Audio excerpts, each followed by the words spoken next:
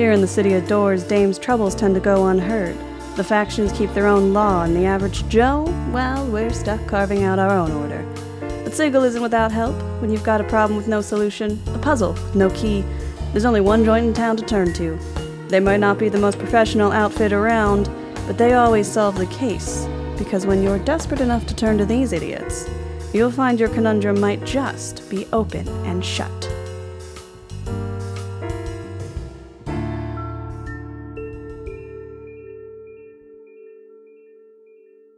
Hello, and welcome to our little mystery-solving D&D campaign, folks. My name is Austin, and as always, I'm joined by my proxies and planers pursuing entering a path to discover their deader detective. Say hello, everyone. Oh, I like it. I like the it. alliteration Hello. switch halfway through. It's like one of those weird rhyming schemes.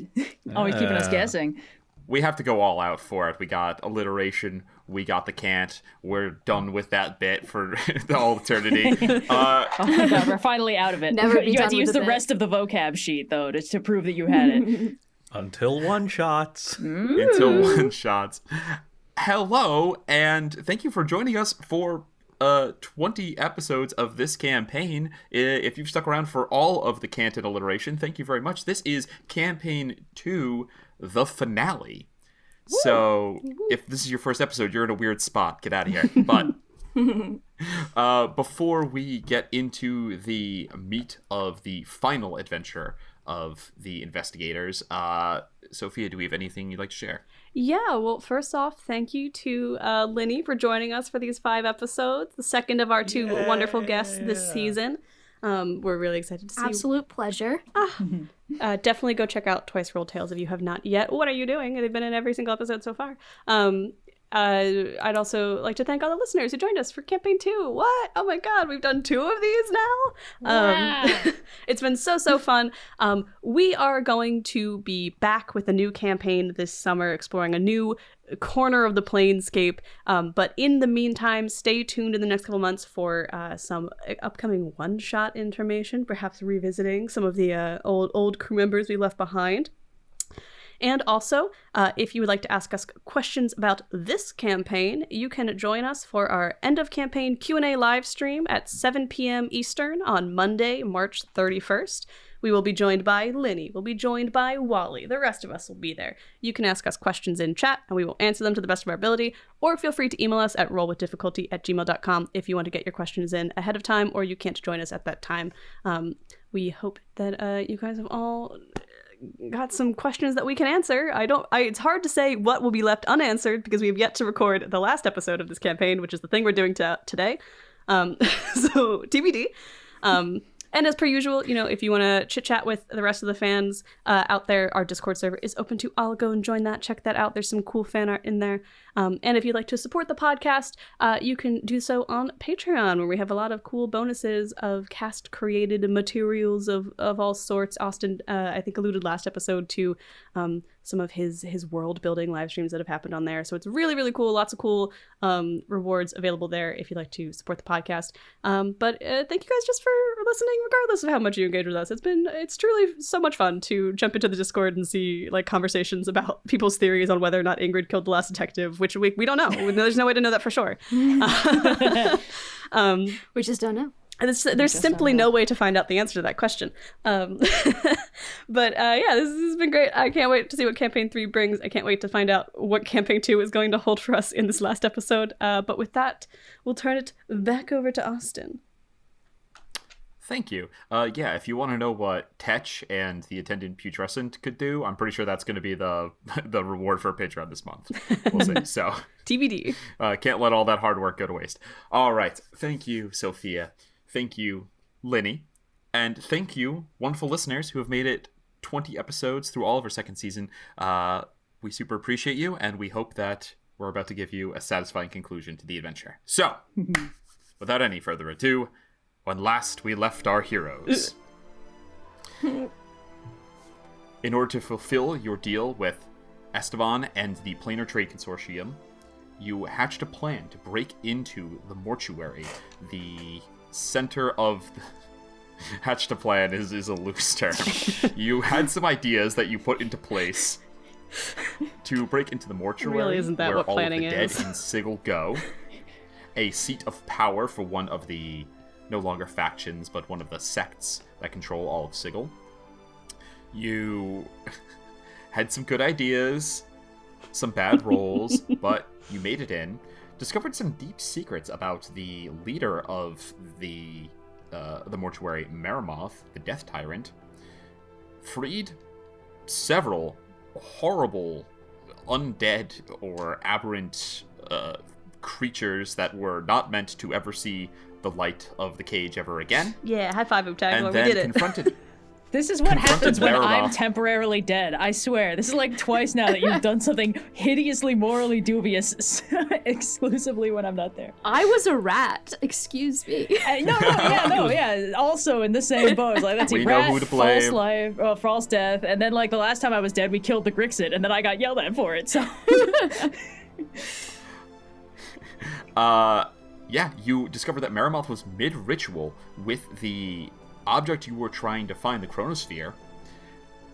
And though I'm not sure you ever learned the exact details of what this ritual was hoping to do, you were able to shut it off and defeated Merimoth with the help of the cavalry who arrived, Bileyg's wife from Mount Celestia. Aw. You destroyed Merimoth, revealing that he was in fact the disguised Factal Skull, the lich who used to run the mortuary pre-faction war, and took over for himself, presumably.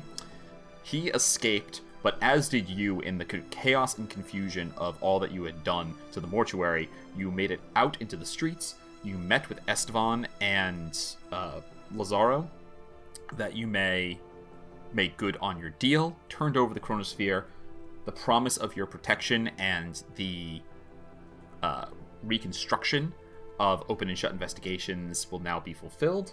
And with that, we find ourselves out on the city streets. You must decide where you would like to go. You still have Bileyg's wife in tow. And so I ask investigators of open and shut, what would you like to do?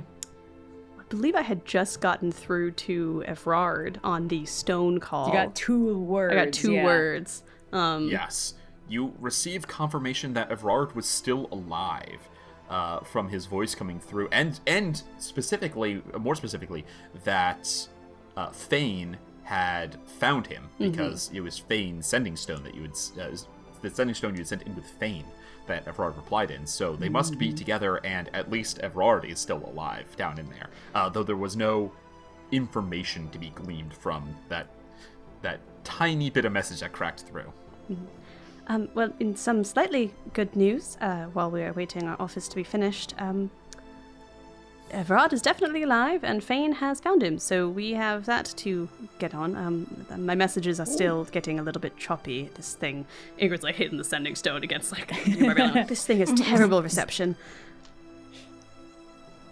It's my favorite episode of Gallivant. Well, you guys are all out on the city streets of Sigil right now. Do you want to go to the safe house? Do you want to go back to to open and shut, even though it's it's still got a roof and stuff? It's just really burned inside. Do you want to go to like Bileyg's apartment? What would you like to do? The apartment's a little small. I mean, we could probably mostly fit, but then I have to make dogs sit outside, and I don't want to do that. Maybe the safe house. Well, we could always go to the Rat Cafe if we're just killing time at this point. Oh, darling, I gotta show you the Rat Cafe. It's so good. The pastries here, almost as good as in Venya. I don't know how to tell. Miss Calandra, pleasure to meet you. I'm They not are sure I delightful. would enjoy pastries made of rat. No. Buy rat. It's all Buy very humane. I'm not sure that that's better. They're clean.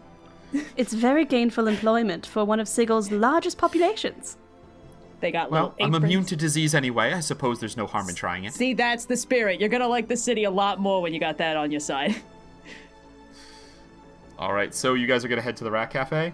I think that's a good place to We're going- regroup, right? I mean, We're going to our little corner booth in the Rat Cafe to talk about how we're gonna rescue our friend from the Yeah. maze. Now, Meech, remember you are to stay hidden while we are in this Rat Cafe, yes? Sorry, I forgot I was Meech. He's such a lively character that we just assume that he'll like voice himself. He affirms and squirms down your back with cold little rat feet. Little man. as we're walking over, can we see anything about the monstrosities that have been released? Yeah, go ahead and make a perception check. Yeah, Fally, you are the protector of this part of Sigil now, so... Yeah, since you swore to how is Fane. the hive ward? Oh yeah, it's a 21. Oh, Wow. 21. You don't see any destruction here, but you do catch occasional whispers of people basically, talking about the scuttlebutt, like that they've heard rumors that there's something going down over in the mortuary, that it got blown up. They're like, someone's like, yeah, I hear the dead are coming out. They're like, the dead always come out, you idiot. Like, that's who works there. They're like, no, this is something totally different. But imagine they have Cockney accents. And so there's definitely, word is spreading across Sigil, and people seem far more curious than afraid. Yeah, that does about track. yeah, there's been a crisis at one of Sigil's major institutions about once a year since I moved here, so this is pretty standard, actually. Oh, all right. So no one's concerned that we just let those, whatever they were out. I mean, I was a rat, so they were sort of larger than I think they might be in real life, but they seemed very, very, very large. Okay, someone's gonna need to explain to me exactly what happened while I was temporarily sort of dead. Well, we needed a distraction, and Oobtaglor had the rather ingenious idea of let's let loose everything that was in Temper Prison in there, and I, for one, think it went swimmingly because everything that was not Merrimouth was certainly distracted. Those creatures were free because of your activities? More because of Merrimouth's hubris. Forgive me, I thought you were there combating them. Well, we did fight No, one of them. it's my fault. You see that Bileyg's wife looks at you, Oobtaglor. Oh, this is Oobtaglor. They're very smart, very clever, come up with a lot of very good plans, and we use 60% of them sometimes. It's just wrong plan, right time. Right plan, wrong time sometimes. Hello. Hello. Culantro. Well, Bileyg speaks highly of you, so thank you for assisting my husband in all of his endeavors. Of course. He has been a steady voice of reason in these since he's been here. A good I tried. Oh, so the city has changed you, and she gives you a little nudge. She's like 12 feet tall. I feel like I'm like on her shoulder. Yeah, she's normal culantro. Exactly. On her shoulder, yeah. Like, all right. You adjourn to the Rat Cafe and get yourselves a corner with an extra chair pulled up so that she can sit at the table because she's not going to fit in the booth. And have any number of pastries and delicacies brought out to you by various rats. I have a world building question, Austin, about the menu at the Rat Cafe. Do they have any like? Are there because a lot of like bakeries and such not you have like a savory soup sandwich kind of option? Are there soups available here? No, it's all sweet. Okay, cool. No savory. Then I don't have any follow-up questions. This is fine. Okay, cool. Yes, and get out of here. No, only cakes. I guess there's no French onion soup equivalent. That's my B. Nope. I can see a trap when I'm about to walk into it. Wasn't a trap. It was a very genuine interest in eating high fantasy French onion soup. we could get that at a different restaurant. It's not the same. Picking at a tart that she's provided, you all sit down and get your orders. Picking at a tart that she's provided, Bileyg's wife informs you of what's been going on. I assume that you're curious, like her exactly she's here. She informs you of what's going on. Tells you, word came to Celestia of the plot that had occurred here, and when it was decided to send an agent to investigate, I naturally volunteered myself. Aww. I spoke with Alfax at the gatehouse, was it? Yeah. A sad place. And I went to this infirmary, a disturbing place, at her direction. Wicked. Then I sought you out. Of course, I had no notion of how to accomplish this until I heard the screams of evil and suffering, and then I thought my valiant Bileyg must be there, smiting the wickedness and protecting the innocent. And indeed, there you were, facing the most sinister of the deathless in that foul place. Good providence I arrived when I did. Yo, you can say that again. Oh, She gives you a little pinch on the cheek. aw. Does this mean that Bileyg is exonerated from whatever he was accused of? The evidence to this plot is complicated, what I uncovered, but what is not complicated is the lack of any connection to Blag other than his unfortunate proximity to this first event. I will be returning to Celestia to send word, and I believe that within a day or so, we should have clearance to come bring you back to Soket Hezi, the City of Swords. Oh. Well, that's real good news. And Fally, of course, since he's the Yes, one who got the message through, and he's also, up the creek without a paddle, as they say in Sigil. Ah, yes, it was through your father that the original investigation was called for. Oh, yes, I can provide additional documentation if required. I have multiple witness statements, sworn affidavits, and the like. In fact, if you needed me to present any of my evidence in person, I would be more than happy to do so. He's a real smart cookie. Oh, thanks. I see why you've excelled so well in your position on Mount Celestia. Anything you have to provide is thoughtful and helpful, but I believe that there's already enough to exonerate my husband. Fally sort of tucks the reams of paperwork back in his armor. Just No, she offers. She puts her hand out. Her point is not we don't need it, but just don't worry, it's not resting on you. I appreciate your effort though. She takes what you have and places it down next to her. I know that it is from there which you originally came, and so I'm sure whatever means of transportation they arrange for Bileyg to return, you will also be allowed to accompany. Oh, fantastic. Well, congratulations, Bileyg, Yes. and to Fally as well. Yeah, I mean, it's, I tell you, it's a big relief to having a crime hanging over my head, not really sure how to even defend myself. It was not my favorite experience I've had since I got here, I gotta tell you, But, darling, I do have to tell you, before I leave, there's one bit of unfinished business I gotta take care of. A friend of mine took a fall in the fight that very briefly sent me back to Mount Celestia the bad way. He's in a bit of a sticky situation, and we might have a way to get him out. And I don't think I feel comfortable, leaving him in that place. But I understand. You have to see the job done. of I would course. expect nothing less. Oh. Would you like me to... You have means of communicating with Mount Celestia? She turns to Fally. Yes, I'm assuming my sending stone is in the hands of my father, perhaps? I believe so. If nothing else, someone important is on the other end at this point. Right, then we should be fine. Excellent. I will bring what I have back to Celestia, and we will await your word to come and collect you. All right. Have Well, your- thank you very much, darling. It was lovely to see you. Give all my love to Aster, of course, if you see her. I know she's always gallivanting around. She is, but I think she'll make special exception when you are cleared to return home. Shucks. Wouldn't want to inconvenience her. Let me get a box of croissants for you to take on the road. They really don't make them like this anywhere else. Oh, yes. Oh, certainly. Make sure you throw in some of the almond ones, too, because I don't know what they put into them, but that frangipane is... Whew. Besides rats. There's no rats in the pastries. Oobtaglor doesn't like I'm this pretty place. sure I That's their saw- loss. I'm pretty sure I saw rats sniffing around in the flour the last time we were here. They make everything with priest. flour. Why would they not be sniffing around it? They're the chefs.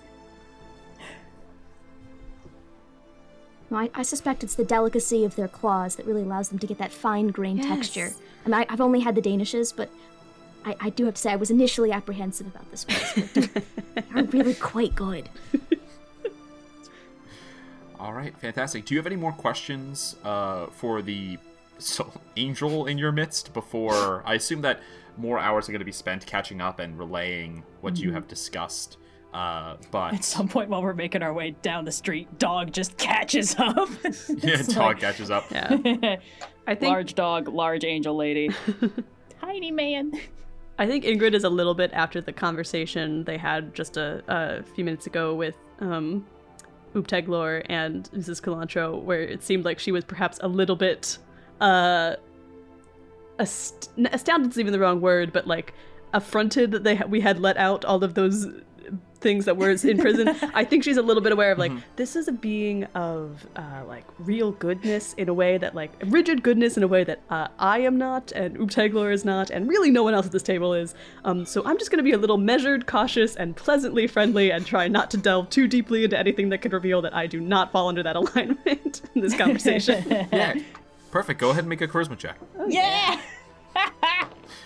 Whatever kind of charisma check you think would be appropriate. If you think this might be a deception or a performance. It doesn't matter. I rolled a natural 1. Yeah! Oh my god. Conversation goes on. I have a question for Noir, actually. Earlier, when you spoke, you took responsibility for the things that had been let out. Does Oobtaglor really believe that about themselves, or was that something that Oobtaglor said to try to turn blame onto themselves?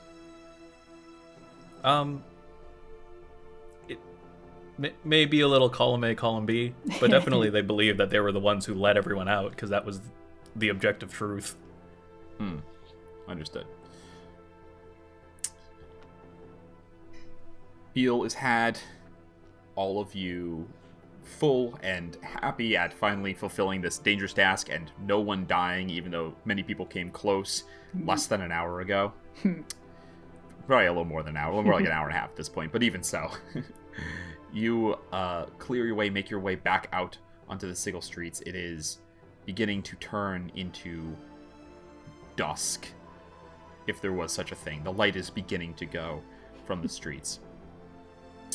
And you see that Bileyg's wife gives him a hug and a kiss. And she says, reunited soon. Can't wait. Counting the days. The things they have here instead of days. There's still days. Just no sunrise, sunset. Yeah. She turns to Fally. Thank you very much for finding him and for finding the means to bring him home, and brandishes the papers that you've given her. Fally sketches a little like half bow and says, yes, you're welcome. You are humble. It's adorable. Turns to Oobtaglor and says, thank you for being at my husband's side. I know that the decisions you've made have not always been easy, and that you doubt the intentions of your own actions along the way. But if he has chosen you as an ally, I could not be prouder. Thanks. Ms. Starling? Miss Cilantro? And then she walks away. Okay.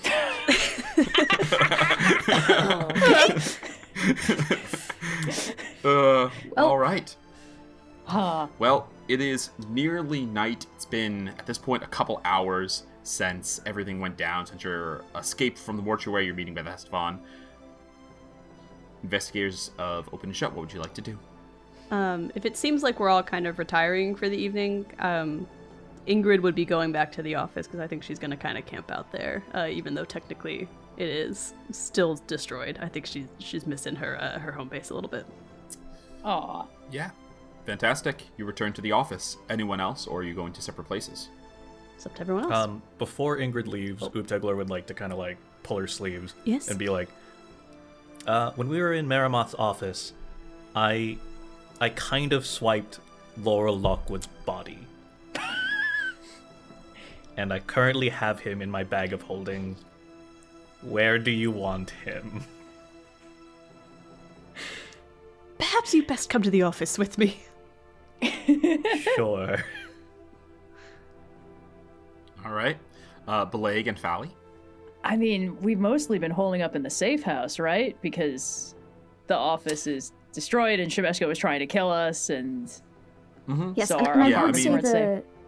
we probably Go are on. good to return to the safe house for one more day, but the legalities of us staying past then become a little bit fuzzy, given our business has been concluded. Yes. You could argue that, it is not officially included until we have had the full payment, i.e. the repair of the actual detective agency, but between you and me, the legalities get a little sketchy, and I just don't find myself on firm ground in that argument, so if we had another place to go, might recommend that. Well, if we think Shemeshka's not going to kill us in our sleep tonight, I'm probably going back to my apartment. I imagine that. Wait, Fally, are you staying in my apartment? It's been like we had one day, and then the whole Shemeshka trying to kill us thing happened, and we had to move. Yes, I've been staying at your apartment. All right. Well, staying is a strong word. Hey, the more the merrier. Let's go. All right. So, heading in the same direction for a while before splitting off, two of you back to Bileyg's apartment, which has been empty for the last couple days, but thankfully it hasn't been ransacked or anything. Like, no one came here and turned over your apartment trying to find you. Nice. And the others, you return to your thoroughly destroyed office, but no one has ransacked this place either. It's just destroyed from the fire. Dear. The window smashed outwards. The door's been kind of pulled off, and there's burns everywhere. The floor is messed up, and a lot of desks are messed up, but still got a roof. Oh my god, Agni. Agni's been in the safe is house. sitting in the warehouse waiting for you to come collect him. Oh dear. I'm gonna pop out to the street and see if there's up on like a crate, twiddling his thumbs. Kicking his little feet. If there's any like I've mobilized the street urchins of this city many times before. I'm looking for kid who are like, you boy, can you go to this address? Toss a coin to your newsie. Yeah, can you deliver this message to the Dragonborn there? Job's done, all clear on Shemeshka. Feel free to take the week off with pay, and we will see you in the office in a week. Oh boy. And you didn't learn anything else about that street urchin. Off into the night. Awesome. Charming little mouse lad. So sorry about that. Yeah. I can't believe I do love the what are they called? The mice guys. There's little mice guys that are from Elysium, I think. Oh, Anyway, yes, doesn't matter. yes. Oh god, what are they called? No, that's not important. Mustavels. Yes. I was thinking of Gerbine, but that's a Humblewood thing. Yes. Anyway, so off to go fetch Agni. The door behind you, a breeze coming in through the broken window, but the space is yours, and with luck, Esteban has moved quickly and started to put into place not just the repairs to come, but also the protection, thus so that you won't be just murdered here by any of Shemeshka's agents. Yeah, that would be nice. But no one's attacked you yet, so far so good. I have an inkling that because of our actions at the mortuary being loud and clear, any message that, our job was done for Esteban to Shemeshka probably has some sort of weight behind it, because it's very clear something happened, if that makes any sense. And I don't know why I'm telling you this, Oobtaglor, you were there. I wonder if we should have told Esteban that Maramoth was Factal Skull. I don't know. The politics of these factions are beyond me, but maybe shifting pieces around would have kept them away from leaping on us. I've been giving this a lot of thought because, angel-aligned people may have been concerned about the creatures we let loose. I think what I'm most concerned about after the events of what just happened is that we have functionally beheaded one of Sigel's most prominent factions, and perhaps more importantly, municipal services. And I don't know who fills that void just yet. I don't know that there is anyone who fills that void. The mortuary is one of those ones that doesn't really have a second in command in the way that, like, the Plane of Trade does, or even Shemeshka to a lesser extent. Well, statistically, Factal Skull fills that void again. Yeah, but Liches take a while to come back, and I don't... You know how many dead bodies are going to pile up in Sigil in the meantime. Some other guy turns up that coincidentally happens to have, like, the CR of exactly Factal Skull's class levels. It's like, that's probably fine. Yes. Well, not to presume, but it seemed as though Maramoth wasn't exactly... It's not like he was spending his days facilitating where all the dead bookers went and gone anyway, so it seems I presume that once the turbo prison, as you put it. What is it? Never Vault? Never. I believe so. Yeah. It's funny that it's named Never Vault, because that sort of sounds like it's never a vault, in which case it's never going to hold anything because it's not designed to. So really, we were just doing as the name implied. True in this case. But this is all. You're right. I mean, I don't think the city's going to dissolve into chaos in the next day or so. But you said you have a dead body in the back building? Well, specifically a not dead body. I don't think it's an undead body either. I don't know how to define this. And I guess I'll go ahead and reach my bag of holding and slurp out, I'll spill out Laurel Lockwood onto the floor. Hopefully he hasn't been all dead from a few hours in an airless environment. Does he have the same, does his body have the same properties as, like, to not think about it. Nil's body did when they, yeah. Okay. You gotta poke some holes in the bag of holding so they can breathe in there. It's very much like the, what do you call it? The death trance you were put into. I can't think of the name of the spell now. It's very much like that. Feign death. Okay. Feign death, thank you. Yes. It's very much feign deathy. Of course, I mean, yeah, you look at it and be like, yeah, if I didn't know any better, it's a dead body. Okay. You never did figure out where the rest of Laura Lockwood went, did you? No, I have Lothar on it. I assume that's going to take a few days at least, if not more, because he has definitely got other priorities at the moment. But, could I ritually cast a detect magic? I think it's going to be necrotic, but just to make sure that this of what kind of magic is potentially affecting this body, if any. Yeah, go ahead. Yeah, it's I believe necromancy would be the most appropriate. I have the whole list of how it all happens somewhere, but for these purposes, yes, it matches what you know happened to Nil. Mm-hmm. The reading is the same. I mean, don't mistake my bewilderment for lack of thanks, Oobtaglor. This is certainly helpful in finding out what happened to this poor fellow, although I have an inkling of an idea. Yeah, I don't have any soul to put back in there just yet. But you do have the means to do it. We do. Assuming that we don't put Evrard in the bowl. I guess we could put Evrard in Laurel Lockwood, although I don't think he'd appreciate that very much. Neither of them really would, actually. Well. Let's not think about that. Let's not think about the implications of putting someone else's soul into a different body. Okay. Done. Not thought about. Well, this is certainly a helpful step. I would love to maybe make an investigation check to see if there is anything on his body that identifies what he... Because he was looking for a necklace, like a pearl necklace of mine. That was the case I had sent him on, and I would love to see if he, A, found it, or B, has anything that identifies where he was when he was looking for it before he got soul split, or whatever this is. You received all of his effects when they were delivered by the mortuary. He's in basically undergarments. Like a Skyrim dead body. That's only so that I don't have to roleplay there being a dead naked guy in the building. Does he have any, like... Just him and his little accurate tidy whities. Does he have any, like, scars or, like, wounds that have, like, maybe haven't healed but were recent enough to whenever he went into this, like, stasis thing that they, like... Anything that could identify, like, claw marks or something is what I'm thinking of, but... The rare medicine check. You can make it using intelligence instead of wisdom, though. Awesome. The rare medicine check, you say? Twice in 3 sessions. I rolled like shit. 12? 12? You start to, like, examine him, and he's honestly pretty well groomed.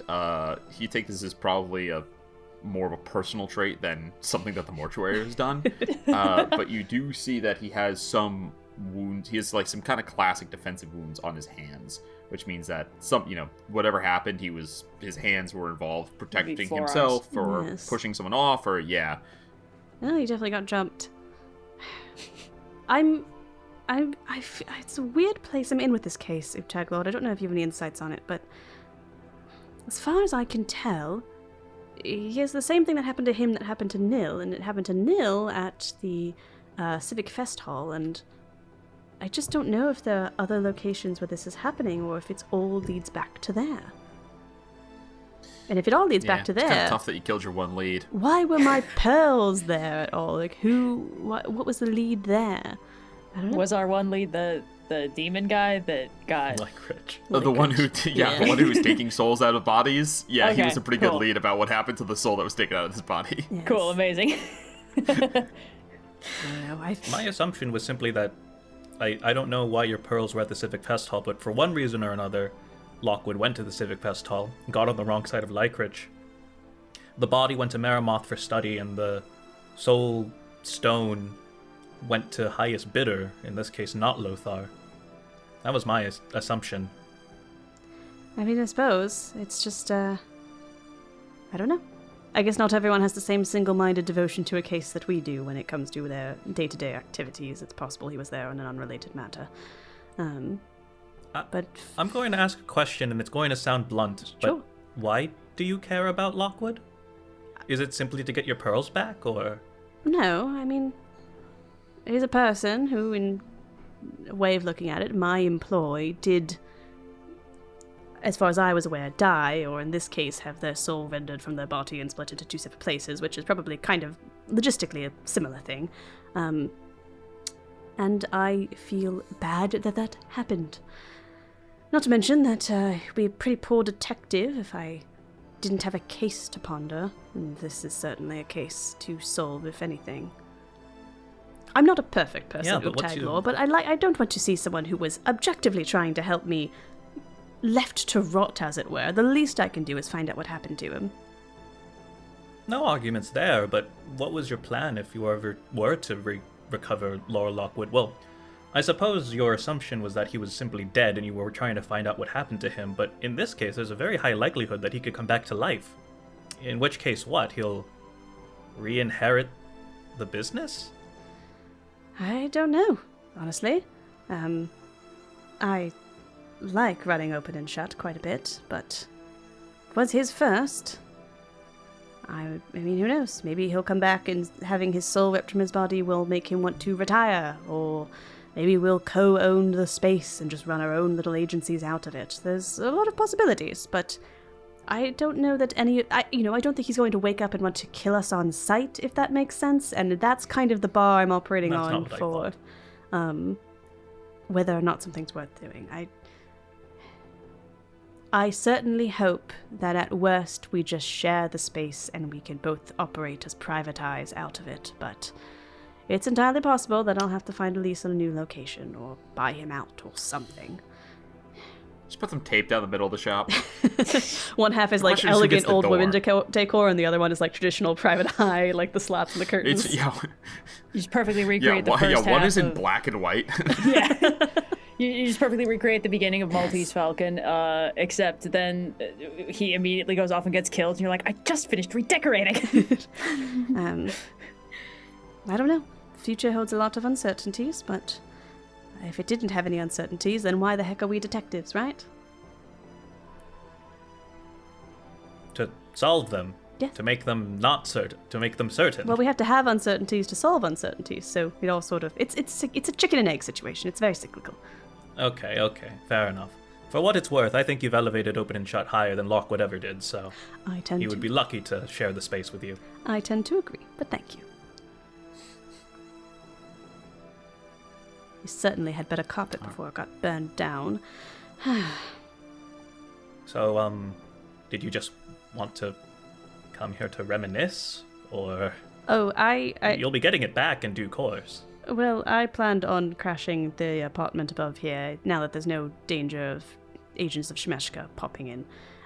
I do live here, and I would like to stay in my house, even if it is damaged.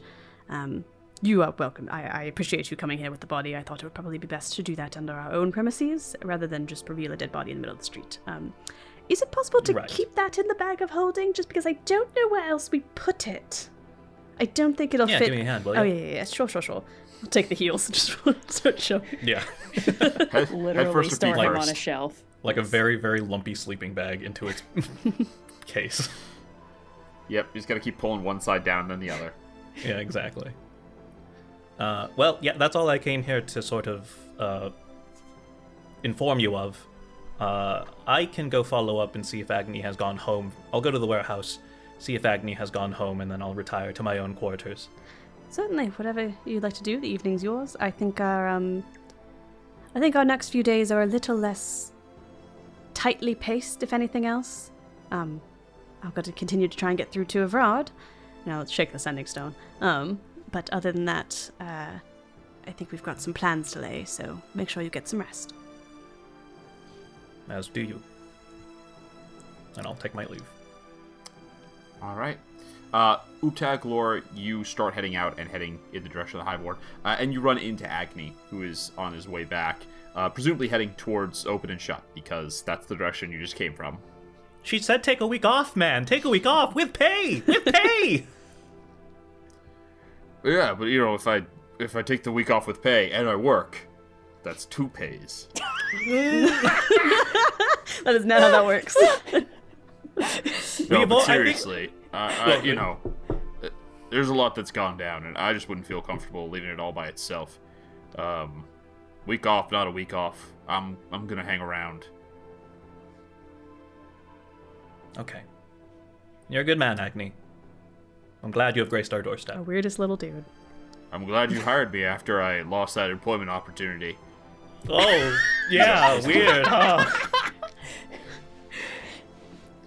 Yeah. Well, yeah, it's job agency. You never know what you're gonna get through there. Much better to just know a person.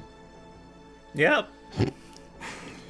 You think, he starts to go off, he says, you think it's all past, boss? Like, this whole danger? I mean, I know that there's a reason you hired someone to watch the shop, but it's all been pretty serious the last couple days, last couple weeks. You think we're through it on the other side, or?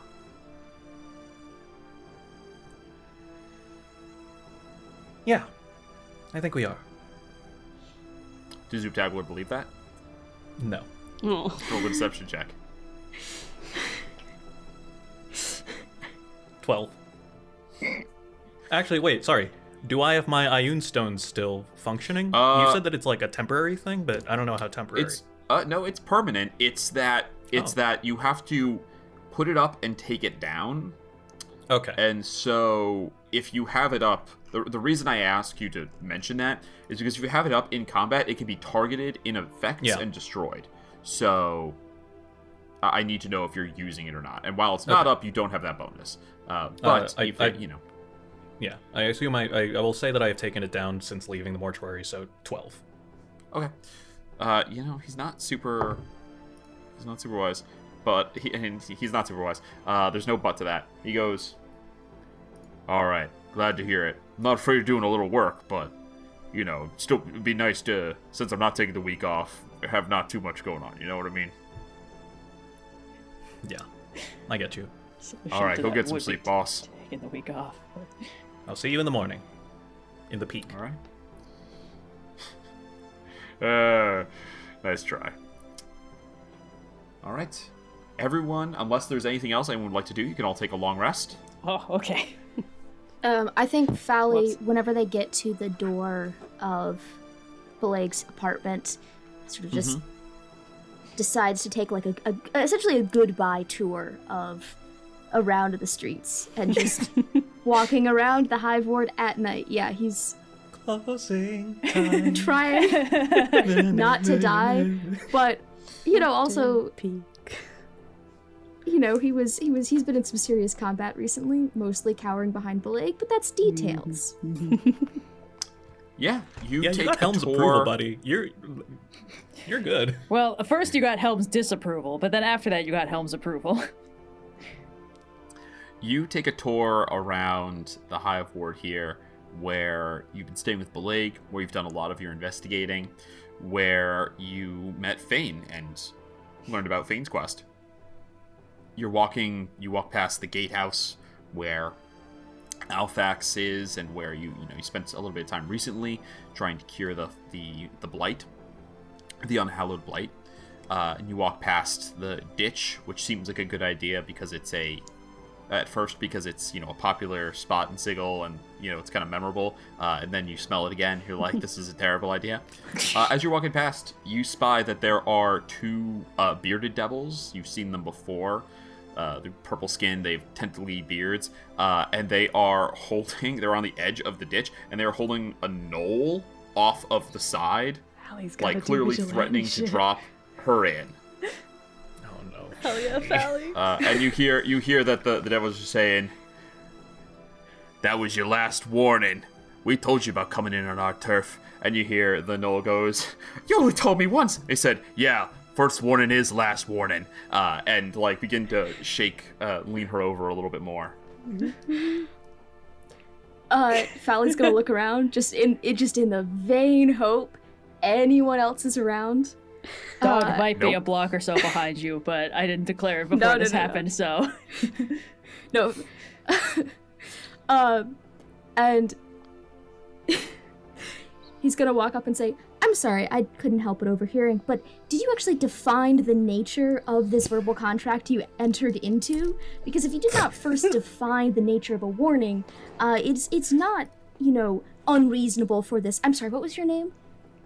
You see the two bearded devils look at each other, and then one of them looks down at you and says, "Just hold on a second. We'll drown you. We'll get to you drowning you in a minute here. We're working on something." And then turns back to this knoll. Make an insight check for me, Fally.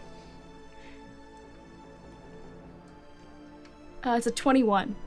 Oh yeah. They're from a distance. They're all bearded devils, so they all have like the same features. But now that you're close enough to actually talk, you can see that these are bearded devils that work for Savario. You saw them your first time here in Sigil. They were part of the party that escorted you to go talk to that fiend who Bileyg made the bargain with. And they're like shaking down this knoll.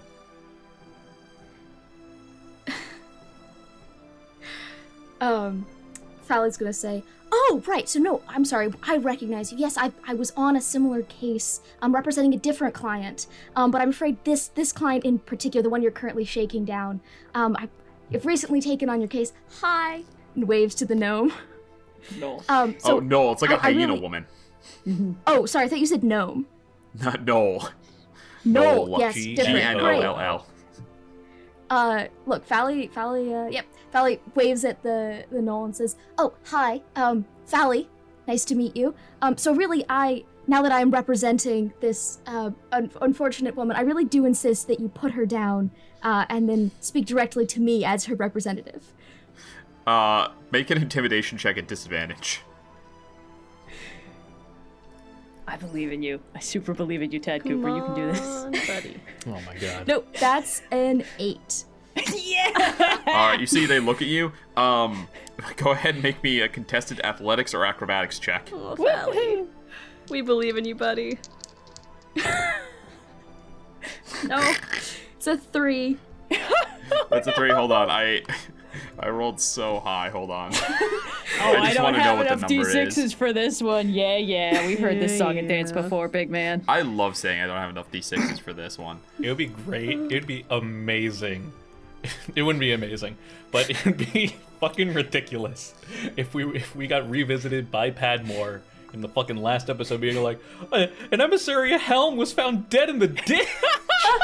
This is very emblematic. There's a British murder mystery show called Death in Paradise where after the second season, the original main detective, his contract was up and he left the show. And in the first episode of the third season, they solve his murder to introduce the new detective. Oh, yeah. That's pretty good. Anyway, so you rolled a 3, you said? Just a flat 3. Yep. Right. Okay. Yeah, they rolled a 22 and a 20. They they grab you and heave you into the ditch. Oh, hell yeah. So do you kind of rest on the scum on top of it, or do you sink? Well, at first you bounce because the force it's like non-Newtonian. Like the force keeps it solid, so you bounce, and then the second time you hit, there's much less force, and it acts like liquid, and you sink in. Disgusting. It's not unlike the boneyard pool that you sunk into. Less mental waste, more like rancid algae. If I had a nickel for every time Austin looked at our heavy armor wearing Mount Celestial boys and went, "I'm gonna give this guy a complex about drowning," I'd have 2 nickels. Yeah, you go into, and then you hear a splash next to you as the knoll is thrown in, and breaking the surface, you hear laughing from the bearded devils, and they say, "Stay on that side of the ditch. If you come back, we're gonna make sure you stay down in there." And they go off. Am I... they run off? Okay, great. They don't run off. They proudly stalk away in victory. Yes. But yeah, they leave. Turn away as if we don't matter at all. I can see this. I can see this fully in my mind. Incredible. Fally's gonna turn to the knoll. I'm assuming I'm sort of paddling for my life, right? Yeah, the knoll is too, trying to keep her head above water. And just say, well, sorry, that didn't work out as well as I thought it would in my head. But hey, we're alive, and I always just consider it's important to be there in the trenches with the people you're serving, right? Oh, yeah, thanks. I was afraid they were gonna kill me, but instead they just threw me into this. This may still kill us, actually. We should get out of here. Yeah. Climb up to, like, some makeshift docks that are there for when the River Oceanus actually floods it out, and you pull yourselves off. The knoll does a dog shake, get all the water out of her fur, helps pull you out. Name's Osh. What's your name? Oh, my name is Fally. I'm a cleric it's of home. Nice to meet you, Fally. Do minor clerical work.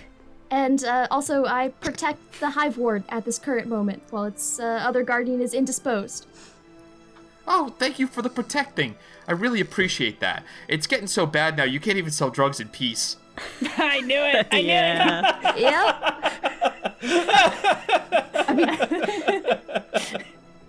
I don't think anyone has, like, the concept of selling drugs, I think, is foreign to Fally. Do you know what I mean? Of, like, that there would be illegal drugs and that people would attempt to illegally sell them.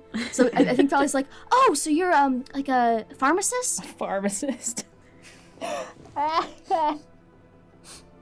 I don't make it or anything. I'm really just a vendor. Oh, well, I mean, everyone It comes needs... straight from the abyss. Good product. You looking to buy? Oh my god. No, I'm good. I mean, I don't know what kind of healing medicine abyssal creatures need, right? So that's... I'm gonna go now. She opens up a little jar and puts a clawed finger in and pulls out what looks like black tar.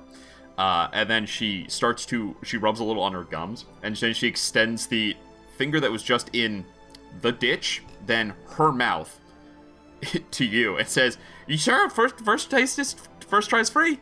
Oh no, I'm quite good, thank you. Yep, drugs. Yep, that's all good. Do Bye. drugs. I hope you have a good All right, one. more for Don't me. die. All right, you leave. Oh. You know what? Good first outing, you know? Hey! I think I took No like one 5 died. points You of lived. damage in real life from that. Oh. All right, and you, do you wrap up your Oh, I tour of the limp back Hive Ward after that? immediately. I think I limp into the apartment and just go straight for the shower. Yeah. Bileyg's apartment is in the Hive Ward. You got to the border of the Hive Ward and then turned around. Yeah, no, you hurry on back, go through the night market, bustling, all people everywhere, brushing shoulders, selling all kinds of things that smell delicious and also horrible and just abysmal. And you make it back to the apartment. Bileyg, you see Fally comes in, drenched head to toe. I don't A want familiar to talk sight about at it. this point. Okay. Roger that. Completes making second dinner. It's just how Alright. do you... Oh. I don't... Sorry. I do... Maybe... Oh, I should have known. Yeah, I gotta recalibrate. I forgot. You know, it's been so long since I raised a teenager. I forgot when I don't want to talk about it means I desperately need to talk about it. We're good. I just had to reassess. It's just... You try to help people, and they're so weird and maybe also evil. So are you doing good by helping people? You just... How do you... And you don't know until you jump in and you figure, okay, so I'm gonna see if help... this is obviously an... You know, a fine, good thing to do, and then you finish, and you're like, maybe I've just made more evil. I don't know. How do you? You've been living here for how? Please. What? Well, those are all very, very good questions. I feel like the way I usually come down on it is it's less that people can be good or evil and more that specific things they're doing can be good or evil. So, like, I assume that by the bath you took, you were aiding someone down by the ditch? Aiding someone in the ditch, as it turns out. Yeah. And then it turned out it's got that specific whiff. It turned out they were, like, some sort of pharmaceutical salesman or something. Oh, yeah. But yeah, I got you. It seemed very suspicious, and I mean, I know there's no regulation here, but extra unregulated? I don't know. Well, yeah, no, but so what were you trying to help her with? Well, she was getting tossed in the ditch by, right. A couple of, other folks. They escorted us the first time I showed up, so I was like, I've got a rapport. We'll have a conversation about it. And then they tossed me in the ditch too! Yeah. But she didn't die, so that was She good. didn't die. Yeah.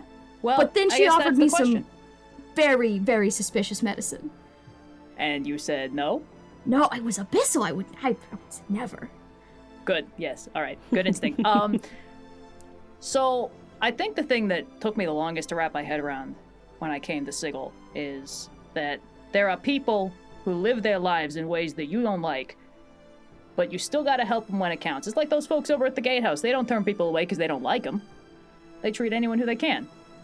Someone comes in sick, hurt, dying. We don't try and make sure they're a person we like before we help them not do that. So if you see someone in distress and they're getting hurt and they're getting pushed around, that doesn't become good just because we don't like that person. When we do the things we do, it's because bad things need to be stopped, not because bad people need to be hurt. See what I mean? Yes. Yeah. Actually, that does make surprising. I'm gonna go take a shower now. Thanks. Yeah, that's. I'll get out the armor polish. Yeah. It's gonna need it. Yeah, I got silver and the shiniest silver. Which one are you feeling? Just the silver tonight. All right. Fally just, All right. I think, does the stand in a shower thinking for an hour thing. Hand on one wall, hand on one hip. You hear Bileyg There's going no through indoor plumbing, so it's really just a bucket and then a larger bucket you stand in. Yeah. You just stand there thinking it's utter silence. You hear Bileyg All right. going through like 5 half-remembered like love songs that he's not good at singing, but he's having a really good time with it. 3 bards in this campaign? Oh, heaven forbid. No, really, All they right. have. I'm not good at it. With that, everyone go ahead, take your long rests, and the following morning comes, the danger's behind you. Sure. One job still to do. You know that Celestia is waiting for your call to come in. So, detectives have opened and shut. What would you like to do? Well, I assume we all reconvene. Ingrid would honestly fall, I think, immediately back into the routine of make coffee at the office and just wait for everyone else to show up. So I think that's where she In is. the most on fire, damp, Just burned brushes out away husk. some of the soot on her desk and starts cleaning it up and makes just the desk area Did we presentable. take the coffee supplies to the warehouse? No, we took Bileyg's extra special multi-brew. Ingrid's normal that he's stash been of re-steeping. coffee that tastes fine is still there. Uh-huh. Double roasted beans. And yeah, she thinks she's just kind of waiting to see if everyone shows up without really thinking about it too much. Yeah, I assume everyone does go? Yeah. Yep. Yeah. Fantastic. Then, pulling together what broken stumps of chairs you can to sit, you're able to make a pretty good approximation of what the office is normally like. It's a little drafty without the window and some soot floats in since you are in the lower ward, but once again, you are all back to, for each of you in varying degrees, home. Well, thank you all for convening here. I think it goes without saying what our next case is, particularly as our more celestial friends have a way home, and I didn't want to keep them any longer than necessary. Oh. We have to get Evrard out of the loop. And I think we have most of the tools to do so we have to put the pieces together and figure out the best way to do this. To that end, Perfect. Ingrid's going to clear out space in the middle of the office where all the desks kind of face inward on and start laying out all the pieces, making a new conspiracy board almost of Well, we know that we can utilize maze to create an exit for the loop. It's a point of connection between the loop and ours, as it is something to do with Baphomet. Finer details. Oobtaglor, maze likes us? Maze likes food. And we're not food, as I've taught Maze. And how well would you Has say those Maze lessons internalized have this sunk lesson? in? Honestly, it's up in the air. Okay, perhaps Most of our transactions are simply just the exchange of food, and his request for more food. perhaps an extra delicious spread could serve us as a nice offering when we eventually have to maybe go inside of maze.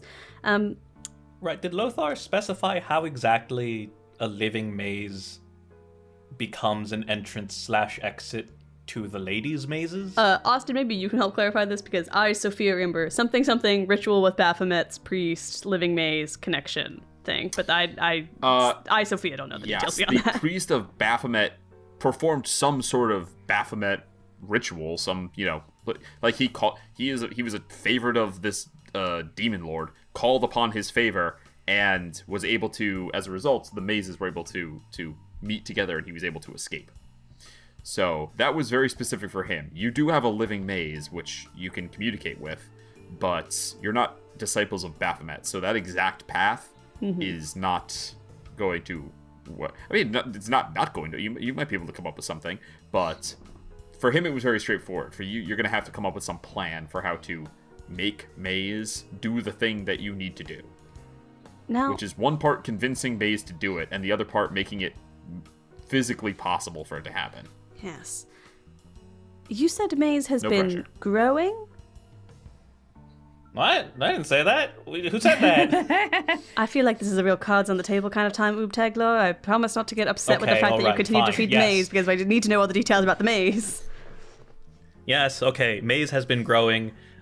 Maze's bounds have extended past the house itself and into the sidewalk, like immediately past the house. Yeah.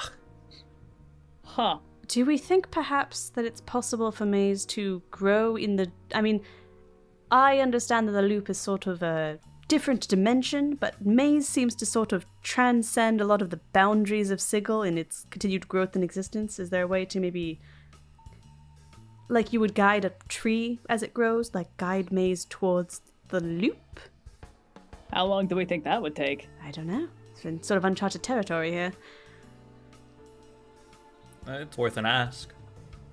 I suppose we could just ask Maze if it's a thing that it thinks it can do. Yes. Or maybe there's something we can do on the loop side to, like, guide maze to it? Like... Well, and then... Forgive me, could we just... The thing about the rings getting back into the loop, that sort of happened very quickly. How exactly did that work again?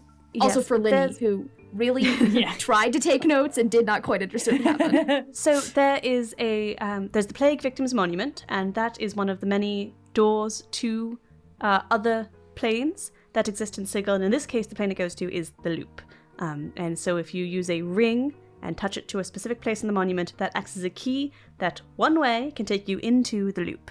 It can take you out, so that's sort of a dead end and the getting them out part, and that's why we're refocusing on maze, but it did provide an entrance. It's possible that all we need is the right key for maze to enter the loop, and then that will work as well. Often that is the way that these doors do tend to operate, but I don't know what that key is. This also sounds like a conversation with Maze. Yes. I think we might have to talk to the monster house. Oh, joy. Oobtaglor, what does Maze like to eat? Or maybe more specifically, what non-humanoid-esque thing could we give Maze to endear it to us if we go visit and have a conversation? I mean, I've been feeding it pigs. I haven't been feeding it humanoids. Good. Insight check? Yeah, roll. Okay. 18. Yeah, Oobtaglor hasn't been feeding it humanoids. Woo! It fed it a humanoid one time, but But it was I don't only know if one you would time, pick so up it's on not that. the continuous... Yeah. So I think Bileyg notices the asterisk in that sentence that Oobtaglor just said and was like, okay, yeah. They mostly I think you would believe also remember the sod killers that attacked us that one time. Yeah. Yeah. Yeah, but just putting some pieces together and go, okay, yeah, okay. I think it would be... It sounds like our first course of action in this latest case of open and shut is to purchase a prize hog and go feed the maze and have a conversation, if we can. And if that doesn't turn up any direction for us to follow, perhaps we can approach a priest of Baphomet and see if we can't find out some information on the more demonic side of things.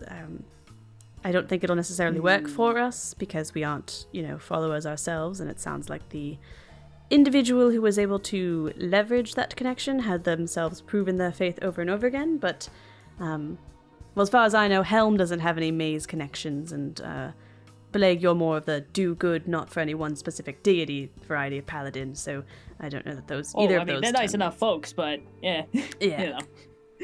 Unless we can pull Maze's building records from the Hall of Records, which I believe very strongly we can't, I am of no help in that sense. Oh, it's too soon to say anything like that. Correct me if I'm wrong, wasn't that ornery fellow we dealt with the first time we went in the maze a priest of Baphomet? I believe he was, which is, that altar down there is probably, if it wasn't him who broke out of the loop, it was probably his predecessor, something along those lines. That was going to be my question, yeah. So wait, hold on. You're assuming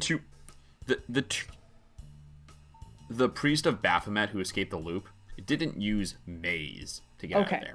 The priest of Baphomet performed a ritual which made like a living maze which connected to the loop. Maze is already a living maze. You don't need a priest of Baphomet to make a living maze to come get you. You've got one, right? It's the what making it connect to What you need is to convince Maze and to figure out some way for Maze to be able to do it, like teach Maze how to do it. You don't need to do the ritual, magical, demonic, demon lord part of making one. You already got one. I told them we already got one. Do you think that Maze can sense other living mazes in sigil? Like, do you think we could find the maze that did connect to the loop, and perhaps that one could teach our maze how to do it? It might not still be around in that specific way, but I think we do need to start talking to Maze in some regard. Yeah, all of this is stemming back to a conversation with Maze. Yes. Yeah. Well, then why don't we go pick up a rather expensive pig and head on over? Yeah, is there a way we can do this that doesn't involve us walking into his mouth first, or is that just a necessary prerequisite? I think we might have to concede that we'll eventually have to walk into Maze to Well, do eventually, yeah, but like... I mean, when you have when you're feeding Maze, are you able to have conversations with it outside of it? Oh, yes, no, but I'm referring to us delving into Maze to retrieve Evrard. Oh, yes, right. almost certainly that later. Part's gotta happen, but Bileyg, I think for the moment, we can probably at least have the initial conversation without getting eaten, if that's what your concern is. I would certainly appreciate that. Okay. Number 1, butcher shop. Number 2, Maze. Yes? All right, follow me. Okay. Follow after Oobtaglor. All right. Straight up muscle memory. memory. After a quick stop to your favorite provider of various farm animals in the market ward, you swing by to right across from the Slags to visit your favorite monster house. Yeah, that former Harmonium headquarters that towers over the city is sitting there perfectly still, unassuming, but of course you all know what secret lies within and beneath. As you approach, most people wouldn't notice, but your footsteps, or rather lack thereof, Oobtaglor, and those of the pig, there's a slight flutter in the moth-eaten shades of the windows, as if recognition. Hey, Maze. Back again with some food. But I have some questions for you Lots first. of food. Yes, lots of food, but questions first. We're not all food. The four-legged food.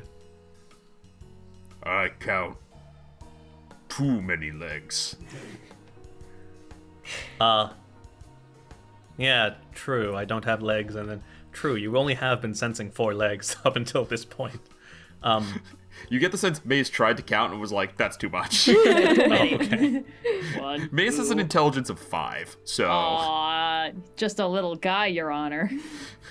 I got some questions, though, Maze. You're getting rather large, aren't you? Yes, must eat more. I know you must eat more. You've extended into the sidewalk here, for instance, and who knows, like, where else in a radius you've expanded. I'm wondering, how much have you expanded down into Sigil? Down is good. Lots of space down. Okay, lots of space down. Good, good. And are you sensing anything particularly? Sense how empty I am. Need more. Need more. Yeah. It's right here, and it's going to be yours. I'm not going to take it away from you. But, oh. You don't sense other mazes, do you, Maze?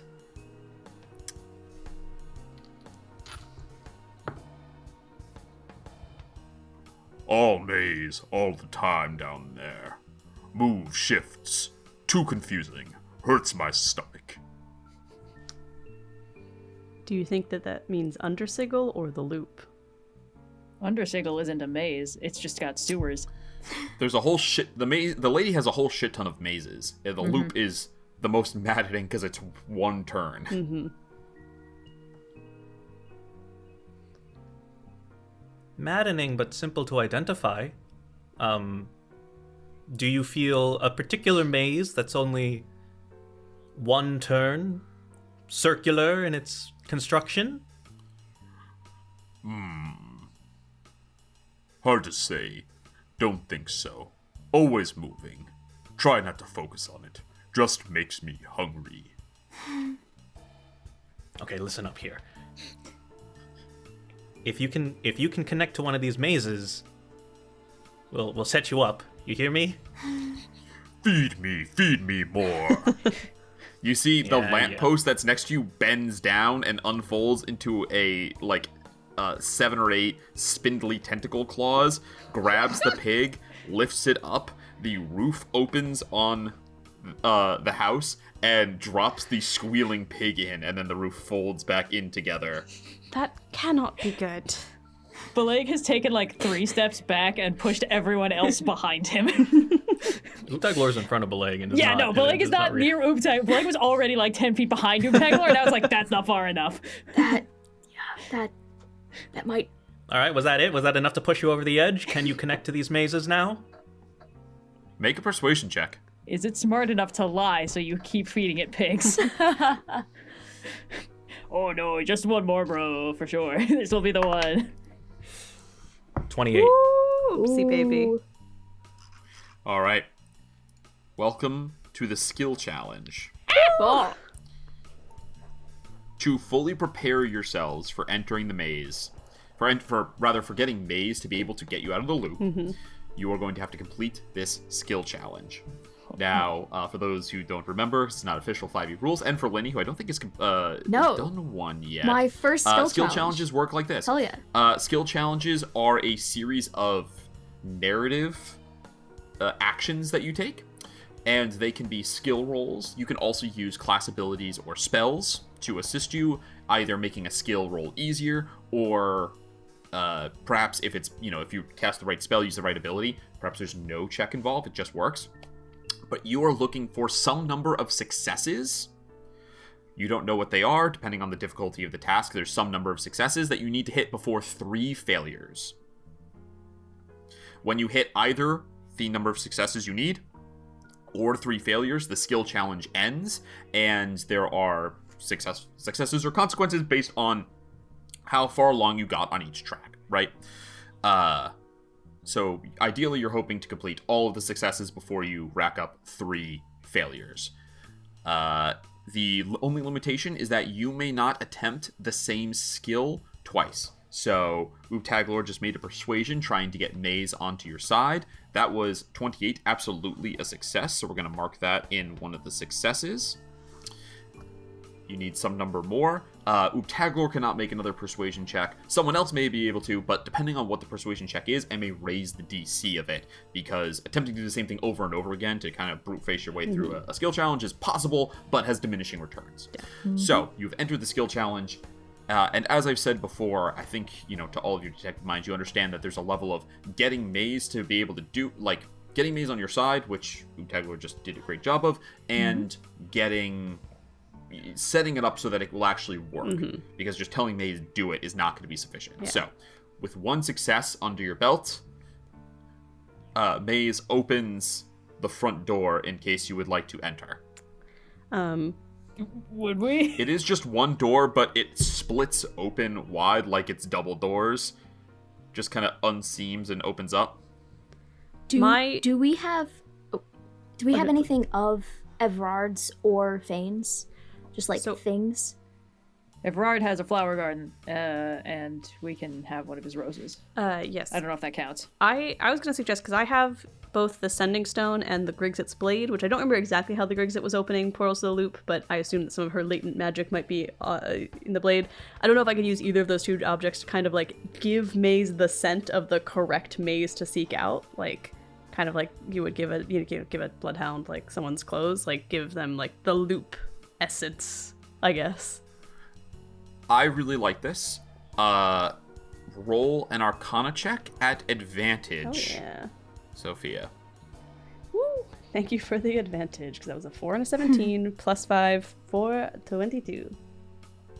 Okay, 22. That is a success. There's two parts here, so you get two things. You know that both of them could work. The Sending Stone is the obvious, easier solution. You know that they are magically connected. Perhaps, and this will be another check, right, to go down there and do it, but perhaps if you can set it up right within Maze, you can plant the Sending Stone, and then the connection, there will be a connection between your location in the loop and Maze. This magical connection. So if you can successfully make that happen, and again, you're probably gonna have to go into Maze to do that, but if you can successfully make that happen, that is going to be very helpful. The Grigset's Blade, the Grigset was the person who was shoving people in. Yeah. But the Grigset did do that to Evrard, so you think that there might be something to do there. That would be a separate check that you would have to figure out how to make that connection, but you do know that there is success. There is a path to success that way if you so choose it. Gotcha. Okay. Unless anyone has any ideas out here, I think we might have to go into the monster house. Okay. All right. Yep. Is there some sort of check we could make to convince Maze to not immediately eat us?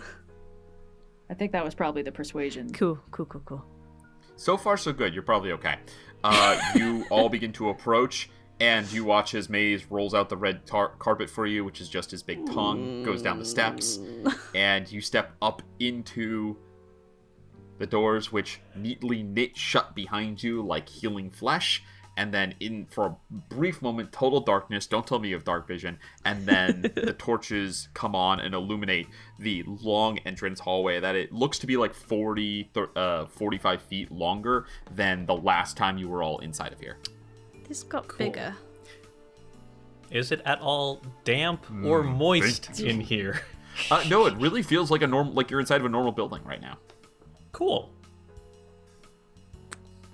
I mean, my inclination is to make our way down to where that altar was, because that's at least got latent something or other to do, but I don't know if anyone else has any suggestions. I don't know if anyone wants to help us navigate this maze, as it were, because I vaguely remember how to get down there. Fine, a little bit. Maze, can you take us to the basement? You see a door opens, and on the other side there's a staircase up, and then you watch as it flattens and then goes into a staircase down, pulls itself and stretches down an orifice opens up underneath and heads down into the basement for you. Of course. Hey. Great. I'm just saying, we've been here for like a whole 10 seconds and we seem Watch your distinctly step. uneaten. I'm pretty sure we could have used this as a home base. Let's not get ahead of ourselves. Let's get to Evrard back first. Let's go downstairs, I guess. Yeah, I guess. All right. You go down the staircase, who's taking the lead on the staircase? Oobtaglor. Ingrid will be right What you behind see as the Oopsie. steps appear before you as you go down. And you come into a, like, full-on, just looks like a cellar, but it has there's, like, multiple pillars in here holding up the support, and there is the altar to Baphomet that you saw before that has the big bull skull on it, and, like, various, at this point, really melted, just nubby candles, and, you know, old blood that was spilled here in this altar, bowls that are filled with probably some, like, human remains stuff that's now just kind of sticky tar. Aw.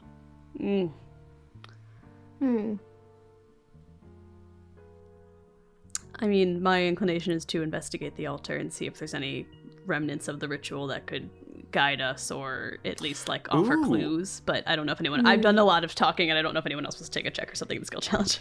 Yes. Sorry, I should be opening the door. I think that's a great idea if someone wants to make a religion check on... I can make a religion check. Wants to make a religion check I on would, the altar. Yeah, I would advise that. Yeah. Yeah. Fally, would you like to make a religion check? Yep. Fally wanders over, and I rolled an 8.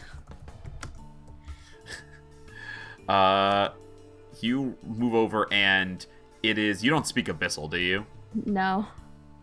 No. You have some vague notion that this is indeed Baphomet related because you've been told, and, like, there's some obvious iconography, but you are not able to make heads nor tails of this ritual with an 8. That is your first failure. Okay. Ooh. Could I use my... what was it called exactly? Are any of the remains intact enough to talk to? Oh. There's a skull here. Oh. Do Is you that have, like, enough for speak with dead? I don't, but Ingrid does, right? No, I have detect magic. No. Fally, are you sure you don't have it? I It might had be on it your spell list somewhere. Last session, and I don't have it this session.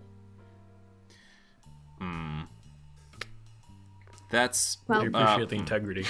Other people would have probably just been like, "Oh, respect to the integrity, but, you know, I hate to punish because changing out spell. I want to reward. How do I put this? I want to play things straight because part of the, you know, mechanics is choosing spells, and you live and die with those choices. But I also want to acknowledge that the characters in the world have a higher understanding of what's going on than the players do. So, Fally, with the notion that you're going to be doing more investigating, make me a DC 20 insight check. And if you succeed, this is not part of the skill challenge, so failure, there's no consequences. But if you're able to make that 20 insight, I will say that you can swap one of your prepared spells out with Speak with Dead because you realized that you were going to be able, that this might come in handy. So. Okay, dope. Oh, That is a 23.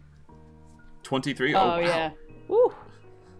I will say yes. Linnie, go ahead and change out a spell of the same level as Speak Right. with Dead. Give So me pick one something. moment. I don't think you've cast any spells today, so you don't have to worry about keeping something you've already cast for canon purposes. But I probably would have kept it if I had known that Ingrid didn't have it, because I think I just misunderstood when it was used last time. Oh, good. Yeah.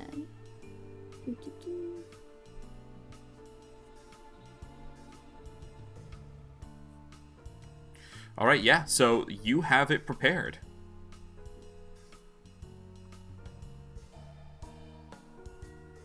Speak with dead. Speak with dead. with dead. Speak with Yeah. dead. Speak with dead. All Do we right, still you're have gonna the cast corpse Speak of with Dead. the priest of Baphomet who was down here? Like, is he still...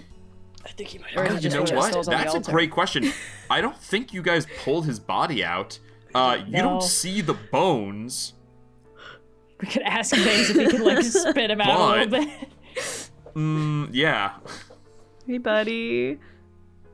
What's in your mouth? Hey, Surely what's in your that's mouth? long since been digested, and the priest of Baphomet is in the walls of this place now. Maybe he makes like hairballs or something. You know, maybe it's just like Drop it. sequestered Drop in it. there. Maze, do you have that priest that was trying to create you still? Could you summon him for us? Or like spit out his skull or something. Yeah. I'm not going to count this as a part of the check because a part of the skill challenge because you've already made a persuasion. But go ahead and make a persuasion check for me, Oobtaglor.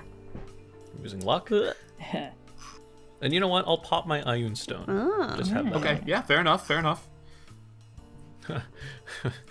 Natural 19. So that's a 30. Damn. You get his perfectly articulated skeleton, Mr. Pettibone style.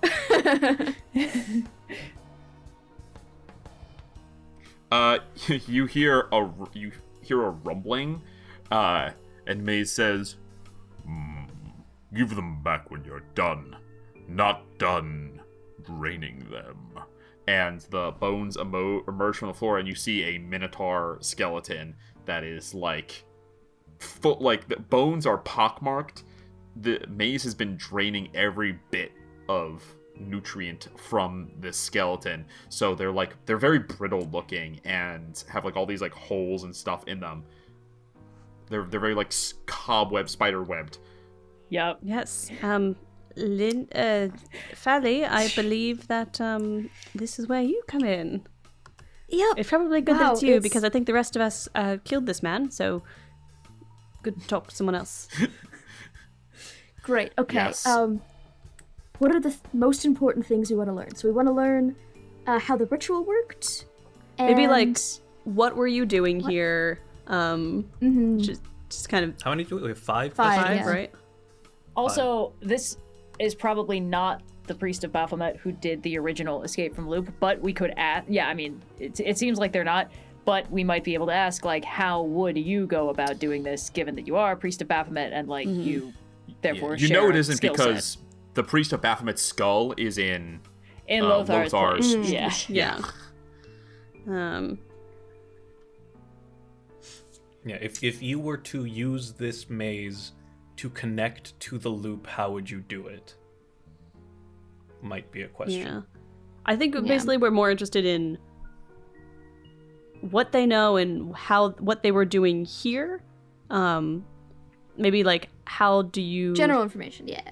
Yeah, how do you tend this maze? Like how do you grow it in the way that someone like I'm thinking of trees again, but like how you direct them to grow to certain places, like how would you cultivate this maze rather than who they are, because we kind of know all the information there that we need to. Right. And remind me of the parameters of Speak with Dead. Are they compelled to be truthful, or No. No, the corpse is under no compulsion to offer a truthful answer if you are hostile or it recognizes you as an enemy. What if I also cast Zone of Truth? right? I have Zone of Truth as well. So It's not a creature, so I don't think it would be subjected to it. You know what? I'll allow it. Never got Spend a spell slot on it. I'll allow it. Hey, there's very few things I can do in this skill challenge. I will happily burn the spell slot on Zone of Truth. okay. All right. Fally crouches over the Minotaur corpse and then looks at the rest of the party and says, maybe you want to back up. I don't really know if they can see, perchance, but maybe pretend you're not here. Prudent. I gotta be within 15 feet to make the zone happen. I was like, just hide behind the altar over there. Okay. But like, all right, I'll hide. Actually, I can be I'll within 60 hide. feet of it, so it's fine. Boop. All right, and then I'll cast Speak with Dead. Let's go, Fally. All right. You cast the spell. There is no saving throw. You watch as there's a shudder as all the bones kind of pull themselves back together a little bit. The jaw snaps closed that was like hanging open to the skull. And the unable to move, but like kind of props itself up and sways a little bit like a puppet that's had a couple strings cut. You see that this Minotaur priest of Baphomet is at your disposal. What would you like to ask it?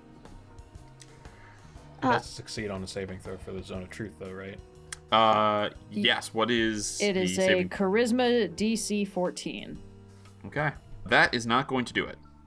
Good. But if it's an affected creature, it is it's aware of the spell. It can choose to avoid answering questions if it wants. It can be evasive as long as it remains within the boundaries of the truth, because it knows it's under the effects of the spell. It's Yep, it can still do the speak with dead being cagey thing, but yeah.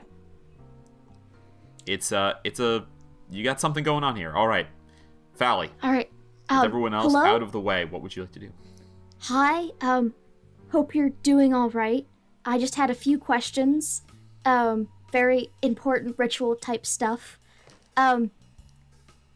Urgently, what were you trying to do with this maze? You see, it kind of like appraises you, turning its head back and forth a little bit, broken, janky style. And it says, with a voice like beyond the grave that kind of emanates, its jaw opens, but the jaw doesn't like open and close as if it's enunciating, because it's not. It just this mimicry of life. It opens up and air kind of comes from the chest cavity, from the rib cage, and flows out. And you hear it says, "Honor to the great prince of beasts. A maze in the lady's maze. His own corruption." A maze in the lady's maze is its own corruption? His own corruption. Oh, okay. Damn, so this would have gotten the lady's attention one way or another. Right. Okay, so a maze. Trying to get with the lady. How were you planning on connecting this maze with the ladies' mazes? Foolish question. It's all her maze. Up, down, down below. It's all hers, already connected.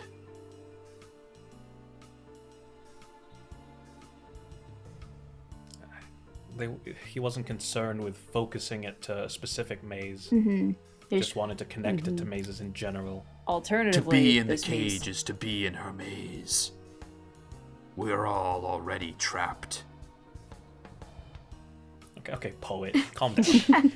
Okay, so this indicates that there's no need to make the connection because the connection already exists. It's about finding or accessing the connection. Mm-hmm. Right. There'd be like markers of that connection or something that we could seek out. So maybe ask about the specific maze. How or if you got mazed, how would you escape? Yeah. I was going to say if maybe start directing the questions to the other priests. Like, are you, or maybe just straight up ask if you were to connect yourself to a specific maze, how would you do it? Yeah.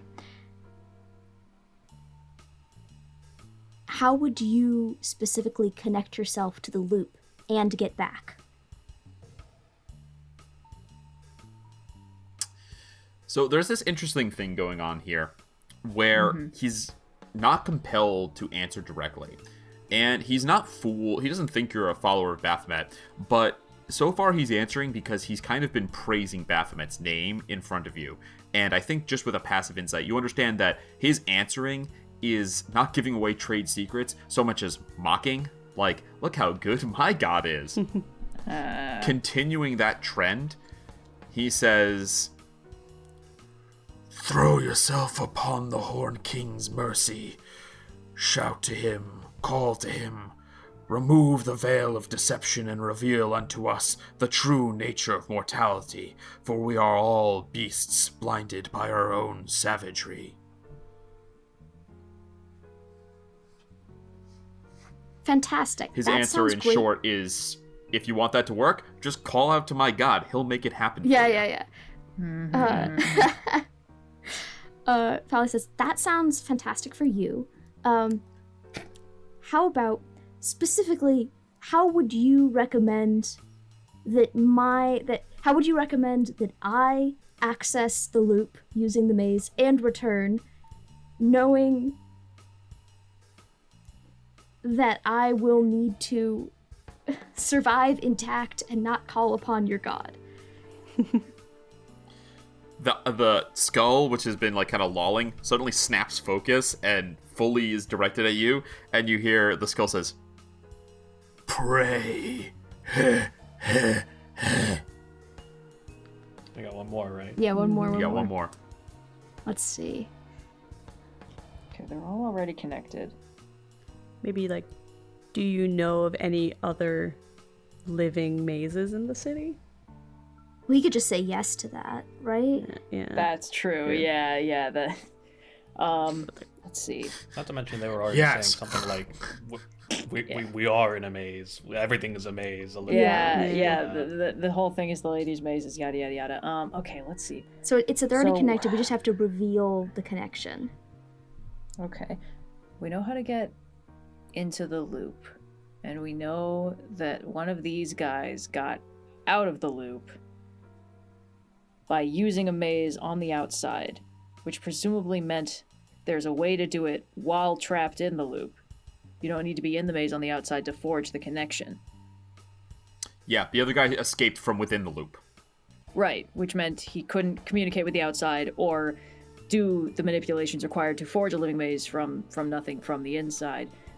So we might be looking at this from the wrong end. Like, we might not be able to get a straight answer out of this guy because, you know, we're trying to open the lock from the side that's just got the big vault door spinny thing on it. You know what I mean? I mean, you know, doors. You know that there is the entrance. That's true, but yes. Doors swing both ways. Yeah, sometimes. Okay. I don't know how much other useful stuff we're going to be able to get out of this guy, and I'm not having a particularly easy time thinking of a good way to phrase a question that he can't just be like, "Praise Baphomet, all right, peace." But, yeah. Well, problem with talking to a dead guy who kind of is one, a fanatic, two, hates you. Yeah. Okay, so we know that. Unless anyone has anything else, I'm just gonna ask him one final question about the door. Yeah, go nuts. Yeah, it's your show.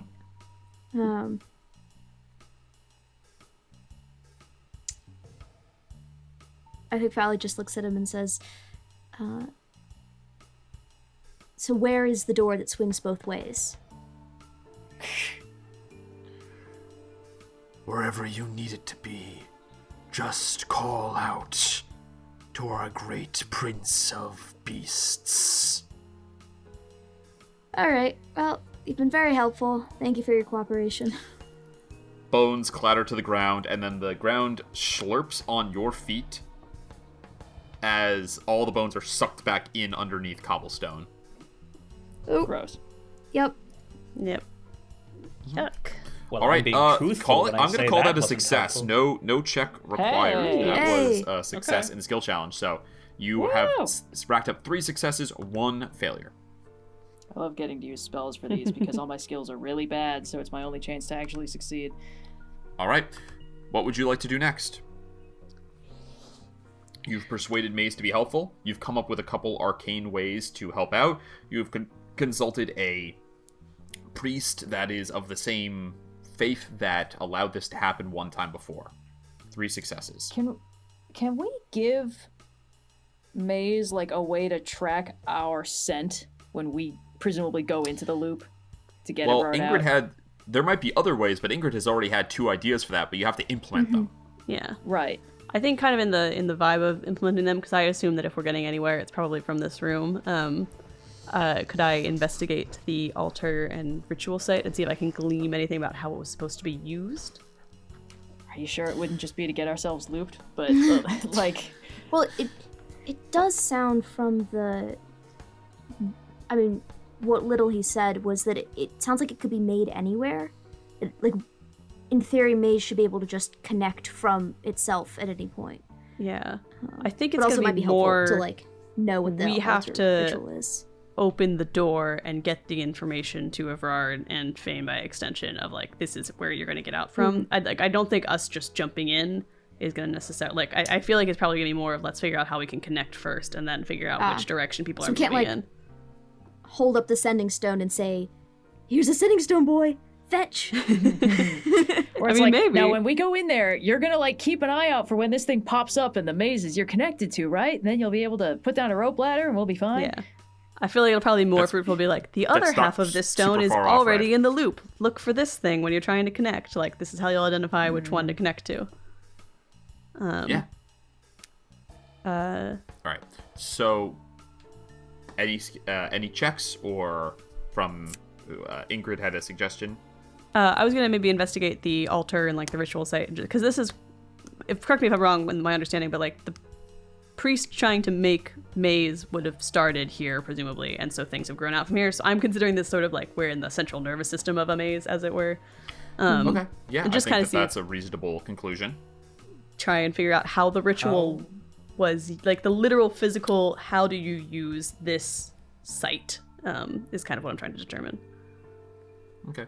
That would still be a religion check, I think. Okay. Because you can see scribbles and you can, find droplets of blood. That's investigation. But to understand how all those things coalesce into some sort of ritual, in this case, is a religion check. I'll make a religion check.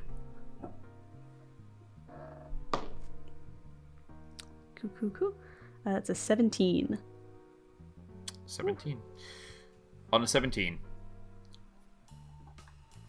the components here all lend themselves to expanding a maze, creating a small domain of Baphomet. Mazes are... there's different gods that have maze as their domain, but he is one of them. From last season, he is specifically the, confusing trapped animal sort of maze, right? Like, that is like the metaphorical branch on which his domain rests.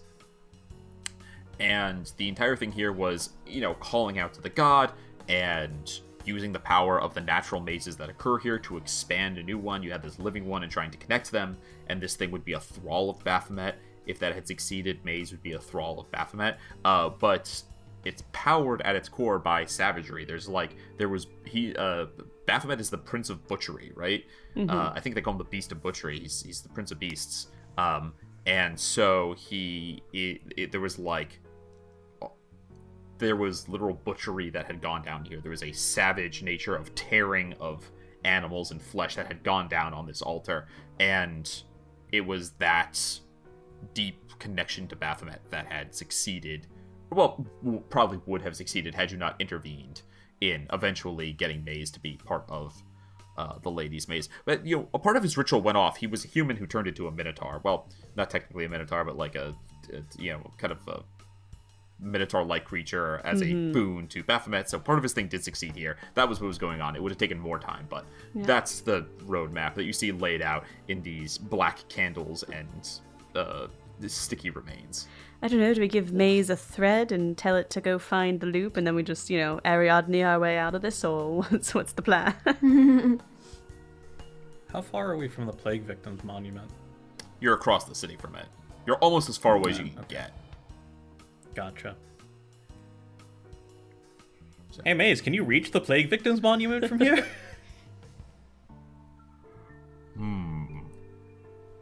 Don't know what that is. Yes. Oh, right. Okay, never mind. It's a big thing of rubble. Wait, that doesn't really narrow it down. If we go to it, can you follow us? How far can you stretch? If you had to focus all instead of I need legs for it. Never tried to make legs. Oh my gosh, we cannot make feel a the Baba whole Yaga building house. rumble. No. Okay. Well, This is an excellent way to get I was ourselves thinking into instead the of loop. spreading outwardly in all directions, you just kind of focus yourself and spread in one focused direction. Oh. I don't know if that's like a thing you could do. You still have two leads for connecting. You've been going in circles. You know that you're going to have to go into the loop, and you're going to have to get Maze to connect to you. You've already kind of convinced Maze, and you've learned of some ways that maybe you might be able to prompt that connection to be stable or to start happening. But you also know that you're going to have to get him to open to where you are in the loop. And you already know you have two ideas on how to do that. Do you want to try to implement either of those? Okay. Yeah, fair enough. Okay. I was offering a different idea, which I mean, what is the idea? Well, the idea was that maze sends a part of themselves into the loop and connects with themselves. You need baby maze. Turn this bitch into a Mobius strip. Are we making more mazes? You know, like if maze were if maze were able to focus a bit of itself and stretch like through Sigil to the Plague Victims Monument, tap the stone with a ring, it would maze itself. Oh. That feels like a really good way for us to find itself. Close off our one escape route. That sounds to me, that gives me shades of Johnny Sims into the Buried with his rib outside. Oh, right, yeah. That reads to me like an idea that could work. You just have to convince Maze and then make a small maze, you know? Yeah, mazelet. So, Maze, how long does it take you to reproduce? Bad. So bad. That would be a solution that doesn't involve us going into the loop specifically. Ingrid looks exhausted. Inside her mind, it's like, I don't want to go into the loop because that's exponentially more dangerous for all of us to permanently get trapped there. But a little tiny second maze is propagating the maze. Mm-hmm. I think I'm leaning little tiny maze, but I don't know how we convince it. Does it like... We kind of turn to Oobtaglor. I don't know, does maze like imitating things? Like, could we make this a game of some sort? Of like, look, be a little skull and then we'll carry you out of here or something. Maze, can you create a little offshoot of yourself? Is it possible for you, like, that's separate from your host body? Never tried. Need something more. And you feel the rumbling like a stomach. Hey, more pigs will probably solve this problem. Oobtaglor. Not pig. More. You know how and you see an eyeball opens on the ceiling over you. Oobtaglor, you know how you constantly want to make those meat puppets? Yeah, I know where this is going.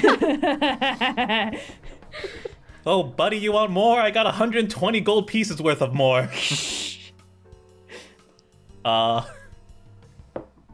Yeah, I mean, I'll use my my performance of creation to create yet another flesh puppet. All right. You strum your lute, the flesh puppet appears, and then you watch as little webbing wraps like a around it and cocoons this thing up. It moves along the floor, then up into the wall, and then disappears on the other side of it. I'm going to call that a success. Every day this city finds new and exciting ways to surprise me. Oh, hush, you're on your way out anyway. Hey, look, I might come back to visit. The hard part was having the door slammed in my face, you know? It's not like I don't like this town. It disappears. It is willing to create a reproduction of itself. But... let's see. What sort of check are we looking at here? Animal handling. You hear you see the body disappear, and a second eye opens up over you. So there's two staring down, and it says, "I like it much better than the pig." Oh no, we've given him a taste for it. Well, now Oobtaglor can make these every day. It's fine. Give me more. Just a small. Make it fresh. I'm out. I got nothing. Let's see. Who is the most? Oobtaglor, make me an insight check. Do it at advantage. 24. Nice. 24? All right. This is an extremely volatile creature. It's bonded with you over repeated feedings. If you're gonna take a little one, the little one is gonna have to bond with one of you. You're gonna have to offer up a little something Venom symbiote of us? yourselves. you're gonna have to offer up a little something of yourselves to create this bond with this little offshoot.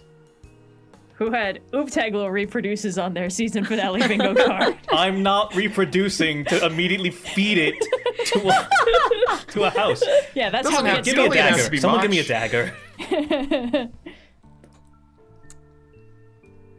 You have a dagger, Ingrid? Hold on. Checking my inventory. Yeah, I have a dagger. Okay, hand it over. Here's a dagger. Huh? All right, Oobtaglor, what are you gonna do? I'm gonna extend a thin little pseudopod, and with another pseudopod that's holding the dagger, cut the tip of it off. Oobtaglor, you take 4 points of slashing damage. Hey. The tendril expands instead of like a fin, it just kind of becomes like a weird amorphous blob that falls to the ground, and then a bubble forms up over it, and you watch as, unlike the last one that formed over and then pulled the body in, you watch as this bubble forms, and it kind of like ripples and roils a little bit, and then instead of retreating in, it pushes out and a little bud forms until the floor that looks like cobblestone falls into this little orb that squishes and kind of rolls around the ground, like a little water balloon. And then you watch as a seam opens up in the side, Venus flytrap like mouth opens, and 2 mismatched eyes appear on the top of the head, looking up at Oobtaglor. I've given you rain. Austin. Looks like you're not happy till I open a vein. I'll give you a few drops if that'll appease. Oh, please. I get it. All right. I'm gonna lay on hands 4 points on Oobtaglor. All right. Oobtaglor, Austin, you was gain a this mimic on your list companion. of things that you planned for today? Hell yeah. Companion. Weird little dude. Oobtaglor, what do you want this? It's all mine. What do you want this mimic to look like? As you scoop it up, what is it going to make its like standard We object made into? a baby and we're gonna immediately throw it into like the 9th circle of Sigil hell. By the way, that's a So success. you said that it looks like a little. It looks like a little Yay. Venus flytrap at first. Well, the mouth is like a Venus flytrap, and then it closes, and you can still see those like long, see. little thin teeth so and the long. eyes. Right now, it's just kind of a blob that vaguely resembles the cobblestone floor. It's not like it's not mimicking an object yet. Oh fuck. Can I absorb it back into me? So it's mimicking myself, You Venom symbiote style. I mean, this you is the push mimic it that in we're and gonna you be watch like. as Yeah. like a little little bump on your shoulder forms that you don't quite control. You can't quite pull in, and yeah, it's just this second like to most of you, you can't really tell anything. Oobtaglor, you can tell by looking that there's like a slight change in the texture, but yeah, it just kind of looks like your body now, and you can feel it like purring up against you. Hey, buddy. Hi. Oobtaglor, Alright. this is one of your strangest plans yet. You have some idea of how the ritual might have gone down, how you might be able to call, how you might be able to connect maze, and you've created a strong connection to the original maze with this little maze junior. Mazeling. Mazelet. The little mazeling. Mazelet. There you go. The mazelet? We'll figure out which one's the best. I like mazelet. I'm going to tell you need one more success to complete this skill challenge and feel confident that you will be able to get back out of the loop. Nah. Mobius is a pretty good name. Mobius is a pretty good name. Mobius the Mazelet. Noir, I will get you the stats for the mimic companion when we go to break. It's gonna be so Okay. heartbreaking to leave this guy behind when we move campaigns after this. Then again, it could be anywhere. Yeah. This is like the main villain was a true polymorphed different big bad. Like, this could happen at any time, anywhere. We'll always be on the lookout for it. I feel it All right. changing me. Oobtaglor gets venom symbioted by absorbing something into themselves. All right. Does anyone have a final skill or ability they'd like to contribute to the skill challenge? So just so I understand it as it is, the plan is we are going to take Mazelet to the Plague Victims Monument, send them through, so that Maze can connect to that. And that... Well, what's... Mazelet has an intelligence of 5. What's Mazelet going to do in there by itself? Do you guys really think we're going to get out of this episode without going into the loop? I'm just saying... Do you seriously think? I'm saying whether we go with it or not, but, like, to Plague Victims Monument connect, that's... First part of the plan is get Mazelet in there, with or without us. Maze connects to that, so that's this side settled. The other side of this plan is Evrard and Fane. I could try and use the Sending Stone to contact them, let them know what we're thinking. Fane should know roughly what the Plague Victims Monument looks like, so maybe they could try and meet us there. They're in the maze. They're in the loop. Yeah, Fane's in the loop.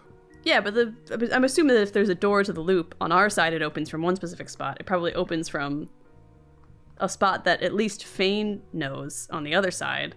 I'm not saying that they're there necessarily, but like they're walking around the loop right now. When we create our exit, we need to find them in order to get them to exit with us. So telling them, meet us at roughly this place, or at least what we think could potentially be a landmark in the loop, is not a completely unreasonable jump to make. I thought the whole thing with the loop is that it's a featureless ring with no landmarks in it. Yeah, that was my understanding as well. I mean, it's kind of a one-way thing, so not really a door in which there's a noticeable landmark in the loop. Sure, but I guess, like... I mean, it's not a bad idea to tell them that we're coming, just so they're prepared. Yeah, and like, we need to get them somewhere. Maze establishes the connection. Unless that we can have the Mazelet try to seek out the Sending Stone or the scent of one of the companions? Yeah. I mean, I see where this is going. Oh. Yeah. I mean, I was gonna say, like, I could try the Sending Stone as an attempt on this challenge, be like, we figured out a plan, and can you guys, not go too far astray? You can absolutely use that as a, you know how it works. It's a 5% chance it will go through. I mean, I don't have any other ideas. I'm spitballing here. I don't know what people are thinking for the challenge. No, I mean, one of the things to consider is whether or not the two mazes will connect, or are we fairly sure that that is going to happen? Don't think this skill challenge is abstract. So rather than thinking of it like, oh, we have to do this, that, and the other thing, and make sure all our bases are covered, think of you have to hit a certain amount of successes, and then then it will be a stable plan. Whether that means you put all your eggs into the connection basket or whatever it is, think of it as abstract. As long as you have enough pieces to this puzzle. You don't need the exact specific pieces to this puzzle. You just need to create enough pieces, and that will be a working plan. That's how the skill challenge abstracts this challenge, this goal, instead of just me waiting for you to hit on the one idea that works, I see. In which case, I think the last piece of this puzzle that I can see of this making complete plan is that Oobtaglor goes into the loop and seeks out Fane and Evrard. Okay, but why just Oobtaglor? Why does it have to be anyone else? Why would it have to specifically be Oobtaglor and nobody else? You see this thing hanging off of me? Look, just because it's, made friends doesn't mean we have to put this all on you. I don't mind going with Oobtaglor. I have sort of a vested interest in making sure Fane gets out of the maze alive. Because I'm not quite up to the task, I fear, of protecting the Hive Ward. I assumed we were all going in because, Yeah. I mean, honestly, Bileyg and Fally, I would not begrudge you if you didn't want to. You have a ride home. No, they can't get into the loop. No. I wouldn't want to leave, even if Evrard's not out. I don't want to go anywhere. Like, no, it kind of calculates out the same. We can't call for help if we're stuck in the loop, but also we wouldn't call for help if Evrard was still stuck in the loop. I wonder if Fally could use their Sending Stone to call for help from the loop, if they tried. I guess it would work 1 time out of 20, hypothetically. Yeah, right? Well, yeah. It's funny, we've been rolling 95%, like 100% tile. We could just roll the d20 and wait for you to hit a crit. I was gonna say. I didn't also, realize that. I mean, can I get Banishment from the loop? Right? Probably not. Probably not, because it's not. So otherwise, you could like plane shift in and out. There's always a chance. So, but you only need to get it right once. It's resistant to that kind of stuff. Otherwise, you could just banish. You could go in, banish everyone, and then Bob's your uncle.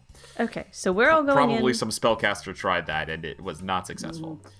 I don't want to leave you I don't want to tell you what to do, but I want to leave you stumped. And Ingrid, you hit upon two ideas that were things that could work for finishing this ritual. You rolled your check, and it was a success because you had two ideas for things that you could contribute to make this a success. You just have to follow through and do one of those two things.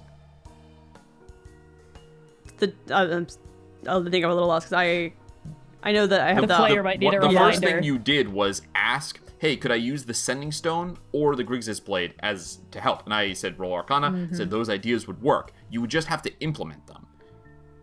Gotcha. I guess my thought was because we have Mazelet now, that it would be more of a give to Mazelet once we were in the loop to help find Evrard. But is there a way that I could utilize them now? Of course, yes. Like I said, don't think of it like we found the connection. We found the key. Like, don't think of it like 7 different individual things you have to do. Think of it like 7, you just have to collect 7 somethings to make this work. And you've done 6 out of them. You just need 1 more. Now, yes, the Sending Stones as a connection and Mazelet and Maze are both connections. But if you succeeded on connecting them, that would just mean more connection. It would still make your chances of getting out higher, right? You know what I mean? Yeah, I guess You're thinking of my brain is connecting thinking the Sending of Stone as a waste because it does the same thing as Mazelet. And I'm saying having 2 things that do the same thing just makes that twice as powerful. I guess I So thought it's that the still a Sending success Stone in would the be skill challenge. Mazelet connecting to Sending Stone in the loop, and then Maze was connected to Mazelet. No, but no. there's it's lateral lines, So- not a big Yeah. angle. Okay. Mazelet is connected to Maze by virtue of being its adorable little spawn, and then Yes. the Sending Stones are magically bonded to one another. So that strengthens the connection. Also, if I leave Dog out here, that could potentially be a third. I don't know. Dog is connected to Celestia more than you.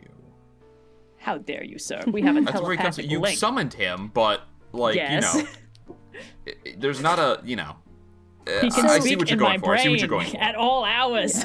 So perhaps if we I use am the Sending always Stone here. to try to contact Evrard, and as that is establishing a sort of magical link, we could, if that works, then Maze could follow that link, get us into the loop. Mm-hmm. But crucially to where Evrard is, and then because we have Mazelet, no matter what happens, Maze can yank us out because they have that connection. Okay, so I guess I, Sophia the player, don't have any ideas on it other than holding up the stone and be like, here, boy, get the scent. Like, I don't know how I implement using either the Griggs' Blade or the Sending Stone to give Maze the connection is where I'm a little lost. Magically bond the magic item to Maze so that Maze can feel its magic and thus its connection to the other one. And when the magic is activated, it creates that telephone line between where you're currently standing, where Maze is, and where it needs to be connected to the loop.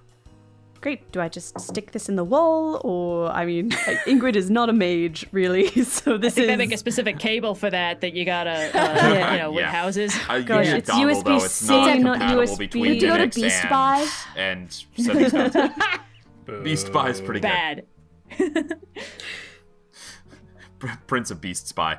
Up to the group how you want to try to do it. Perhaps it's a Yes, medicine check. I to try Sophia, to do not have attach it to ideas, Maze. and I've already Perhaps made an it's Arcana check, so I would love to open this to the group if anyone has a direction to take perhaps this it's from an me. Arcana by someone.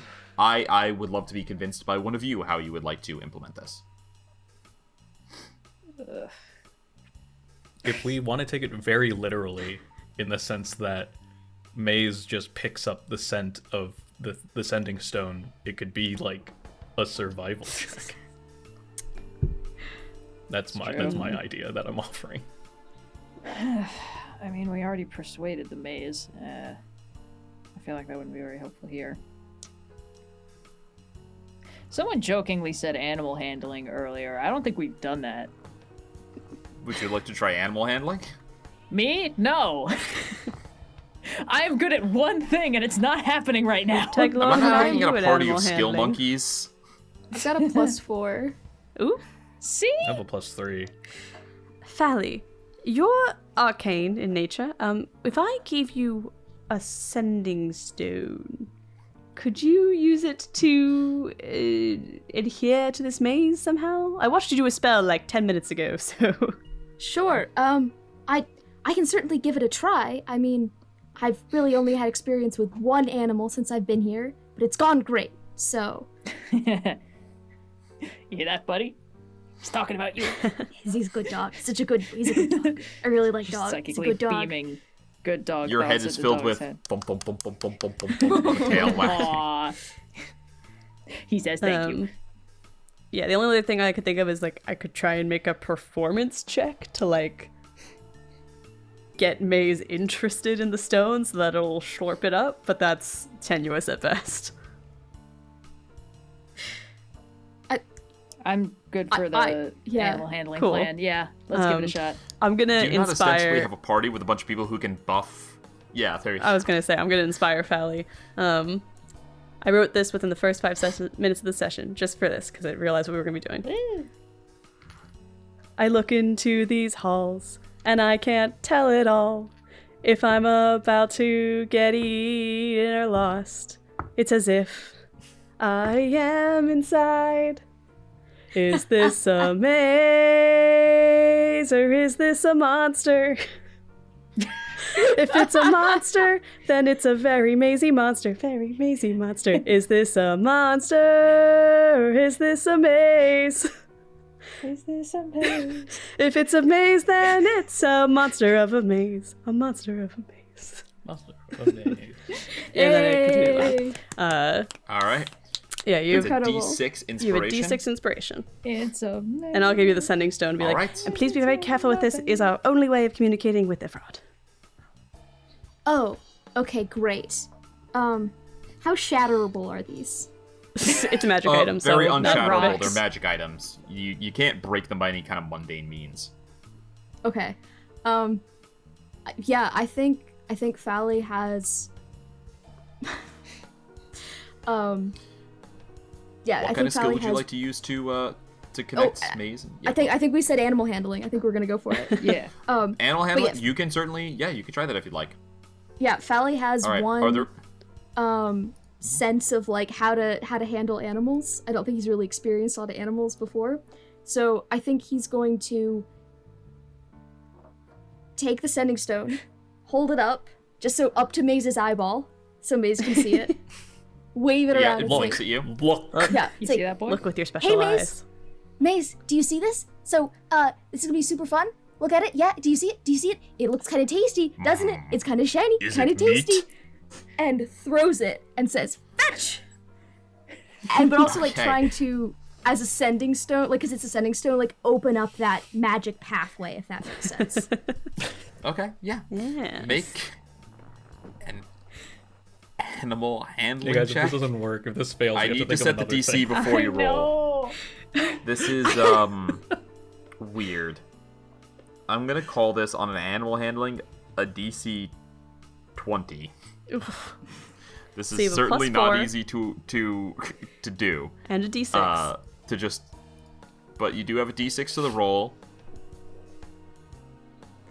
Okay. Come on, Fally. All right, go ahead, roll your D20. 13 plus Oh. Plus a d6. plus the d6, which But even with With the a D6, D6, that's I not can't going to get be to a 20. 20. That can Oh, only I just still 19. No, have- because you no. have +4.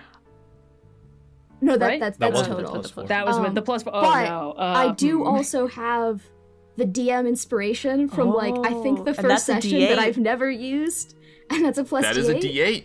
So You can I'm add gonna both of use those that things now. if you'd like. Yeah. Okay. I think you can stack it, those inspos because You can roll both of Yeah, those right? because yes, they are different kinds of inspiration. Okay. So that's a 6. So someone do the math. That's 19 plus 6 is 19. 19, okay. So yeah, plus basically whatever you get on the second die. Yeah. and then if you roll, you're gonna make Okay, it. that's a 3, which is a 22. 22. which makes it. Damn. Stressful. You see the eye follows the stone and then gets in front of it, and as it's about to hit the wall, the eye opens up into a mouth and clamps over the sending stone. Yay! Tastes like more. Don't you be getting any ideas, and I point to Mazelet. Tastes like more! You're a bad influence on our child, Maze. Great. All right. So you all feel you're starting to sink into the floor a little bit at this point? Yeah, we should probably get out of here. Yes, I think that'd be prudent. Okay. You request, and you see that Maze opens up what was not there before, like cellar doors out onto the street. And there's a staircase out into Sigil. Oof. Okay. Incredible. Okay, so we've got the maze now knows where the entrance to the loop is that we need, right? So that's what's happened? I think the maze is now primed to be our anchor point on the way out. Gotcha. So we have Maze to get is in the primed to loop and open then... up once you're in there. You're going to have to let it know to get you out. But Heck yeah. Maze is extremely primed to find you at this point. I turn to Mazelet, or I turn to Mobius, and I'm like, once we're like walking away from Maze towards the plague victims monument, I presume. Can you guys can still sense each other? Point towards Maze. You feel it doesn't point; it just kind of pulls your body backwards. Yeah, okay. Feels so hungry. Okay. Just to be clear, you put This this was thing a little in your one body. Is Mazelet like less lower id score than Maze because it's a baby? No, they're both 5. Okay, that's cute. It's kind of like a leech, right? Like, is it in Oobtaglor or more just sort of on? Oh, it's a little column A, bad little column B. options. Bad options only. The way that I'm kind of imagining it is that I can be like, go Mobius, and like a Pokemon, it'll like shoot out of me, and it can attack. Okay, Yeah. so Wild. I believe... All right, are you going to go to the Plague Victims Monument? I think we're. I can't see any reason to delay. Oh, actually, I'd love to have, when we were at the cafe yesterday, gotten some croissants to go. They're in my pouch for now. I'll allow it. Thank you. Okay. You head across the city to the Plague Victims Monument, through the market ward, people going about their day, no idea what is going on through in any of your minds, into the ladies' ward, beautiful, and to that strange, charming, but depressing and kind of, what's the word I'm looking for? Macabre statue of the Plague Victims Monument. You have arrived. Well, is everyone ready to do this? Whew. Yeah. Hope I don't keep them waiting too long. Do we each need a ring individually, or can we all hold hands and use one ring to go through? All right, let's try the magic. hand-holding Yeah, thing no, first. All right. Yeah. I'll take off one of Ingrid's many pieces of jewelry that she's got on. Mundane. Whoa. This was actually my 3rd engagement ring. I've never been married, but I kept all the rings because they're rather nice. Anyway, let's do That's an insane piece of lore to drop in the last episode about Ingrid. Third You mean you could be doing engagement, Finbar's Evil never Exes, but married. for Chilted Fiancés this whole campaign? I got that old Hollywood drama, okay? You don't even know half the business. She like opens a drawer in her apartment and it's just full of like little diamond golden bands. She's like, hold on, I know it's in here somewhere. Danny had one Every messy article of clothing situationship. is Ingrid has actually a just piece from a spurned suitor. lovers across the goal. All right. You pull out your ring. You're going to try to go together? You're going to try to go one at a time? What are you going to try to do? I think we all try together, and if that fails, I'll take 3 other rings the off. hands thing. Follow me in, I was guess. gonna say Yeah. we should probably pass them around before. Yeah. I have my ring of protection, so. Okay. Well, we don't know if this consumes the ring. You step up onto the edge of this monument, up underneath the spread arms and wings of this angel. Hold hands / pseudopods with each other, and Ingrid, you extend your fabulously opulent engagement ring, and as you are all pulled down into the loop, that is where we're going to take our break. Hey. We'll see you all back here in a minute. Rolling with difficulty. Twice Rolled Tales is a New York City-based TTRPG studio creating on-screen actual plays that pack a big punch. They feature a rotating cast of some of the best TTRPG performers in the city, and completely original genres and system mashups. If their prop work isn't enough to inspire your home games, then check out their published adventures. Their most recent titles include Tabletop Gone Mad and Burning Down the Goat. One-shot games great for hours of madcap fun. You can find Twice Rolled Tales on YouTube, or direct from their website, twicerolledtales.com. Rolling with difficulty. And welcome back. When last we left our heroes, for a moment, you cannot move, or see, or even breathe. It is the single most crushing experience of your entire life, and that fraction of a moment of horror is stretched so long you fear it may be your reality forever. And then, the overwhelming crushing is replaced with a complete lack of sensation. You find yourselves, each of you, together, laying on your backs, staring up at white ceiling. They're quite so crushing that you fear your friends must be able to hear your heart hammering in your chest. Sitting up, you each see that the entirety of the world you now occupy, curving walls, ceilings, and floor of white, blending into each other so smoothly, to observe them is to risk vertigo. Their perfection is only interrupted by the scratches. Some pictures, some words, many just the parallel marks of fingernails, complete with bloody smears. You've arrived at your destination. Welcome to the loop. Yay! Detectives of open and shut investigations, what would you like to do? All right, So first it's things just first. Any flower petals on the ground? So cross-sectionally, it's a circle? Like there's no separate, like the floor is not flat? It is flat, but they curve together. It's not a perfect square that you're in. It is like it's a squashed donut. And the more you try to observe where that seam is, the harder it is to pinpoint. But if you kind of let your eyes focus and look down the hallway, it's clear to you that it's not a circle. I mean, it's a circle in that, but it's not circus. Yeah, it's not like a miniature sigil. Yeah. You're not standing in a bagel. It's anyway. All right, Ingrid, do you want to investigate? Yeah, sure. Whatever you call it that. All right, go ahead and roll an investigation. I'm looking for Evrard clues, and that's a 29. Ooh. Okay.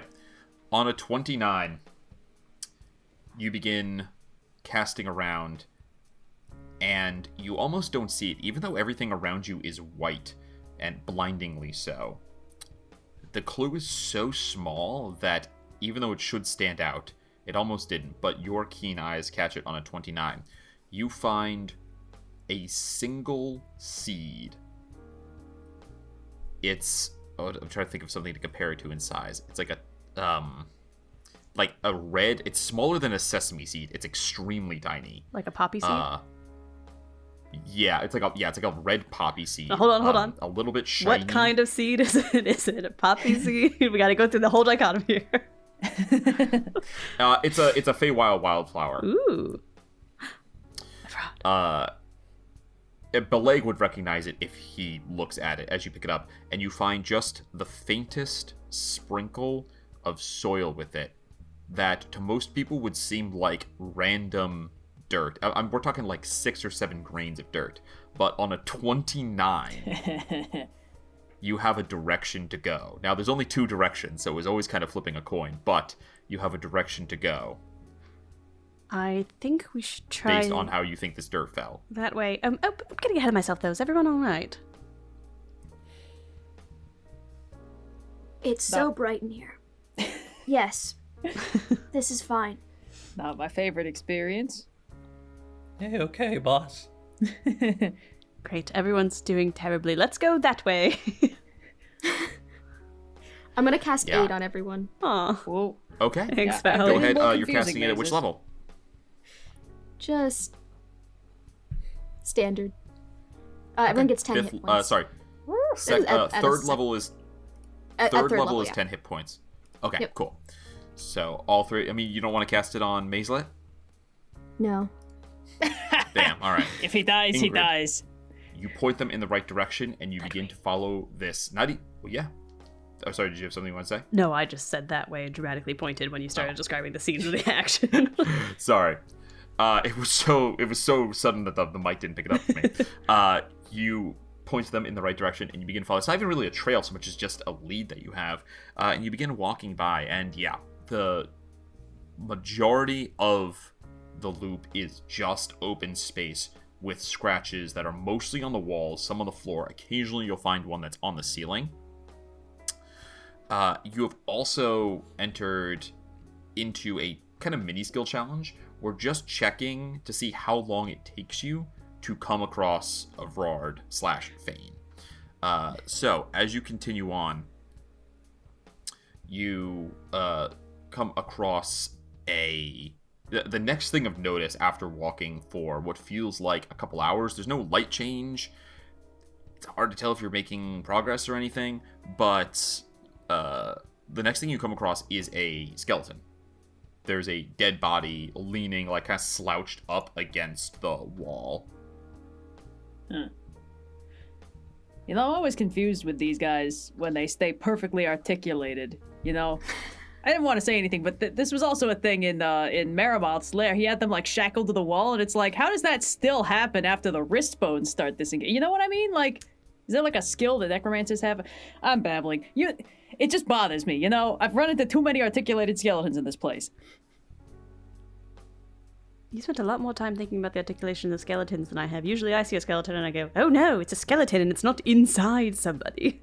Well, but that's the thing. It's being inside a person is usually what keeps it skeleton shaped. It's a bunch of little pieces. I don't think of skeletons at all. You know what? That's fair. That's fair. You are probably possibly the one individual in this group for whom it does not apply. So, Oobtaglor, Yes. You want a skeleton? How does Oobtaglor feel knowing that all of their friends are skeletons controlling meat? And It's that meat you don't have to controlling worry Meat about controlling that. skeletons. And then there's meat Well, on the I outside. guess skeleton supporting meat would be really the more accurate way of saying it. You're right. There are skeleton scaffolds with meat on them, and you don't have to worry about any of that. You're just free to be meat. Sounds restrictive. I don't like thinking of Oobtaglor as being made of meat. Just doesn't feel correct. Can I? All right. I'm not gonna do it. Never mind. Forget it. No. I was gonna wear the skeleton to see what it was like, but I'm not gonna delay. I'm not gonna sidetrack us any longer than we need to. I'll do an investigation on the skeleton, both to see if I can see if this is anything interesting, and also to see why it hasn't fallen apart. All right. Go ahead and do an investigation. Nat 20 for a 26. You know this guy's exact name and social security number. It's interesting. I don't quite see any tendons on here. So, do you notice anything interesting? There are no so this is a tiefling skeleton. And you see that he has, like, very tattered clothes. He's obviously been here a long time. There is what you can make out on his, like, shirt, his tunic that was now mostly destroyed. It looks kind of like the combination between, like, a crab and a skull. It's this kind of, like, weird, what's the word I'm looking for? Not literal, but not metaphorical. Abstract. So it's kind of like abstract skull, but it's kind of got these, like, weird points on it. Kind of gives crab vibes.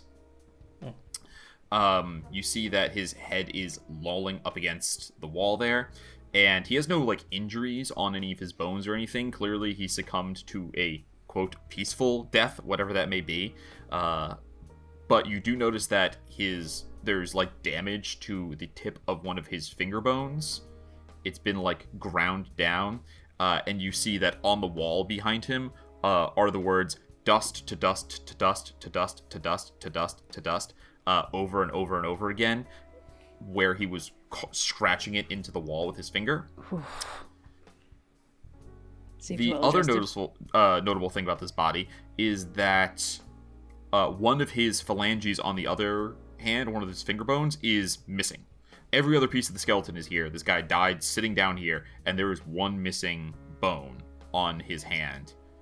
And as for why he's like still assembled like this, it's because it's a cool image. And I wasn't really considering like tendons or physics or anything. I just thought it would be neat if he was sitting there like Pirates of the Caribbean. Hey, heaven forbid I deny the GM's little pleasures. I just think it's very funny that every skeleton we encounter is like conveniently articulated and moving as a unit.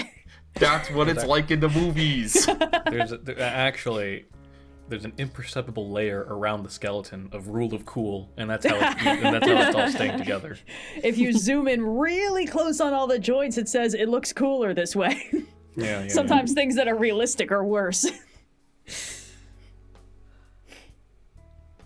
Well, that's bad. He's also missing a finger, so I'm sure that'll come up at some point. I don't know if I see any. Are there any markings that seem to indicate someone's trying to leave us messages, or is this just it's bad to get trapped in the loop, and now we really know that? Good question. There are no messages that stand out to you as being anything other than desperate final rantings and ravings. Bileyg, roll me a religion check. Sure. I guess I should say if Oobtaglor, Ingrid, or Bileyg, whoever among you would like to roll a religion check. I kind of went to the paladin, but I mean, is there a penalty if we all do it? Two of you may make the check, or one of you may make it and give someone and someone else can give the help action if they meet the criteria. Cool. I have a +0 and no proficiency, so okay. I can roll still, you know.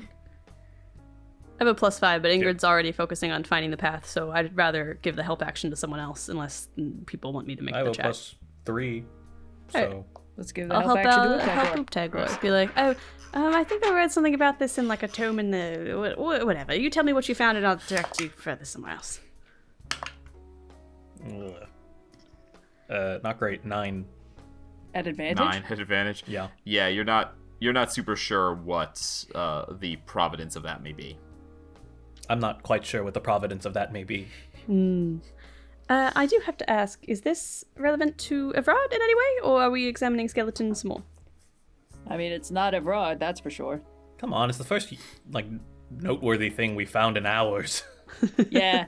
It does have the benefit of novelty. It's just kind of interesting. I guess I have one question that might be determinable from the skeleton. The missing, what's the singular of phalanges? Phalanx? Phalange? Bone. Missing it might bone. just be phalange. Does it look like, is there any chipping on the second bone that implies that maybe it was cut while there was still flesh on the finger, or does it just look like it was removed when it was disarticulated? Ooh. Oh, great question. I would say on a nat 20 we'll from Fally. Fally could tell you that it was removed post-mortem. Okay, so it wasn't like this guy was like, this will allow me to link myself, this will let me put my rib outside while I go into the buried, and, so we aren't seeing... Excellent connection. I'm going to throw you an inspiration for a great idea. That is not the case, though. This was removed post-mortem. Cool. Amazing. It doesn't have to be his ring finger that he's missing, is it? No. Okay. It's the pointer. Could I use my eye for detail bonus action to make a perception check to spot a hidden creature or an object, or make an investigation check to uncover or decipher clues to investigate and try and decipher if there is anything relating to Evrard or Fane here? Yeah, go for it. 17. 17. You... On a 17, I don't think that the body has anything obvious to you beyond what Fally's already told you. But you start looking ahead, and you do find a drop of spilled blood that is far more recent than it could have gone from this guy. And you remember that Fane came in here with blood to drink.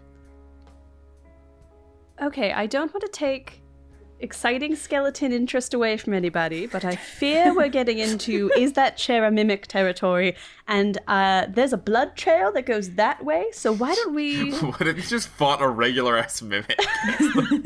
Final combat of this encounter. It's a mimic that looks like a skeleton. We walk forward into a 10-foot by 10-foot gelatinous cube, and that's the final encounter of the season. A gelatinous cube in the loop would be amazing. There's a great trick I've heard of, which is because gelatinous cubes are invisible, technically, like they're see-through, you have a skeleton in one, and you have it move towards the party, and they think it's like a wraith or something. You describe the skeleton coming at them, like it's flying at them, and they try to turn undead or cast spells on it, but none of it works, and then they're just hit with the gelatinous wall when the cube touches them. The main thing that people forget about the gelatinous cube is that it doesn't have to be a cube. It's 10 foot by 10 foot by 10 foot because that was the size of hallways in early edition D&D. It would just be standing entirely in the hallway and it would look like there was nothing there, and then they would walk face first into it. Gelatinous it doesn't have to be cube shape. Yeah, it goes through a smaller opening, it takes that shape, like that one monster in Phineas and Ferb Across the Second Dimension when they fall into the portal and it gets cut up into a little tube. What a specific we all know what memory I'm you so I'm not gonna explain anymore because we all know the reference that I'm sorry. Anyway. I understand that we've been walking for a long time, but we would all like to leave the loop as soon as possible. Yes. No, let's. Yep. The skeleton is. Loop. Yep. All right. Does running get to our destination faster? I don't think we should separate or leave eye shot of one another. We don't know exactly how this place works to separate people. I think as long as we're moving at a consistent pace and we're staying together, we are accomplishing our goals. And on that note, Ingrid, who just made that last successful check, could I get you to please roll me a d20 and do it at disadvantage? This is a good thing, not a bad thing, that you're doing at disadvantage. Is this the number of hours it'll take us? Yeah. How many days? It's not a 1-to-1, but you are, A 14 and a 4, so 4. Okay, 4. Nice. Ooh. Okay, That's probably good. It is good.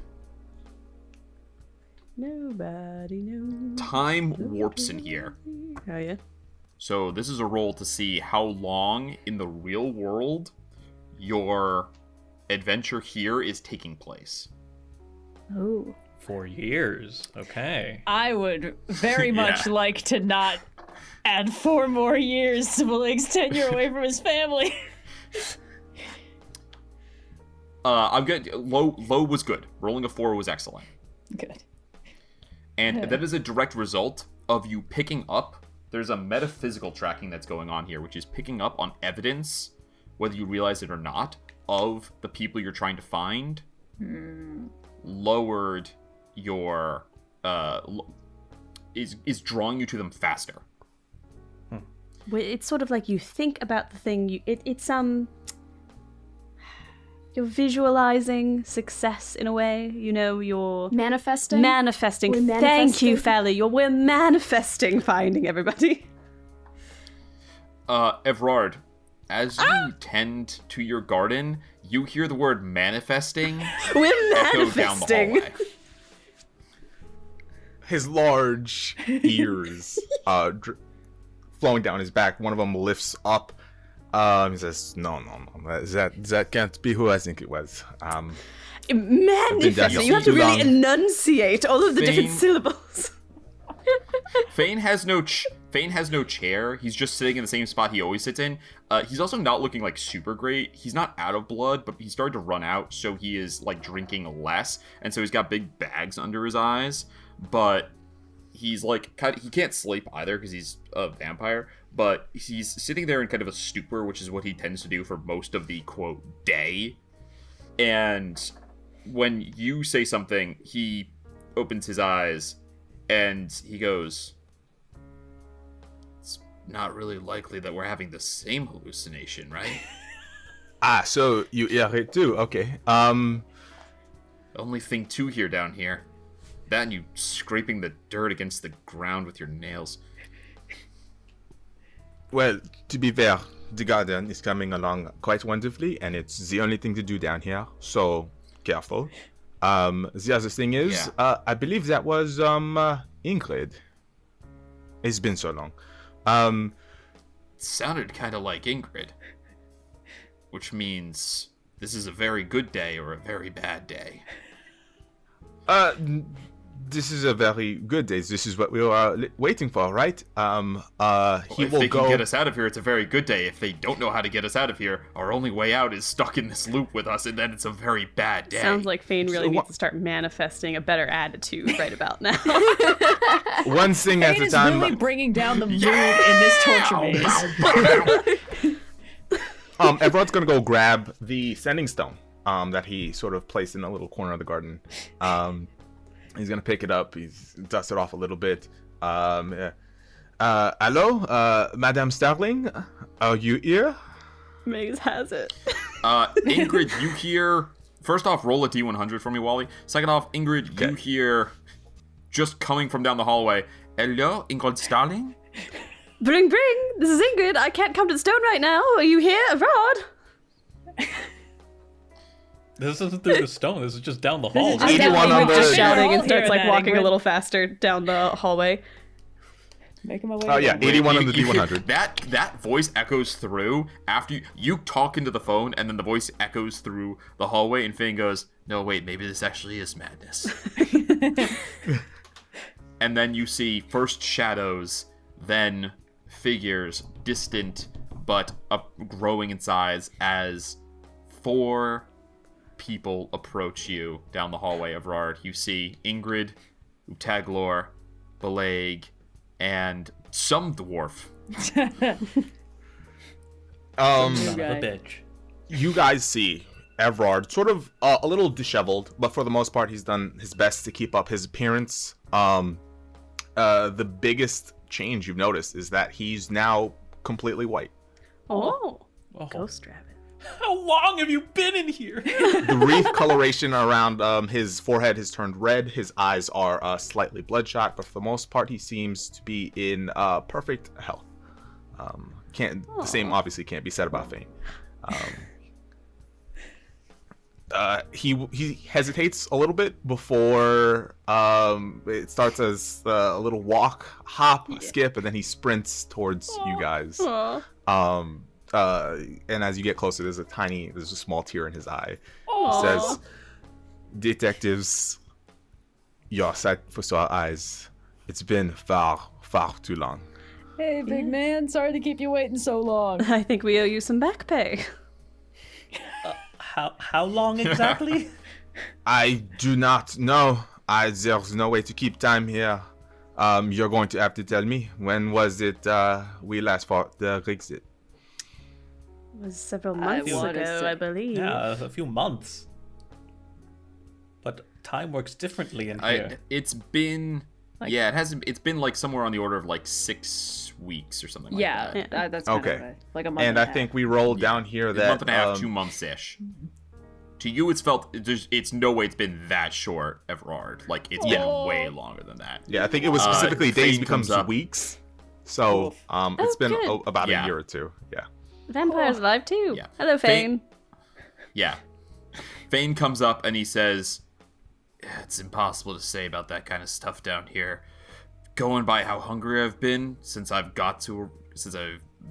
found Evrard, it's been at least a month and a half, 2 months that we've been down here together, so who knows how He's long been wonderful he was company. before."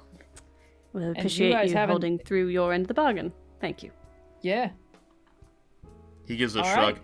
"I appreciate you holding up your end, if you can hold up your end."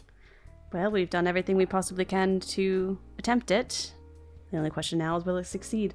Is there anything that you both need to gather up before we attempt to get out of here?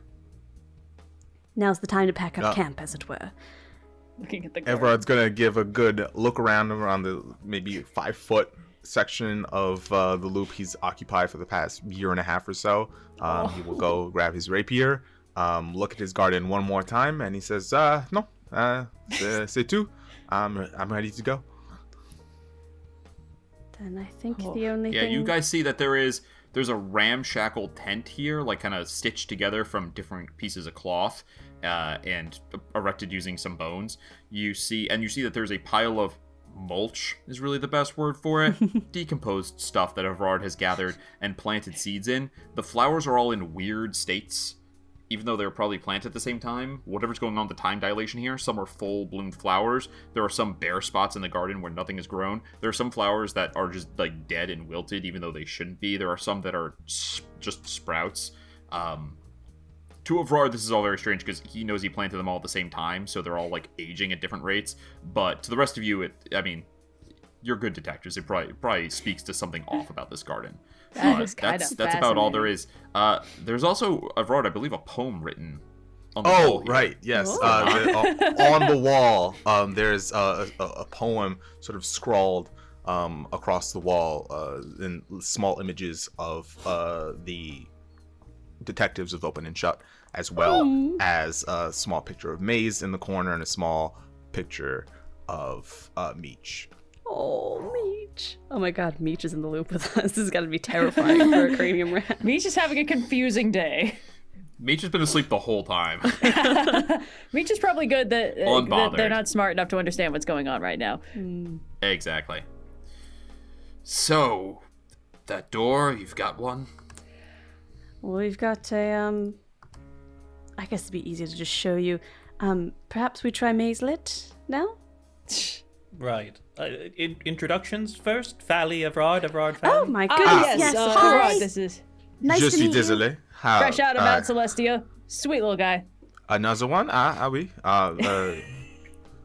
Bonjour. Yeah, they make him je short up there for some m'appelle reason. Evrard. Although there's no need to call me that anymore. Lapin will suffice. Lapin is. Yeah. And You see this Heron of which you've heard a lot about. This rabbit man who's about your height, although the ears extend far past your head.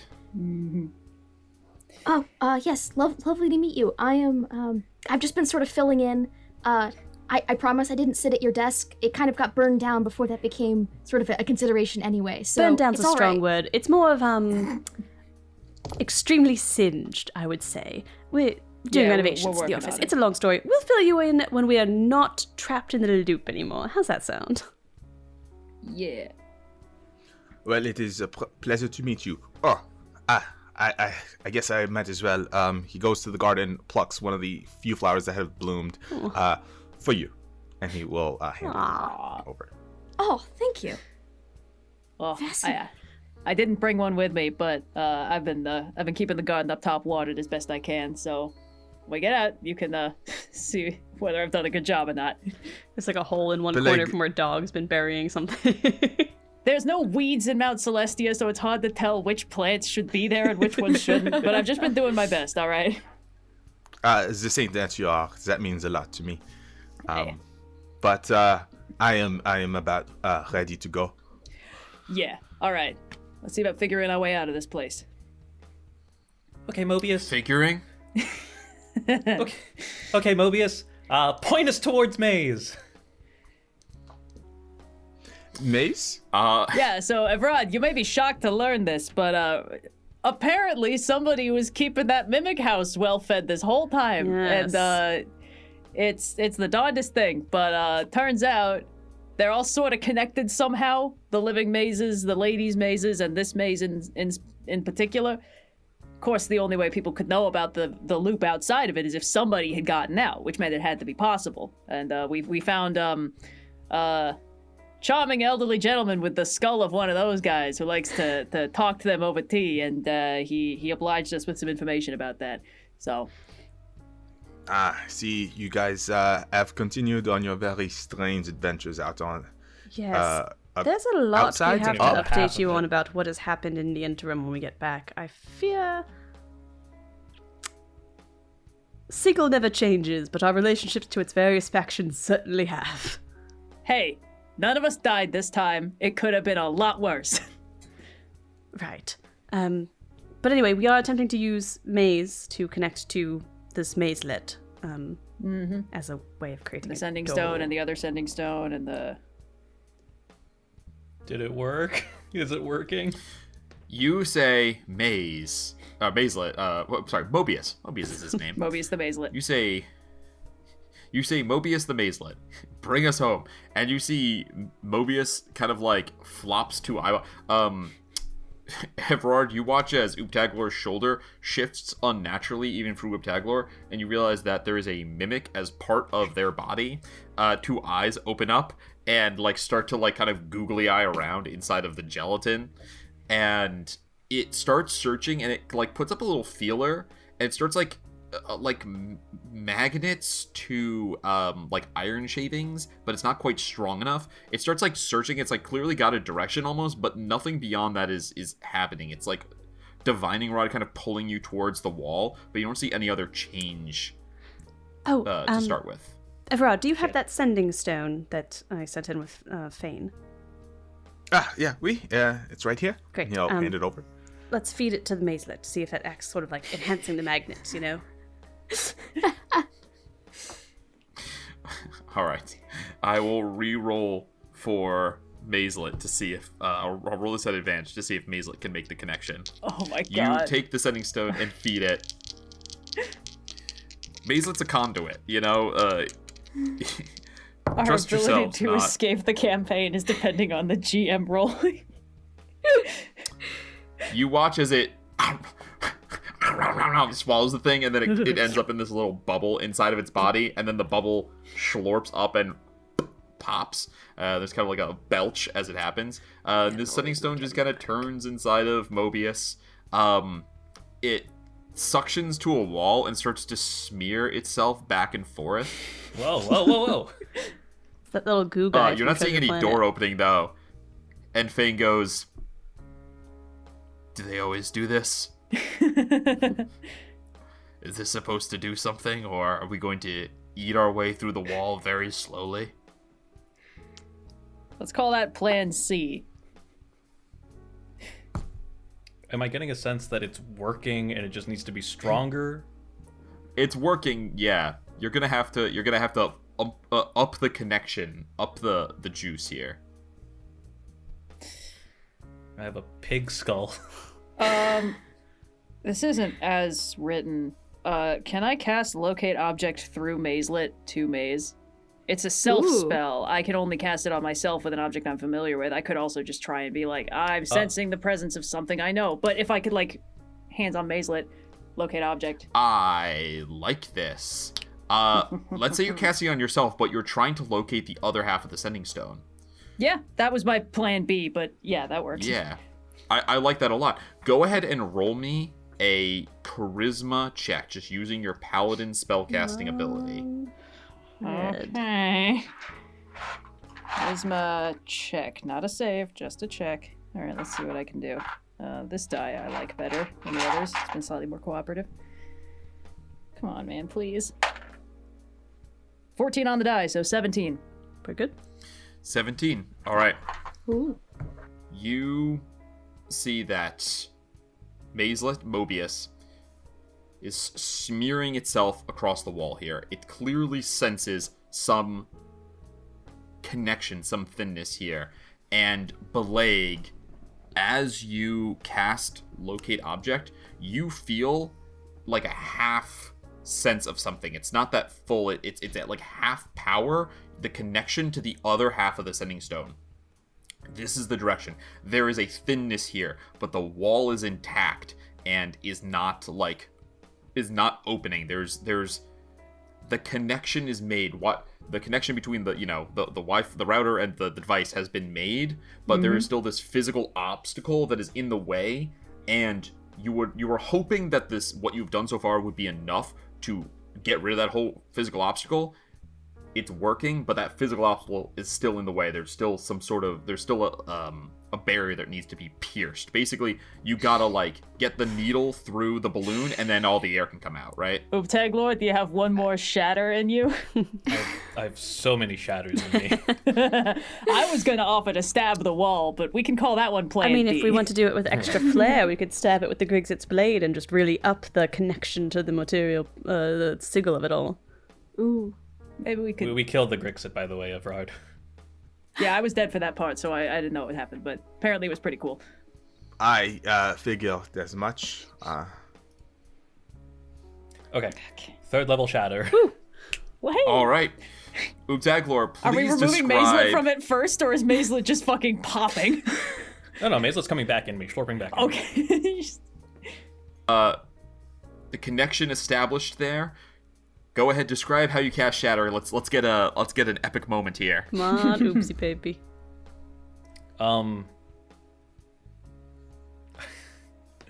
I start fiddling. I start like strumming a tune that sounds suspiciously like the intro to Thunderstruck. Yeah. Oh, but every like legally intro distinct electric enough, guitar legally players. distinct Thunderstruck, and then on the thunder, Hey, the legally Blunderstruck. distinct thunder, I cast Shatter. It's good for you to learn how to do hammer-ons, which are easier on electric than a acoustic. Yeah. Mazelet pulls back. Oobtaglor, you begin to shred on your lute, and as you hit that final note, go ahead and roll damage for the wall. Come on, Oobtaglor. Okay, that's not great. That's a 3 and a 2, and the other 2 are cocked. Okay, 11. 11 is enough. Okay. As you... I know, you guys are all starting to sweat over there. As you hit the final chord, you unleash Shatter. You watch as the wall blows apart, but not really. It kind of collapses inward, and there's this weird time dilation where you see simultaneously the wall exploding outward and its former state. And as it stabilizes between those two, there's a jagged, torn open piece that is about wide enough for one of you to go through at a time. It's about like 3 feet wide-ish. And you can see inside it looks like the inside of, it's like the inside of a mouth. It's like mouth flesh. But it is solidifying into a lopsided staircase as you watch it. All right, we don't know how long this is open for. Go. Go. Yeah, I think first in, first out. After you, gentlemen. Slowly, you hear Fane goes, "That little thing opened the door." We can question it when we're on the other side of the door. Yeah. Conversations for later. Long story. What is the AC of your mimic, Noir? Oh, jeez. Okay. 13 plus 13 your plus proficiency bonus. So Your innocent 16. little guy, just freshly born, Our way out. the scrungliest little meow meow I think that you has have ever lived. you have a 3, right? Let's not take Yeah, Ziggy out of this yeah. consideration for scrungliest little meow meow who's ever lived now. Cool. Mobius has cool. a higher armor class than Oobtaglor. Fane is going really is a Venom Fane is symbiote. going to attack Mobius. Okay. Fane is attacking Mobius, the Mazelet? Why? You know what? Fane wants to use the loop as a prison for demons and or like stuff. So if there's a way out, he Get probably out wants it dead. first, you asshole! Is there a reaction Alright, to like stop to like tackle Fane or something? It's a 29 to hit. Yeah, that I would like to hits. silvery barbs that. Okay. No, You watch no, as get us- Fane let us extends a leave hand, first. claws come out. He goes to stab. That is a 19 to hit. So that's still going to hit, I right? think that's still gonna hit, yeah. All right, who are you granting advantage to, Ingrid? I'm gonna grant it to Mazelet so that it can stay open longer. Mazelet gets to Okay. make whatever saves it's making with a +3 because of my aura of protection. This is 15 points of slashing. Okay. And how many hit points does Maze have? 7 plus 7 times the caregiver's level, so 55. Oh my god.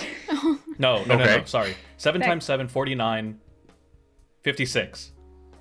Mazelet has more hit points than Ingrid does. Cool. Mazelet has more Then hit he points than takes- Bileyg. Me. 15 slashing, 12 necrotic damage. Jeez. How about we wait until after we're out of the loop to consider what we're attacking and why? You fucking asshole. I knew I should have kept you in the goddamn maze. Wow. You see Fane scratches at it, and then scratches at... I keep wanting to call it Mazelet. Scratches at Mazelet, Mobius. And then he looks at all of you, and he says... If this thing gets out, the way to escape the ultimate prison in all of the planes gets out. The door is there. We finish the job, and then we never have to worry about it again. Fucking try killing it once we're outside of the loop! Yeah, how about we all get out of here first? Evrard, I'm gonna recommend that you go out, and then we'll sort out anything else that goes out. Like, priority 1, we get you out of here. Evrard. All right. I mean, we're gonna enter initiative here, so people can do as they please. Everyone, please roll me initiative. Okay. Sheesh. I'm gonna draw the door for you on the map. So Fane is trying to destroy Mazelet while we're in the maze. I think he thinks that the door is just open now, and like it might be closing, but he thinks he'll have time to get out through it for sure. Gotcha. I'm using luck. Mm-hmm. Okay, that's better. All right. And let me show you what we're looking at here. Welcome to the loop. Ooh. Aww. A little garden. The blue X. Aw. The blue X represents the doorway. And that is Fane there, so... That's a lot of blood that happened there. Yeah. Oobtaglor, please place yourself within 5 feet of Fane, and everyone else can place themselves wherever they like. Oh, I thought it was going to be 5 feet in front of the door. Okay. You wanted to put yourself in shadow range? Oh, you know, good point. Yeah, honestly, I don't know that anyone's standing within 5 feet of the door. Yeah. That's a good point. Fair enough. All right. Let's take a look. We have... Oh, I gotta add Evrard to the initiative. Yeah. I'm right at the top with 22. Yes, Nice. you are. 22 for Evrard. A 7 for Bileyg. A 16 for Oobtaglor. A 17 for Ingrid. Damn, a 19 for Fally. Wow. Alright, let's hope this fucker rolls well. And for Fane rolls a 15, which I think is going to come in below almost everyone. Yep. Hey-o. Okay. He's got a great bonus, but not high enough. Alright. So, this surprise action, just one attack, he's not even taking a full attack action, but comes through, and then we're going to enter initiative. Evrard, what would you like to do? I will start by using an action to use my unsettling presence. So, Evrard's eyes will go completely red. A small symbol of a skeleton hand holding scales will appear on his forehead, and he will turn to Fane and say, "Mon ami, we've talked about this. There is a lot to discuss, but this discussion cannot happen while we are here. So, please, stop what you're doing." So now he gets disadvantage on the next saving throw he makes within the next minute. Okay, Excellent. there's no frightened or anything to this? I think it's creatures who can't be frightened aren't affected by this feature. But creatures see, who he can says- be frightened? You says he looks at constructs, you. undeads, and yeah.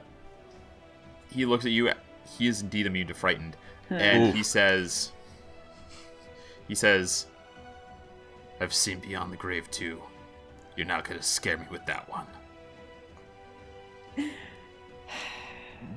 Okay.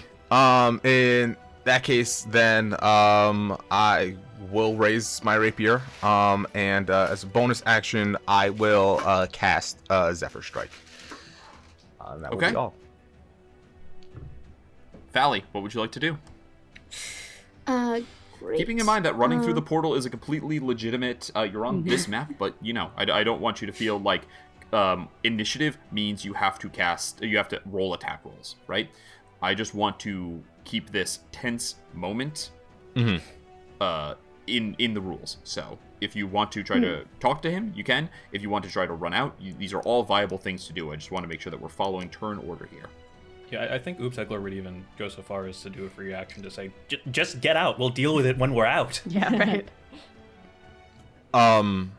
In that case, while I still have movement, I will sort of look at Oobtaglor and say, I have missed your singing. I can't wait to hear it again. And I will jump through the portal. Yes. Okay. Okay. Mission objective okay. achieved. Good start. Good work, team. Fally is going to use... He's going to make a reaction to attempt to grab you, Evrard. Okay. So this is an acrobatics or athletics from you, contested by his athletics. Okay. Oh, actually, my movement does not provoke of opportunities from Zephyr Strike. Oh, never mind. So he does not do that then. You, like a gust of wind, are through the portal. Evrard, you find yourself standing in the basement of Maze, where you first had that encounter against the priest of Baphomet. Ooh. Oh, good. We'll still be in the murder maze. Hooray. It's okay, Maze is a friend. Like... you ever heard the phrase "out of the frying pan"? Anyway. At least we're friends Fally, with this what would you like to fire. do? Great. I'm going to use Channel Divinity and use Order's Demand. I'm going to hold out my sigil and say, Thane, we had a deal, and essentially he has to succeed on a wisdom saving throw, be charmed by me. Yeah, it's Order's Demand. As an action, you present your holy symbol, and each creature of your choice you can see within here. See how wizards are we charmed by you until the end of the... Okay, yeah. Is he immune to charm? Don't you give me that face, Mr. TM. It was the gamble. You use your channel divinity. You invoke the voice of Helm, which is faint but still present down here in the loop. And as that wave of order washes out from you, not like a flash of light, but just like a feeling of warmth to each of you, you see Thane, who is immune to charmed, Yep. says, "You're not the first person that's tried to get me off of my path. You won't be the last." Great. So I was just trying to get you to listen, mostly. If you attack the small mazelet while we're still in here, it's not like a one-off thing. We'll all just be stuck in here. So we should go out, and then you could decide to kill us or not, or whatever. But I don't want to die here. So maybe we save this? You're speaking with a lot of confidence for someone who I just saw almost not open that door. But we did open it.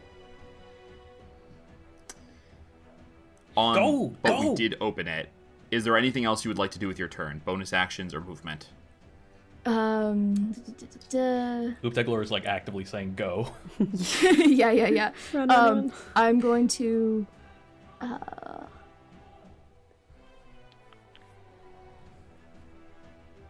Yes, I'm gonna hop out of the maze. Hell yeah, dude. And I'm going to, on my way out, cast Protection from Good and Evil on... Is this Ingrid right next to me? Yes, on Ingrid. Oh, thank you. Okay. That's awesome. Yeah. And then I'm just gonna jump out. Perfect. Yeah, Think about it, fantastic. Thane. Consider your life Out you choices. go. Ingrid. Ingrid, it is your turn. This is incredibly disappointing, Fane. You know, I vouched for you. I'm gonna cast Tasha's Hideous Laughter on Fane. Woo. Okay. It's a DC 14 What's the wisdom save? save. Fane, as a gritty vigilante without a sense of humor, is immune to the laughing condition, so he cannot be affected by this. 21. Yeah, he saves. Jeez, god dang. You telling me this guy doesn't feel like having a good old time? Doesn't think this is a laughing matter? Telling me this man's a little self-serious about this movie? Oobtaglor, Bileyg, you good to get out? Yeah. Just go. Yeah, I'll use my movement to also leave the loop. Oobtaglor, All right, you gotta get the out fuck you go. out of this place.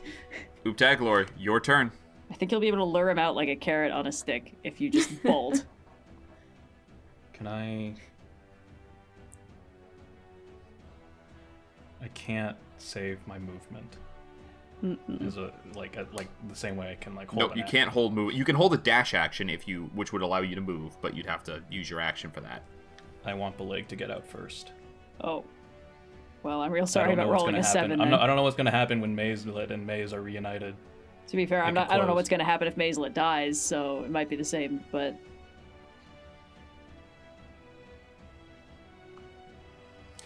I mean, it's your call how you want to use your turn, yeah. Bonus action, I will inspire Bileyg. Oh, here we go.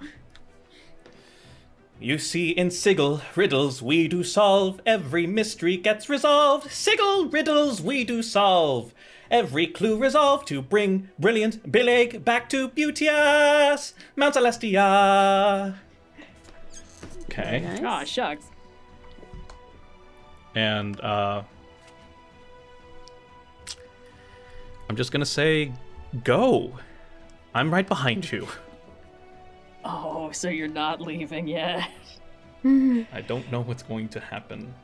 I mean, me neither. You left the two boy. self-sacrificing guys in the maze last. We're gonna have to go into I mean, the maze Fane gets a again. turn before I will use do, my so- action to well, it isn't going to do much, but I will use my action to disengage and move right next to the portal, ready Yes. to leave when Blag leaves. Smart. I like it. All right. That is the end of your turn, Oobtaglor? Yes, it is. Okay, I will go to Fane. Let me just double check reading something. Oh god, we didn't fight this guy last time. We don't know what he's capable of. Austin said he had a really fucked up stat block last time, and I'm really scared about it now.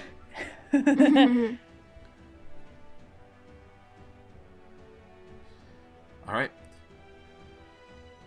Oh, are you kidding me? What is even on his stat block if it's casting time 1 minute? Get the fuck out of here. Never mind. I was super excited by this thing. But it's casting time 1 minute, and that's completely useless. Oh no, Why would how you? awful. That sucks. I have I a feel so similar bad for thing. you. Whispers Bard has Scoring like a... MCDM? I never heard of the thing. Whispers Bard has a very It similar makes sense for him one-minute to have feature. it. It's not that it doesn't make sense for him to have it. It's just a bummer because I've never cast this spell before. It's a very, very unused spell, and I got really excited. It's not for Words this of Terror, specific is it? opportunity would be really useful, and I was double checking. It worked how I thought it did, and it does. Except it takes 1 minute to cast. So instead, I'm going to go. You can cast it. I'll wait. Everyone, just hang up. Everyone, just hang back. Okay. So what is he going to do? He's going to use his bonus action to attempt to beguile Oobtaglor. And he says, he says, "You know I'm right. If that thing comes out with you, it escapes back into Sigil. It's not going to want to ride around on your shoulder forever. And then there's a way in and out. The plan doesn't work as long as that thing is alive. Take a moment to think about it. Make a wisdom saving throw, please." You're not within 10 feet of me, you're within 15 feet of me. What is the range for charmed immunity? It is also 10 Like- feet. Yep, okay, please make a wisdom saving throw, Oobtaglor. Oh, great. Come on, Oopsie. Oh, man. Never come up before even once, and the one time it could be useful. 19? Oh, thank God. Please. Oh my god, 19 just saves. Yes. That's not comforting God. at all. Fine. Yes, it's master. gonna attack. No, fuck you. Oh yeah, Maze should have built up some ferocity, I believe, because Maze was within yes, one yes. square. So Mobius. Mobius, yeah, sorry, Mobius. So I believe it's 1d4 plus the number of creatures that are within 5 feet. The number of enemies, rather, that are within 5 feet. If the companion isn't incapacitated at the start of their and their caregiver's turn, their ferocity increases by 1d4 plus the number of enemies the companion can see or hear within 5 feet of them. Yeah. Man, it's like I know these rules. Okay, now he's gonna try to. So go ahead, roll for your ferocity, and then he's gonna try to kill it. Okay. All right, claw. 27 to hit. Jesus. Silvery Bard. Okay. Another one. That's a fail. That's a miss. That's a a 12. Who are you giving advantage Yes. to? Okay. Me. Okay. This one goes out to Second my attack favorite roll. person. Me. Oh, god damn you. Hey man, even I get second attacks at this level. Like, it Oh would no, are only be you a- kidding me? I rolled 2 natural 2s in a row. It's almost That's like what it's a we're bad talking idea. about. And he hasn't had anything to drink in like a month and a half. This is so stressful. He is going to use exsanguinating. This sucks because it's he's going to use exsanguinating mist. He is going to turn into a cloud of blood-sucking mist, and move through you and stand in the doorway. And you and Maze both need to make Constitution saving throws, please. Can he exsanguinate something that doesn't have blood? Like... Oh, no. Well, first off, he can. It just hurts you a lot. But he can't because that's an action. No, yeah, he missed on both claws, which means you aren't grappled, which means he can't use bite. He used his bonus action. Exsanguinating missed is a whole ass action. Yeah, he's gonna go stand in the doorway, and that's all there is to it. Okay. Kick his ass right Bileyg, on it's your through turn. that. Just run okay, up. so I have this thing called Halfling Nimbleness, which allows me to move through the squares of anybody size category larger than me. Am I technically small? I don't remember. Yes. I am? Okay, cool. So my Let cunning you plan move through enemies, though. doesn't say specifically allies, just says creatures. I believe it's a specific versus vague ruling, which is that it says creatures, and it's technically impossible to move through enemies, but it is possible to move through allies by using double movement, but your rule lets you move without using double movement. Oh. Okay. I believe this is the case. Let me double check. Just says any creature that is of a size larger than yours. Yep. Just run up, drop kick him right through, follow your strongest Google guy. AI tells me that it's possible. Oh, well, Google AI has never been wrong but about I don't anything trust in its Google entire AI, life. so we're gonna go look at an actual forum to get some Real exciting to have Evrard back, guys. Yeah. Oh, wait. Is this a bad time to tell you guys that I have 25 hit points? Yes. Max? No, That's this is a great time. Just Yeah. letting you guys know. Have you not been leveling up with us? No, nothing's been happening. How in the would loop, he have been leveling so up? He's been stuck in There's a nothing I like thought that. maybe there were deprivation bad guys tank. You know, in there. like Iroh in prison, you know, just doing maybe sit-ups he all was the just getting time. really buff.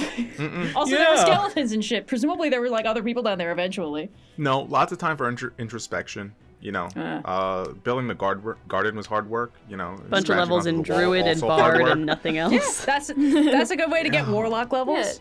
Druid Yeah, levels. sure. Enlightenment doesn't Bard enlightenment levels? count as leveling up? Yeah. Hey, that's like a entirely up monk to the DM at this point.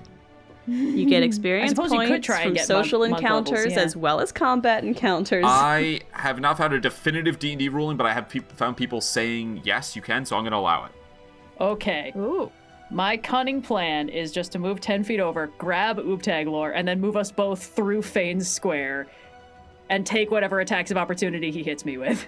You Actually, are moving at half speed when you you're gonna- carrying me. Yeah. yes, I could get just on the other side of him, I think. Okay. It would have to be DM's ruling because technically my speed is 25, but they changed that for the 2024 edition, so I might have just enough, or I might have half of one square. We're using the 2014. Yep. Except when it's You forcibly could upgraded. move into Fane's Square, grab Oobtaglor, so it'd be 5, 10, 15, 20, and then, yeah, you couldn't get out, and you can't stay in his square. I could do 5, well, so like I could do Sorry, no, it'd be 5, 10, 5, and 10, then grab him grab and then pull. Oobtaglor, Sorry, grab them and pull through. 15, Yeah, no, actually, 20. you're right. Yeah. Yeah. So. Yep. Okay. And I don't think I'm even moving out of his threatened area, so he wouldn't get an You are opportunity not. attack. He would just attack me next turn, which I'm okay with. And moving Oobtaglor would be forced movement. It would not proc an attack of opportunity either. But it would take my attack action to correct. grab Oobtaglor, even if Oobtaglor is willing. Yes. It would take one of your attacks. Technically, you could still make a second attack, but you would be holding Oobtaglor, which means that your other hand would, Yeah. I mean, that would be my choice for what I do in this round, if everyone's okay with that. Oobtaglor, do you allow it? Yeah, that's a good Great. idea. I was 50-50 Okay. on closing the loop with Oobtaglor inside. Dude. I knew you were. I was like, I'm not letting Oobtaglor be the last one out. And then I'm going to. Attacks on Mazelet aren't attacks on you, even if you are storing Mazelet in your body, right? Separate creature. Which means if I cast The storing- Sanctuary on you, Mazelet can still be attacked. But if I cast Sanctuary on Yes. Mazelet, you can still be targeted. So neither of those Yeah. are great. Being part of Oobtaglor is more flavor than mechanics. Yes. I could always cast Sanctuary on me. because he can't move through my square. Well, he can turn into mist and move through my square and do damage, so I guess that doesn't really help anyway. Bileyg wouldn't cast an Are we in like a liminal? Are we in that liminal space between maze and the loop? Yeah, are we in out or the not? now? No, yeah, you need 5 more feet to get out of the stairway. I mean, oh goodness. Oobtaglor's turn will come up first. Could you just stay where you are? Yeah, and yeah, then yeah. Oobtaglor could pull you further. Yeah. Oh, I see. We're sort of Jacob's laddering our way out. Yeah, sure. I'll cast Sanctuary on Oobtaglor, because Bileyg would not cast it on himself, and cares more about protecting Oobtaglor than this weird little baby mimic house thing that eats people. Okay. So that's my bonus action. All right. Bonus action. I'm going to rule the rest of you in this other plane are currently out of initiative order.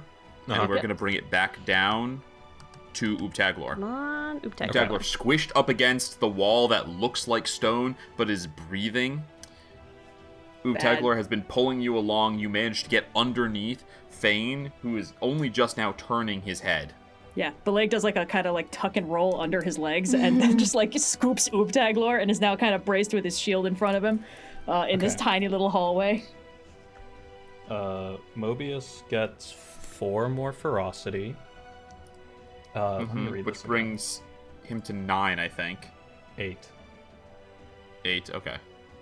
Okay, really funny ending is if Mazelet goes ferocious and attacks Fane, and then this thing seals and they're both stuck in maze. Well, I think I gotta offload some of this ferocity. In combat, companion shares a turn with their caregiver and acts during the caregiver's turn. Okay, so I can have Mobius go before me. Yeah, if But it now has you 10 or can't more be charmed. ferocity, it enters a rampage. Yes. Uh-oh. But you're at 8, so you can spend some ferocity here. It's a fascinating mechanic to drop in the final act. I like it. You have used it before with Lula. Yeah. Yeah. We didn't really use that. That was Cressida using that. Funny. No, one of you had Third Lula level? as a companion and used it. 3rd level, adhesive pseudopods. The mimic attempts to adhere to each creature of their choice within 5 feet of them. Each target must succeed on a DC 13 Dex saving throw or be grappled, or you could choose to be grappled. I choose to grapple Bileyg. Huh? Okay. Do you want me to let it's this grappled happen? to you. Wait, is it grappling both of us? It's grappling. It's just sticking itself onto me. Each creature within 5 feet includes you, no, Oobtaglor? Oh, yeah. So I'll choose to be grappled by Mobius as well. You want us to be stuck together. Yeah, so I can use my action to disengage from Fane and move out. Oh, and then it's forced movement. Yeah. Okay. Oobtaglor, if you are grappled, then you have 0 movement. You're gonna need You're gonna need Mobius to drag you out. There's only 5 more feet to go. Yeah, I mean that works too. Fane is gonna resist the grapple. Fane fails the grapple actually. I choose not to grapple Fane. Oh, it's creatures you choose? Yes. I thought it was each creature within 5 feet. Of creatures within 5 feet, you choose, I think, right? So it's both of those Adhere things. to each creature of their choice within 5 feet of them. Oh, of their choice. There you go. My mistake. Yep. Yeah. So, even though Fane rolled a 12. He doesn't get to be involved in the Mimic House group hug. All right.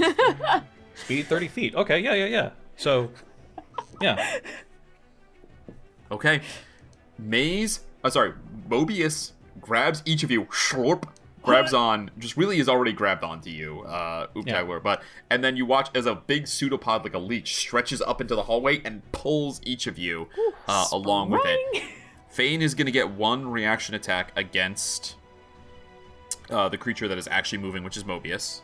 I'm going to impose disadvantage on that with my reaction, using my protection ability. This is good because this claw grapples if it hits. That would be bad, yes. We're going to roll in front of the group here. Okay. Here we go. He rolls with plus 10 on this, and the DC is the AC is 17.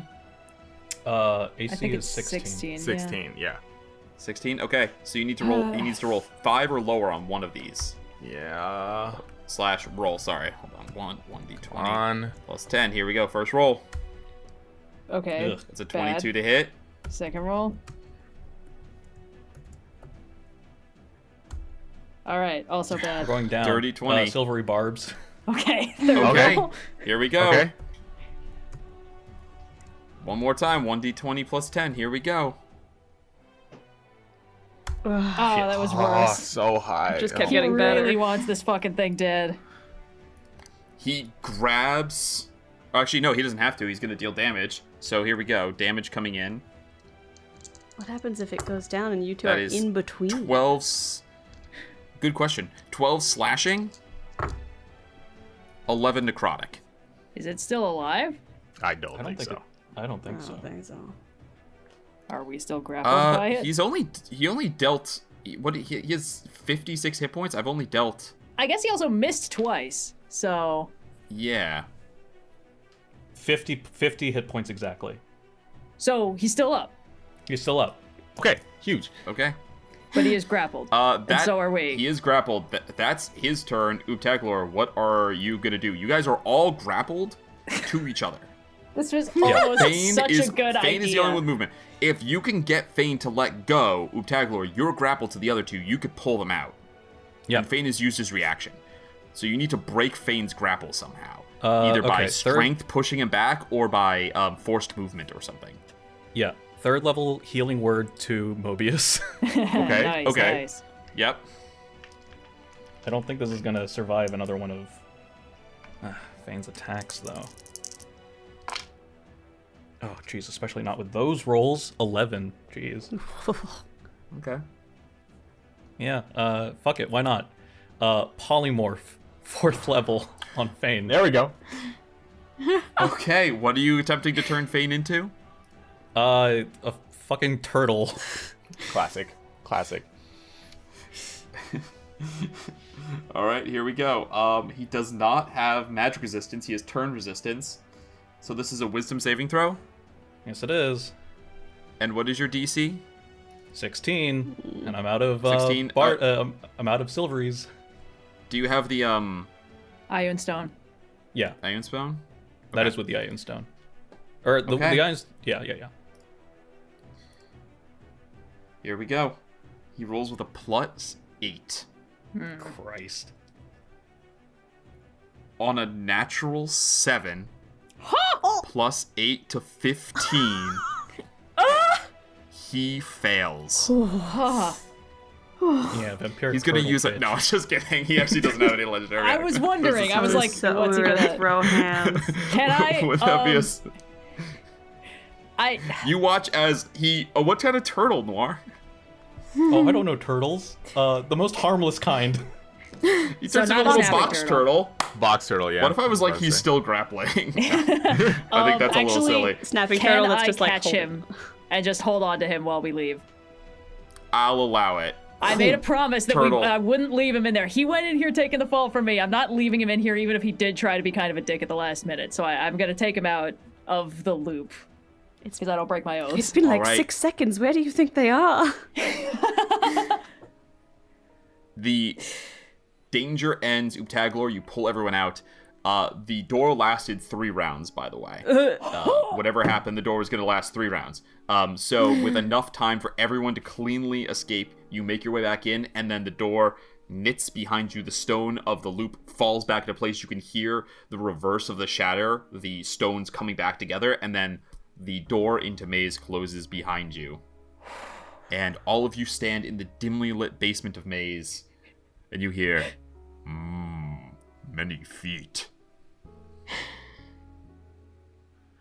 Oobtaglor, can you either all unstick us or safe. start walking us out of the murder maze, please? Oh yes. Thank you. Can I have Mobius ungrapple us? Yeah, Mobius, let's go. And Bileyg, turtle in hand, you Whoa. want to leave Maze? I think I would like to leave maze. Yes, I think we should all leave Are maze. you sure? Yes. Makes for a good hideout. Leave the person eating maze. Could I get... Who was the first person out? Was that Evrard? Evrard. We insisted. Evrard, can you roll me one final d20? Oh Sure. god. How much time? Please roll low. We've heard rolling low on this is good. I rolled a 9. Okay. That's okay. Tolerably middle. Let me find. I had it and then I took it away because I'm a It's been damn 7 years. fool. Siggle's in shambles. There's been another faction war. 9 is a no change. Oh. So okay. There we go. On Ingrid's first roll, you reduced the time that you were in there, so hours basically turned into minutes. And then from when you met up with everyone again, there was another chance at a time shift. So we were seeing from that time, how long has it been? And the answer is the same amount of time. So from the time that you entered the Plague Monument, even though it's felt like hours to each of you, it has been somewhere on the order of 5 to 10 minutes. Oh. Okay. I don't feel very much older. Damn, Wow. I was really looking forward to showing you what Sigil 1 year from now is like. But I was literally like, wow, what a cool dice. way to resolve, like, who takes over the mortuary? What's Shemeshka been up to? And it's not. Possible for No, us in and to out, have- quick adventure. Quick adventure. Is it possible for us to have left the loop before we entered it? no, but it was possible for you to have, if you had rolled, like the lowest one was like down to minutes or something like that. You could have emerged like basically at the same moment you went in, but you can't go back in time with the. If you fiddle with that too much in Outer Wilds, you get a unique game over screen. Give it a try, kids. Hey, you did that. Not Or me, but I watched saw it, other smarter people did it. Yeah. I was mostly kind of worried about breaking reality, but what do I know? Yeah, I mean, the kazoo if ending, you could rolled break really, the really fabric of well. space-time. If you had rolled really, really well, then it might have been that you reduced all of this down to like 90 seconds in the real world. Which is not to say that the loop couldn't be used for time travel, but not by the means that you used it. Yes. I have a feeling there are better ways to try to do time travel than to use the loop, but that's Yeah. Time to put on our Oppenheimer glasses and start dancing this bitch out. Oh yeah, play that one song I Alright. saw on shorts. Is that Turtle the Oobtaglor, how long is he gonna vampire? be a turtle for?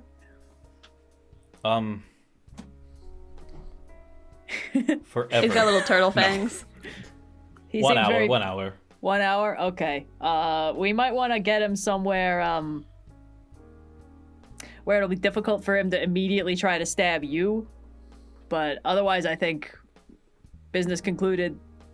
I have a plan. What? Has wait. Maze been fed? We. No, guys. Bileyg holds the turtle closer. No, No, Maze Fane- wasn't my plan, but I also don't agree with Fane being out there. As much as he sounded like he was trying to help, I have a feeling that especially after seeing what he just did, his methods might be a little too callous for everything that we could be doing to make Sigil a better place. This isn't to rub anything in anyone's faces, but I clocked him as one bad day away from going from a vigilante to a terrorist, and he was in there for months. I agree. He was in there for months because of me. We made a And deal. you got him out. Yeah, but No one can say that you broke that promise. No, but I don't just honor the letter of my promises. He did something for me he didn't have to do, and if it changed him in a bad way, made him desperate, turned him into something bad, I feel responsible for that. I think- have a feeling he was always a bit desperate, so. I'm not saying we should let him run around doing the same things he was doing, but I don't feel comfortable making that decision on his behalf I was going to say. while he's... He can't participate in this conversation, and while I'm not happy that he didn't let us leave the maze first, we did all get out. And his motivations in doing that seem to be not letting anyone abuse the ability to enter and leave the maze, which is not itself necessarily a bad thought to have. Or making sure that he was the only one who could abuse the mechanics of the loop. That did But sound again, we a little- can't ask him that right now. It did really more sound like that. I mean, but like I don't exactly know what's right here. I do know that I don't think we're trying to maybe not let him out of the turtle shell, or metaphorically speaking, because we don't like him. maybe it was just a bad deal in the first place, and we're trying to right a wrong that we just shouldn't have wronged? Yeah? Well, I won't argue that it was a bad situation with no real good ways out, but I don't know if the approach we're thinking of taking is all that much better. But I think we can have this conversation somewhere that isn't in this basement that all wants to exit eat us. out into the streets. Definitely. You all exit to the streets of Sigil without issue. All right.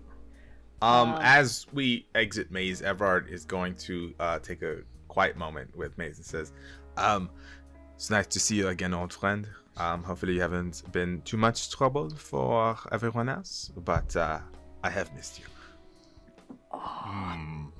You bring me food again? Yeah, bien sûr, my friend. Bien sûr, man, of course. Double feeding schedule. It's like like that one cat from that one post. I have a question that I think Bileyg would know better than I, the player, do, which is, do I think that we could bring Fane to the gatehouse and he wouldn't immediately cause a massive ruckus? Like, do I think they could, like, help him out? Like, he's probably, like, do they have the ability to help out a vampire who is starving? Like, or would Make that an just insight be... check. Yeah, would that just be unleashing the bull in the china shop in the middle of a rampage? Okay, come on, buddy. 21.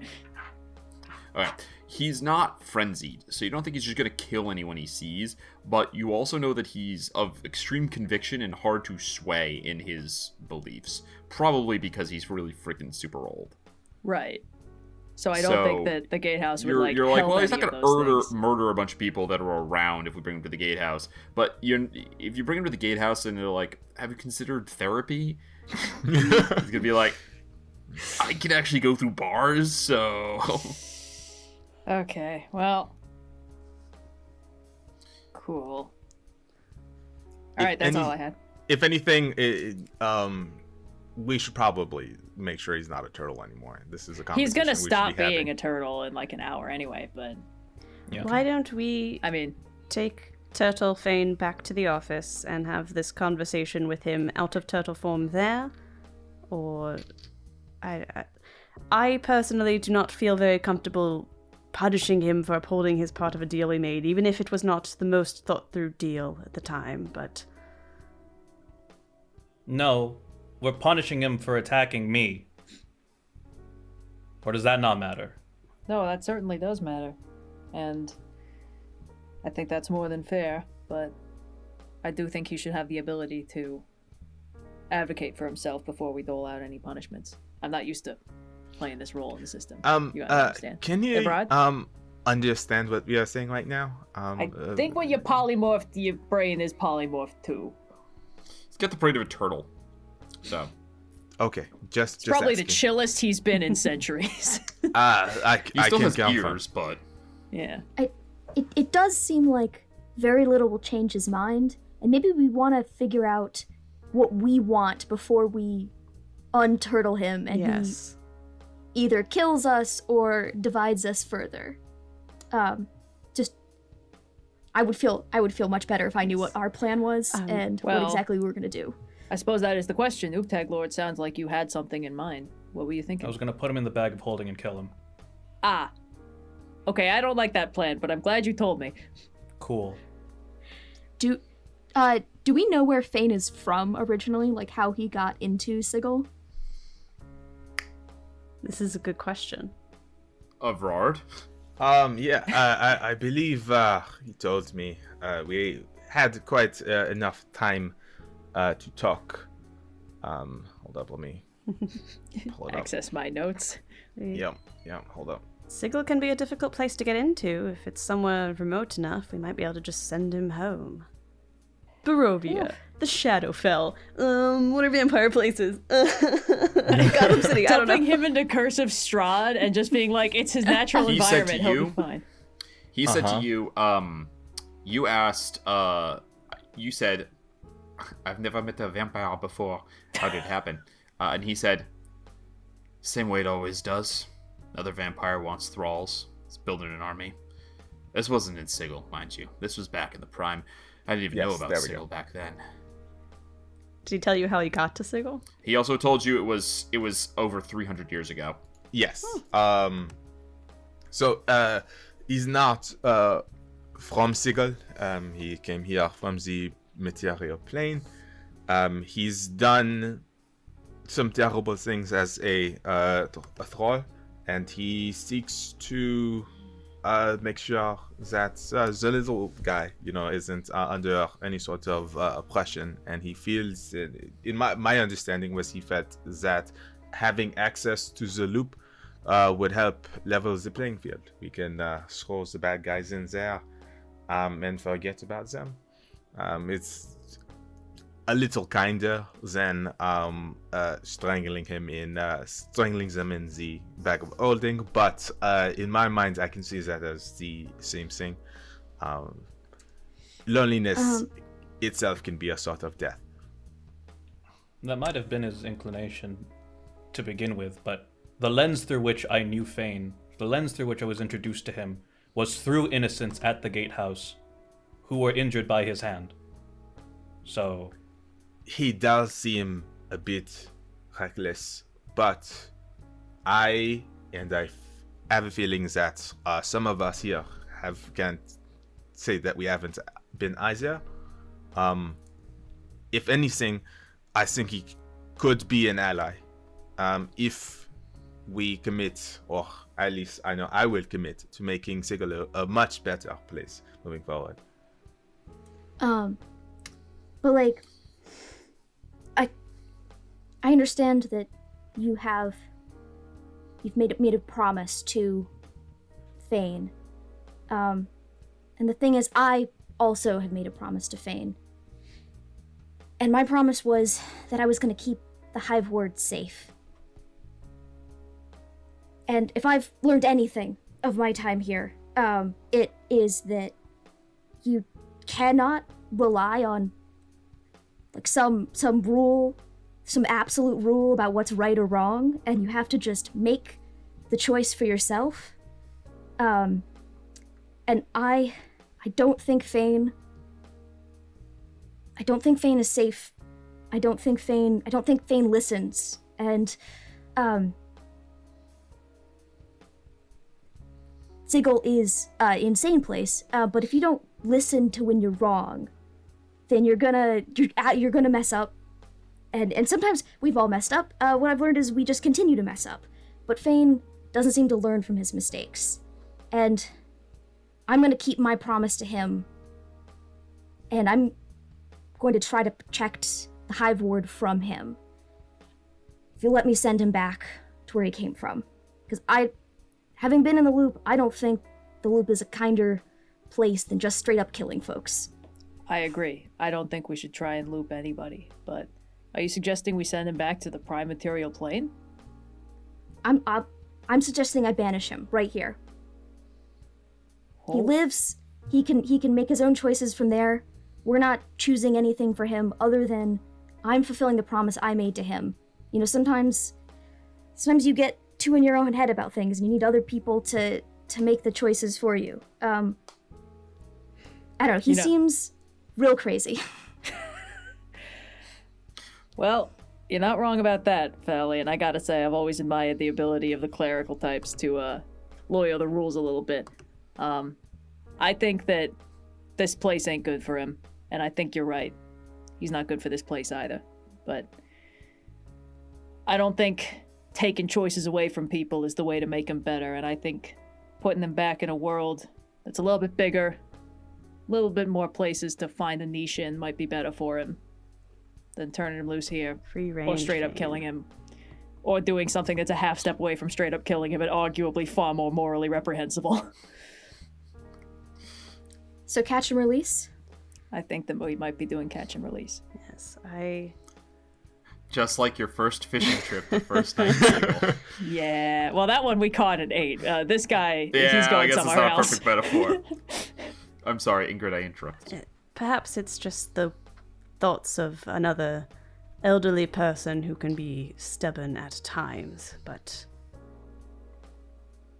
I would be against outright killing him, even if he has shown that his methods are not perfect. sending him back where he came from and seeing if more time and space can't change him feels like the most merciful option we have presented to us, or at the very least, the most fair. If we send him in daylight, is he just gonna immediately die anyway?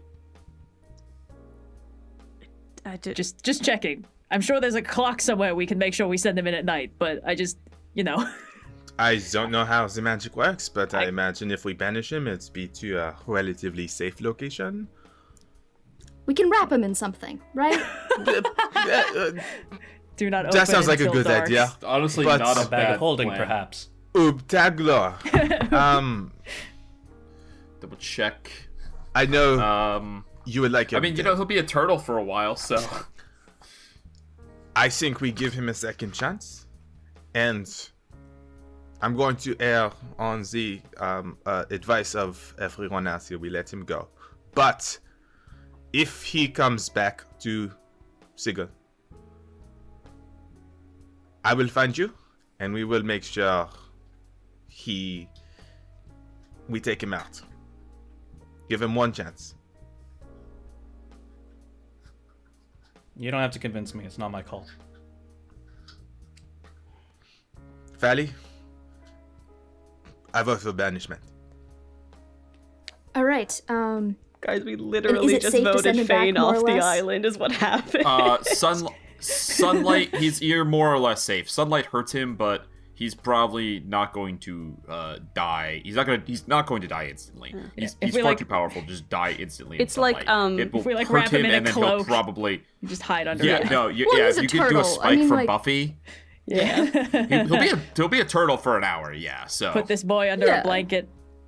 what's also nice is that he has all of the stats of the turtle, which means instead of a +8 to wisdom saving throws or charisma or whatever it is, he has +0. Yeah, this is what we were counting Yay! on. We've got a bunch of silver I'm gonna tell bars. you, of all the ways I imagine this going down, this was not one of them. Yay! The Hell good yeah, old Fally. This was, I could not have possibly predicted you would turn him into a turtle, then banish him. Anyway, What if we take the think that big this bad is- and push him somewhere I think else? that, I mean, we're almost at the end, so I'll give Fally an inspiration. I hope you have a chance to use it. I think that was a rather inspired idea, Yeah. this merciful thing, but also keeping people safe. In one respect, it's making him someone else's problem, but in a much more real respect, you can't not make him someone else's problem without taking on the burden of killing him yourself. And that's not justice either. So you are balancing the scale best you can. So would you like to cast Banishment? Yeah. Fally takes Fane Turtle in his hands Yeah. and I think puts him on the ground and just sort of says, "There you go, little guy," and yeets him out of Sigil. This little brown and yellow turtle that has blood red eyes, which is true in nature of male box turtles. Oh, cool. Yes. You can tell the males from the females. The males have bright red eyes. You set him down, and then you cast Banishment. Is this a Wisdom or Charisma save? Believe wisdom. Charisma. Nope. Okay, here we go. You know what? Actually, let me double check something. Charisma 15. There's no regular turtle. Oh, he's fucked. There's no regular turtle stat block, so I'm using giant snapping turtle, which I imagine is mentally much the same as a turtle. Physically, obviously, it's much better. Anyway, charisma, he's got a -3, so here we go. Wisdom plus nothing. Charisma -3. Natural That is a 20. 9. Yeah. That is We a didn't 9. even need to silvery On a bar 9, this bitch. you watch as he collapses out of sight, and a minute later, your concentration held. He is permanently banished until he finds a door back, but it's not easy to find a door to Sigil, especially in the material plane. Maybe he'll have time to the like material think it plane. through before he does that. Yeah, and with any luck, he didn't just wind up in the ocean. He's a turtle. Turtles can swim. They can't swim. No, as a oh, tortoise. that's Box tortoise. turtles. Yep. Box turtles cannot swim. Oh, so you picked Box turtles cannot swim. That's fine. They are not technically okay. tortoises. They are Oh, they technically aren't. turtles, but they.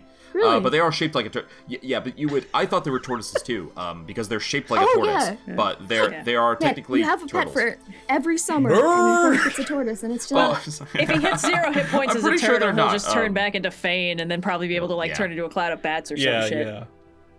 Yeah, he's got some stuff. Anyway, wow. Friends, the immediate conflict over Evrard. Welcome back to Sigil. Yeah. And we're going to enter a sort of loose time span on what time frame would you like to accomplish things. The agency is being redone. That will take several days.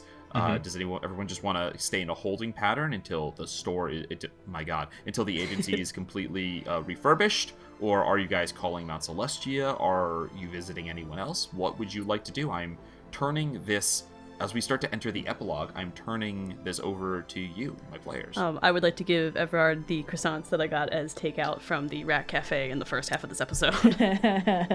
I'm sure you haven't had anything proper to in eat. 8 months. It's very lucky you're dead. Otherwise, you would have been dead. Yeah. Evrard takes the first bite and he starts to cry once again. I have missed the city quite a bit. Thank you, madame. Coughs out a cloud of dust, like cobwebs.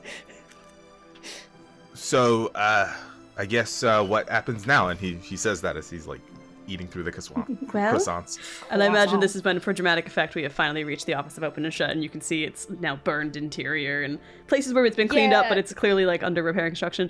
Well, we have some goings on to catch you up about, and I think Ingrid would spend at least the first day like get Evrard comfortable, sit in the office, make some coffee, like catch up on everything that he missed, and just chit chat. You know. Yeah, the Stone and Cog have people coming through right away the following day, putting in the work. So can you tell Sken if you to add stay out of their way best you can. I'll call person over. Could you put one of those like bookcase doors where if you like pull one of the books, it turns around and there's a secret room in the back? Maybe like extend the back wall a little bit. Thank you. Was there a You secret see, room we there never to met them, begin but two with, or- Pesh, Shist and Clacker, which they look like weird gremlin-y stone guys. They're like, oh my god, what do they look like? They both look like Gollum, but they stand mostly upright, and they're made out of stone. And, does Ingrid speak, Primordial? I speak Thieves' Cant, Elvish, Common, and Infernal. I speak Primordial. Okay, Ingrid, you hear... Discord is saving us from this. Just the sound of stones grinding against each other as their mouths like grind back and forth. They're like stone teeth. Oobtaglor, you hear, yeah, we can do that. Where's it gonna go to? There's a wall. They'd like to know where it's gonna go if there's no existing room to begin with. Perhaps a spiral staircase upstairs, so it's, just jutting out a little bit to make room for an extra entrance to the upstairs area. You hear, and then Oobtaglor, what you hear is, yeah, sure, whose desk should we move out of the way? I'll respond to Primordial. You can move my desk. Okay. Oh no. And, yeah, they get to work. A beautiful office over the next about 5 days is redone. All new floors and all the walls are repapered. You are shocked at, there's like, obviously some of it's burnt, but as they cover up the burnt, you're like, oh my god, this wallpaper is so dirty. Living in the lower ward, everything just has a thin layer of soot on it. It's like, it's like everyone in this office smokes, even if no one smokes. Yeah, exactly. Yeah. Just the decade of beige. It is, for this day, the cleanest building in all of the lower ward. Yeesh. Wait, what did you say? It is on the first day that it's done. It is the cleanest building in all of the lower ward. Oh, nice. Yeah. Okay. We got power wash. That won't baby. last long. No, certainly not. It will not last long. The last thing that happens is your beautiful window reinstalled. It originally said open and shut investigations, City of Doors detectives, heroes for hire. Would you like to make any amendments to the text on the window? Or is it going to read exactly as it did?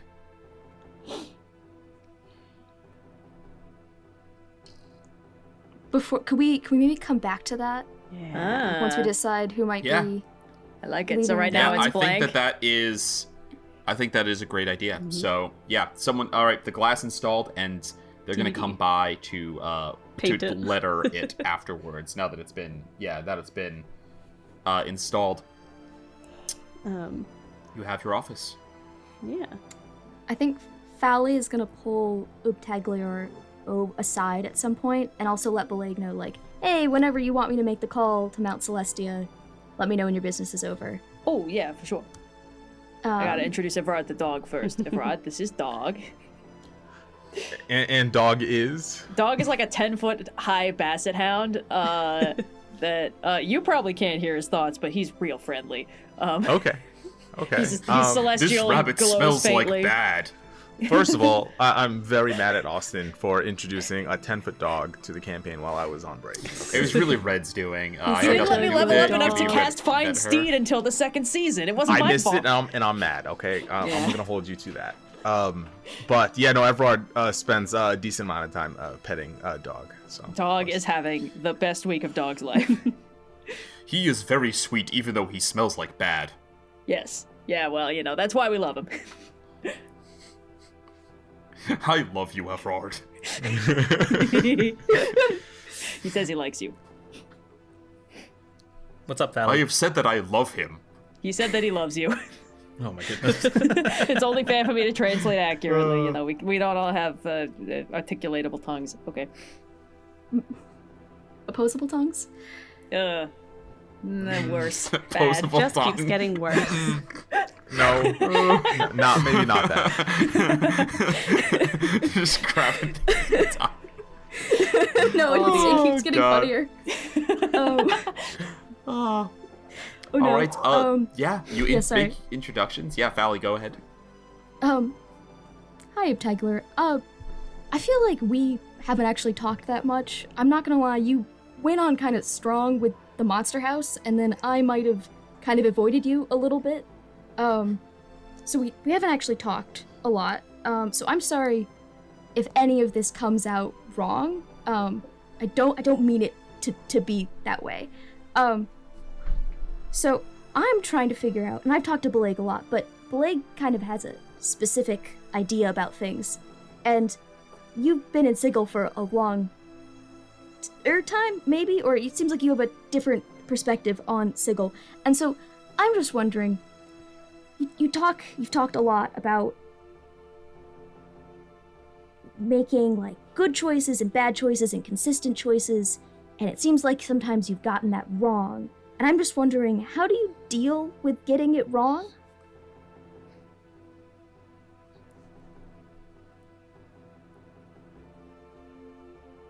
That's a great question. No. Yeah. I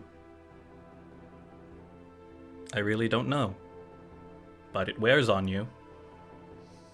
Well, I can say that much.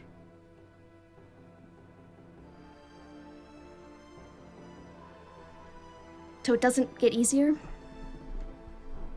Well, presumably there's some sort of upturn. I'll let you know when I found it. Evrard is in the background, playing with Dog, and one of his ears sort of perks up as he hears this conversation. Pass the perception of 20. Yeah, boy! Nowhere is safe. And he walks Do you over have to dark vision? Oobtaglor and Fally, and he says, No, it does not get easier. As someone whose biggest mistake ended up, I ended up dead. Ultimately, it does not particularly get easier, but you do get better at it. you get another day. And each day is the opportunity to continue to make better decisions. And I'm forever grateful that I'm out of the loop now. And I continue to get those days where we could make better decisions for each other and for the city. I guess that's the upturn part I was talking about. Right, so there's no right choice, there's only making better ones. Thanks. I appreciate it. Will you be sticking around? We have just met. There are plenty of days ahead. If you would continue to stop around whenever you can, perhaps for dinner, breakfast. I know plenty of amazing spots that I have not visited in a while. It'd be nice to make new friends. Yeah. Let me get back to you on that one. Yeah. He's gonna wander off for a bit, and then I think track down Ingrid at some point during this. Yes, darling, what can I do for you? Yeah. Put down some papers I was shuffling through. Ingrid's been sitting at her desk mostly, like, trying to get everything back in order, and she's making some plans of her own, but, like, always available to anyone who wants to talk. Yeah, I imagine a lot of this day is, like, getting things back in order, getting your desks back together and things like that. Hi. So I've been doing a lot of thinking, and I don't think I can leave the high ward, so I was wondering if maybe I could... Is there a position here? Sorry. I don't think that I can leave the hide ward as it is. I don't think that is a choice I can make, because it is a choice. Because it is a choice to leave. And I don't think I can make it. I think I have to choose to stay. And so, I was wondering, would you maybe have a spot here at the detective agency for me going forward? Well, my dear Fally, we will certainly have to make sure all of your employment paperwork is in line, but I think that can be worked out, yes. Oh, I can absolutely do the paperwork. I had a feeling you might be able to, and I won't lie, it is very appealing to me to have someone else here who understands the importance of good admin.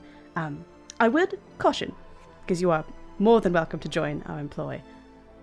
As I've attempted to make clear, and I fear has butted heads with a few members recently, we are not a good aligned organization. We attempt to do our best for the city of Sigil, and it is my intent to lead Open and Shut to do good for those who come to seek us, but we may not always make the most morally perfectly righteous decisions, so you will have to commit to calling into question when we are getting a bit more dubious and speaking your mind when those questions come into case. I think I can do that. And if I can't, it'll be a trial period. I can always, I'm sure, find some other place to stay. Let us say that it's a trial then. Somewhere. And we're happy to have you on board officially, Fally. Welcome to Open and Shut. I'm gonna give it a try. You certainly should. I think you'd be quite good at it. You certainly should. You hear the bell ring, and you see walk in. Familiar lion man. You see Valerio, the bouncer at the Fortune's Wheel, who enters and gives a big flourish. He's dressed very flamboyantly in purples, as he always is. And you see he gives a little bow and says, "Please pardon me for coming in, but you are now open for business?" I assume that you're here to, I don't know, deliver a bucket of water or perhaps some matches. I jest. Come, sit down. What do you want? Oh, no, I do not speak with you. Goes outside, opens the door, and you see in walks a Yugoslav. Oh no. God damn it. A large crown around her neck. Bileyg goes from dress that's preparing like kind the of coffee. this collar that's spiky and comes up. You see Bileyg that stops preparing coffee. the marauder Shemeshka herself enters your shop, followed closely at heel by a bladeling that you know as Adamak. Oh, Give her a little she's looking better. wave. Bileyg salutes. She walks up. Adamok pulls out the chair, like walks in front, pulls out the chair, glares at Bileyg, and you see Shemeshka waves the chair away, like, I don't want to sit. And then she says, "The building is looking lovely. Congratulations on reopening." Thank you. I assume that this is business and not just well-wishing, however. Business, you sound like Esteban. You spent too much time underneath him. Yes, it is business, but we're not. We are not here for any violence or anything. Even though I think we can all agree that Adamok is perhaps owed a pound of flesh. But from what I hear, you have made plenty of enemies already. We leave it at that for now. Fair enough. What can we help you with? It is actually I who come to help you. Under Esteban's ultimatum, he seeks to prevent me from directly harming you. He positions this as not worth the trouble, because you no longer are in his employ. He positions this as not worth the effort because it would damage our operations if we did so. Esteban is a foolish man. He thinks that this war we wage in the cage is like a business that he runs. But Sigil is not a city that runs on coin. It is a city that runs on blood and power. It is critical to ensure that everyone knows what you are willing to do to keep hold of what is yours and to take what you are owed. I say this not because I come in the night to kill any of you, even though, yes, all of you have been plenty meddlesome to deserve it. No. I say this to let you know there are plenty who will do so, whether you have wronged them or not. This is the advice I offer to each of you. You think you are small, and you are, but you are officially playing the game. You must now make a choice. In game, are you pawn, or will you be something more? You get to choose it. That is the beauty of Sigil.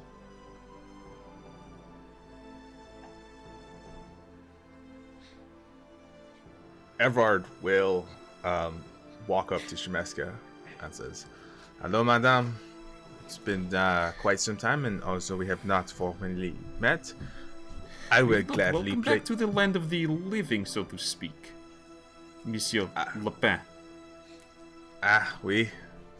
Lapin, the White Rabbit, also in this game we will be playing. Set the board however you may. I am the White Knight of Flowers, and I will gladly overcome any challenge. You take the dragon chess metaphor literally. I like this. We're not playing dragon checkers over here. Not even 3 dragon Keep the ante. bit alive. She looks to all of you. She says, "I am not looking for any answers. I come as professional courtesy. We forget all of the pains of the past. This is day 1. Now we see what move you make. And I counter. You can go back to being small time, and someone who thinks that you are important will come for you anyway. Or you can make your own moves. Make your own place here in Sigil." I suppose it's a game on, then. We'd be pretty foolish to tell you the moves we intend to make a few turns down the line, but I can appreciate the professional courtesy and the start of a new game, as it were. Open and Shut's not going anywhere, and we're happy to play. Good, very good. I look forward to seeing what you are doing. I hear that you have perhaps, how do they say, pissed off the mortuary? This is very good. I always did not like them. It is useful for your enemies to have more enemies. Yes, we've found it's a very good strategy to just make enemies of every single powerful faction we come across, and then, they all sort of fight each other instead of us. Works out great. At least you know where you stand with them all now. Suppose we do. Come and sing anytime, you are quite popular. I suspect I'll have a few more bodyguards on stage next time, but... Well, we'll see what my agent says. I've been avoiding his calls. If you accidentally actually gave his calls to Maze. Yeah, you used the wrong sending stone. It's okay. Inside of Maze. Ingrid! Ingrid, I want a great opportunity for you, Ingrid. Maze starts networking. Maze starts... Alright. Shemeshka has said her piece. Does anyone else want to say anything before she goes? Not to her. Okay. Good day. And out she goes.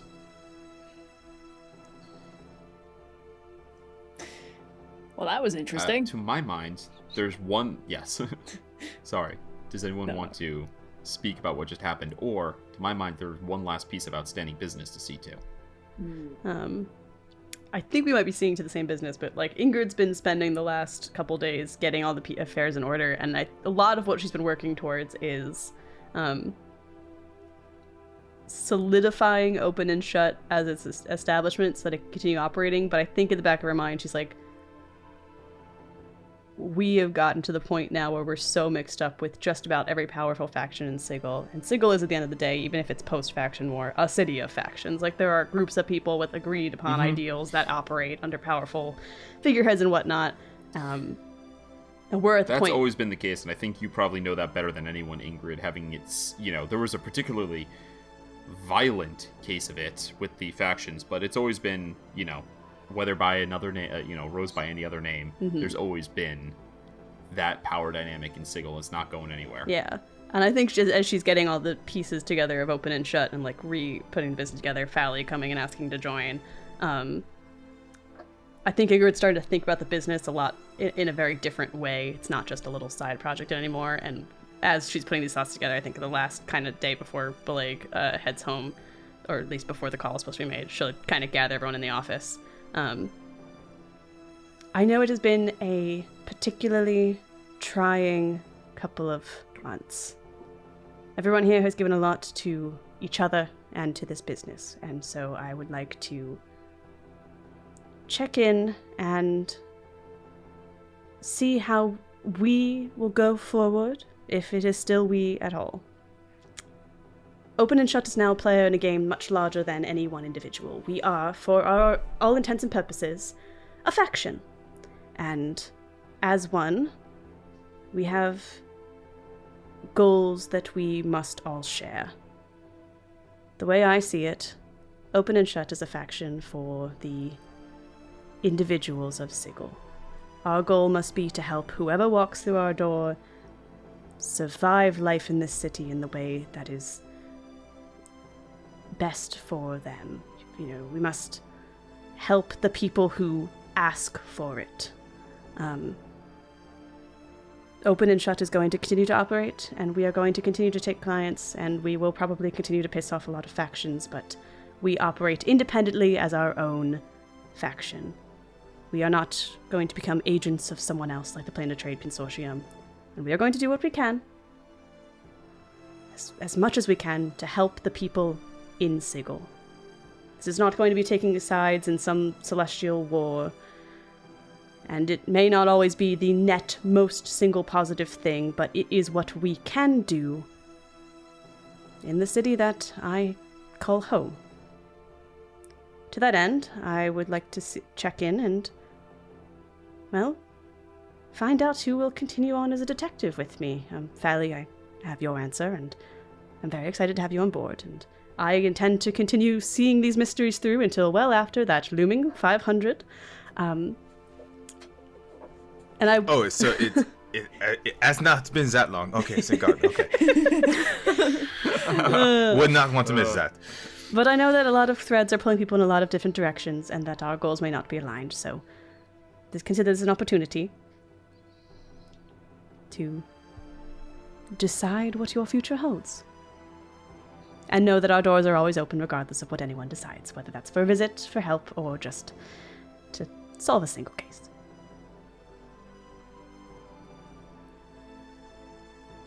Yeah, I mean, it's a little bit rare for me to feel like the elephant in the room, but, you know. My time here in Sigil hasn't been as smooth as the rest of my life has been. You know, Mount Celestia has its own kind of problem. Scale-wise, don't really measure up to your average weekend anywhere around this place. And I think for the first few months I was here, I felt like I was making the best of a bad situation and trying to figure my way through a place that did not want me and could not accommodate the way I saw the world or move through it. And I felt like I made a lot of mistakes and kept making them. And I think that's how we all feel. I'm going home soon.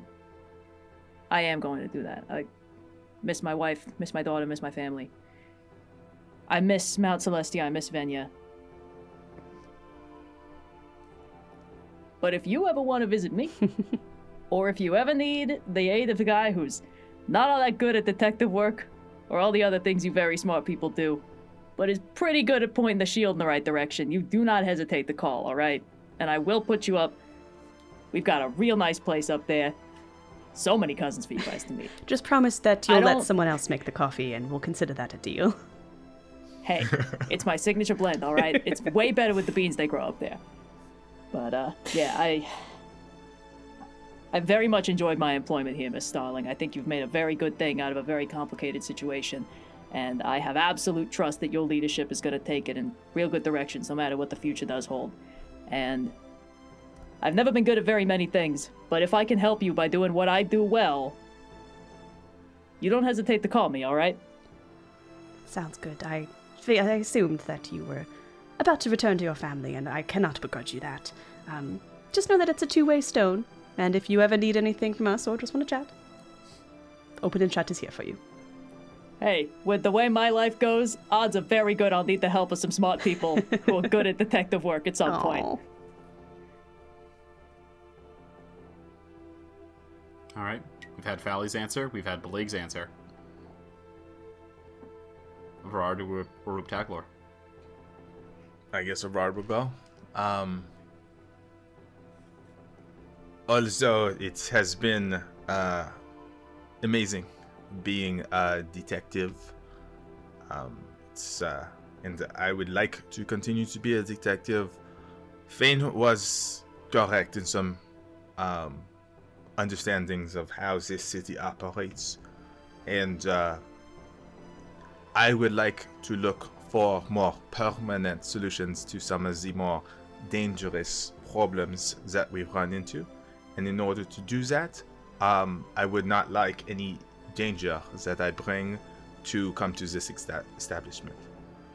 However, if you ever need my help, I'm still around in the city, doing what I can.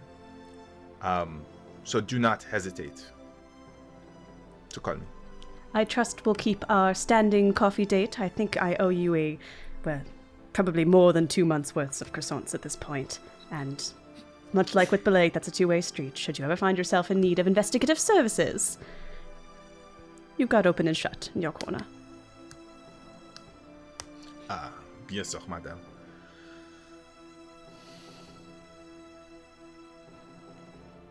Yeah, I'm gonna need you to more specifically define what you mean by anyone that walks through the door. I suppose I'm imagining the general population of Sigil, much like the mother who we reunited with the child, and, the woman Eladrin we saved from her disease. They may not be perfect. The mother was admitted to being a thief, but she needed help. And she was just trying to survive in this city. And I think at the end of the day, those who lack power still need assistance. And that's something that Sigil does not offer in spades. So we can compensate. Yeah. But our current policy of accepting help from anyone who walks in the door included helping people that were in power. And often it was done at the expense of others. So where do we draw the line? That's all I've been wondering. Where is the line drawn? I don't know that there's a good answer for that, Oobtaglor. At least not one that any one person is qualified to give. I want to say, yes, of course, we will never ever work for anyone who is over this power level in their organization, but it's just not realistic. I think we have to a certain degree, evaluate it when they walk in. And if it's someone who is clearly trying to use us for misdeeds, if it's the owner of the that fight pit or whatever coming to say, here, smite my enemies, we can turn them down. But our door has to remain open, and we have to let people choose to walk through it. Take them on the merit of their problems once they're here. See, that doesn't sound like neutral to me. Sigil, the city, is neutral, but factions are not. From what I've seen, and from what has been explained to me, if you keep acting only with your own self-interest, it'll eventually come at the expense of others. And you say that we're not a good-aligned investigation service, which means that we have the capacity to be a bad-aligned one. I'm not talking about doing bad things in the name of good. Or maybe I am talking about it. I don't know. I don't know. And that's what I've been frustrated about for the last few weeks. And I can't figure out if... And I can't figure that out if there is no compass. 'Cause all I've been doing so far has been acting under my own individual compass. And then I got things wrong, time after time after time after time again. So, in my opinion, because we are a faction, I don't think we can simply say that we are a neutral party. We have to say whether we are in the service of good or in the service of simply only ourselves.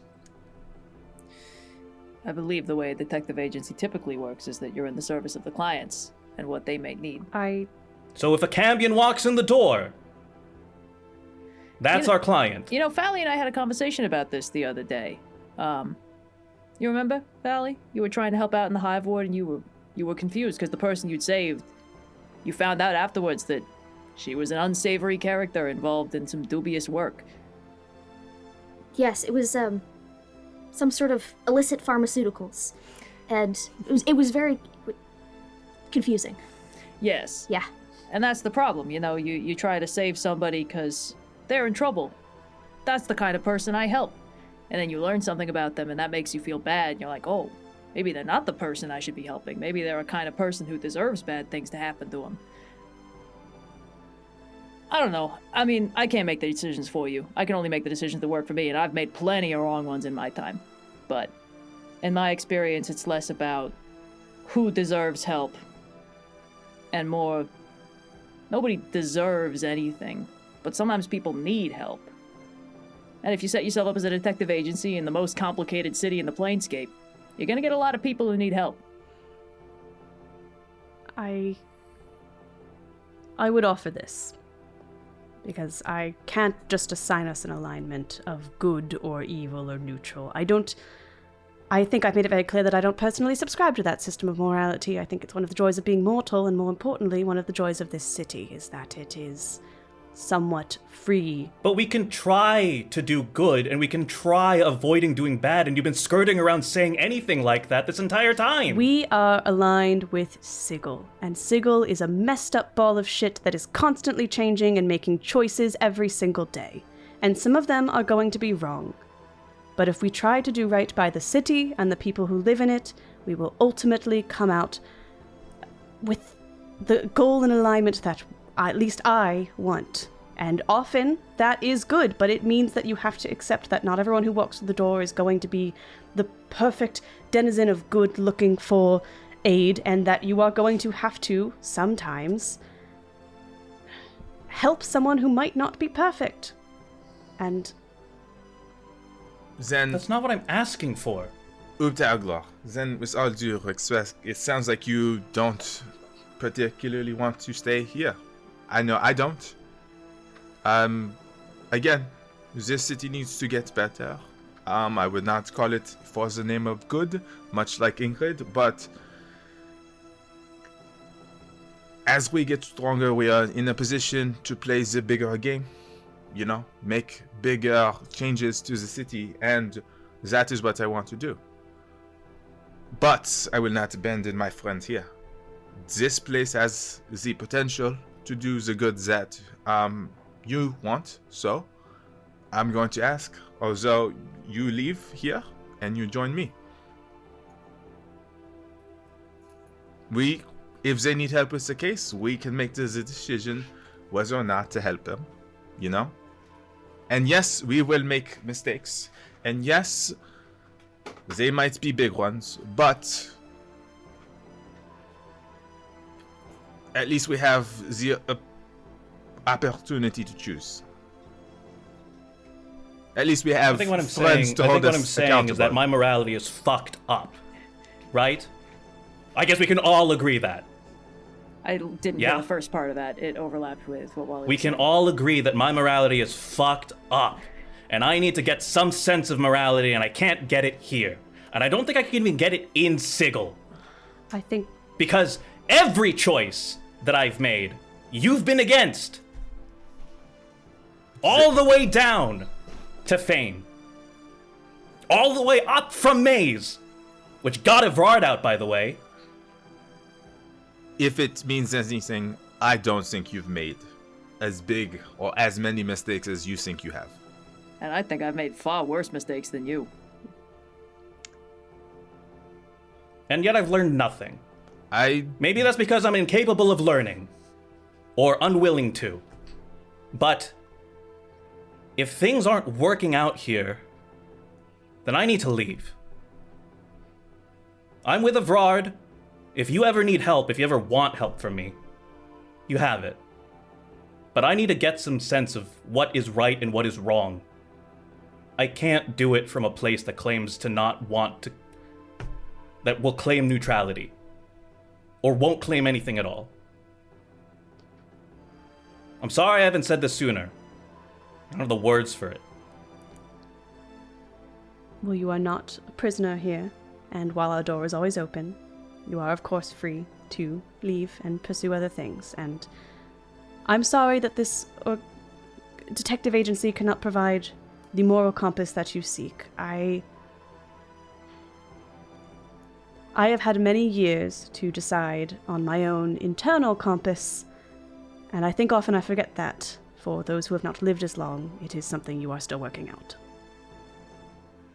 I think Evrard can be a good guiding hand, as his aim is explicitly to do good. And I hope you will keep in mind that in the grand scheme of things, you have made an infinitely small amount of decisions, and you will make infinitely more good ones. The fact that you are pondering it, and that you have chosen to spend your time at the gatehouse of all places, that you are actively trying to do the right thing, you're more good aligned than you realize. And with your boundless creativity, I have no doubt that you will find that compass that you seek. Should you ever suddenly get the urge to do detective work again, the same goes, you are always welcome here, and we will always be available to help you should you seek it. But I don't think that this agency can provide the pure goodness that you seek on promise. I suppose on that note, I am going to be going to Mount Celestia soon. It is lawful good, to be fair, not neutral good. It's got a flavor to it. but if you wanted to take a gander, Mount Celestia is easier to leave than some planes if it doesn't turn out to be your taste. But it does sound like you need a break, my friend. Go. I'll be fine, and I will welcome you when you're ready to come back to work. Yeah, and if I get my way, I'll be able to come back here more often than not. The hard part was leaving the first time. I don't know if going to a good aligned plane will get me that perspective. It'll get me a perspective. It will get you a break, my friend. Evrard's right. And also, Oobtaglor, I know it's meaningless for me to say this, but you are young, and you've got a lot of time ahead of you, and you don't need to figure everything out on your first go. The more perspectives you get, the more things you see, the more you'll be able to understand yourself, your place in the world, the shape of the world overall. You don't need to set up shop in Mount Celestia. You don't need to look at this and be like, I got it right on the first try. I nailed it. This is the only place that needs me forever. I thought that was what Mount Celestia was for me. It was the easiest answer. And then I kept climbing and climbing, and I fell here. And these years have been tough, but I wouldn't trade them. I'd be a different person if I did. I made a lot of mistakes. A lot of them have shaped me. Some of them I regret, some of them I don't. The important thing is to keep going up, keep moving forward, keep finding your own climb. And I can offer you my hospitality to take some steps in a new direction. But like Ingrid said, you're not a prisoner. You can do whatever you want. The last mission my father ever went on was a humanitarian mission in the Plane of Fire. There was a clear enemy, famine and poverty, and there was a clear solution. I need some place with a clear enemy and a clear solution. I'm not saying that that's what it's going to be forever and ever. I just need that for starters. Well, I'm not about to draft you into the Planescape's oldest and most unending war. But it is called the City of Swords for a reason.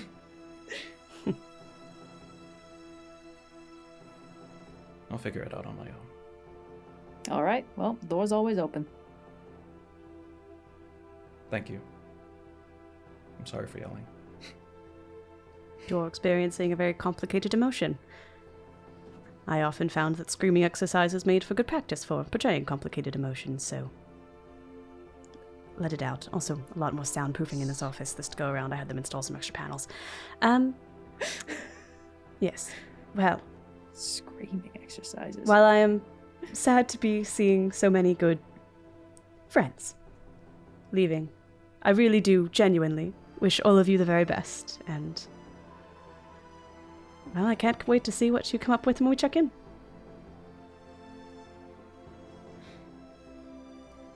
Siggle's better with you in it, and I'm glad you'll be holding down the fort here, Ingrid. I know, darling. Hey, you don't need my approval, I just thought it was important to say it. And besides, we've got a new member, Fally. I hope you're ready to take on some very mundane cases for a while.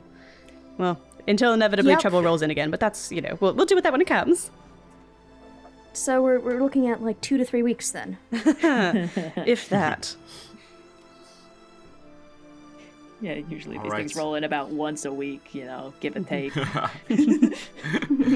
that seems to be about the pace for some reason. Anyway, well, you don't have 2 to 3 weeks before the emissaries of Mount Celestia arrive. Aww. The following day at the offices, a knock on the door, and in enters a familiar dwarf, Fally, your father,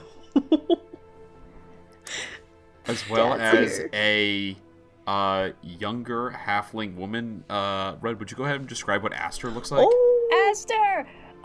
Yeah, so Aster, Bileyg's daughter, is an Aasimar halfling. She has white feathery wings that sort of gradient down to gold at the base. And I think she's got like kind of a smattering of gold freckles, but otherwise looks very similar, like face structure and hair texture wise, to Bileyg. Yeah, she's still like, halfling-y, but has like some of the divine. She's itty bitty, yeah. Like she's half, planetar. So like she's and she's just cresting 20, I believe. Yes. You see, she walks in. She sees you, Dad, and runs up and gives you a big hug. Big hug, yeah. Man, you're looking old man. And she gives you like a little playful punch. You see Fally's dad walks in, looks at Fally, goes, Fally? Fally just basically does the same thing. Great big hug. Hey, Dad. Oh. I suppose it has been some time. This is reasonable. He gives you a hug back. Immediate insight check. Is this my dad? Engaging hug protocols. This is your dad, yes. Are you dad? No hoodwinking here. Your you god see that demanded a Guitar hug. says, man, can you believe that they thought you were trying to destroy Mount Celestia? I know, it was quite the leap. Oh, man. So, what is this place that you've been sitting at? Ah, yes, welcome to Open and Shut Investigations and our lead investigator / boss lady, Miss Ingrid Starling. Pleasure to meet you. You must be the Asta we've heard so much about. Yeah. You're not the boss? Nah, I don't have the head for this detective stuff. I just go where they point me and then hit stuff. Yeah, that sounds about right. It's nice to meet you, Miss Starling. Pleasure's all mine. You have a And of course. much brighter than he gives himself credit for father, and he is very good at the hitting stuff. You don't need to lie for him. I never lie she on knows principle. me too well. You're You a see Fally's dad performer says- by trade.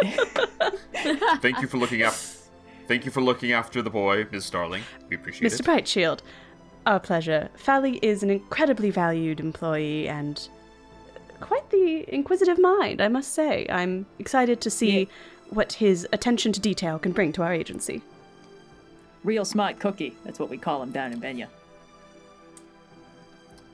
He's always been rather impressive.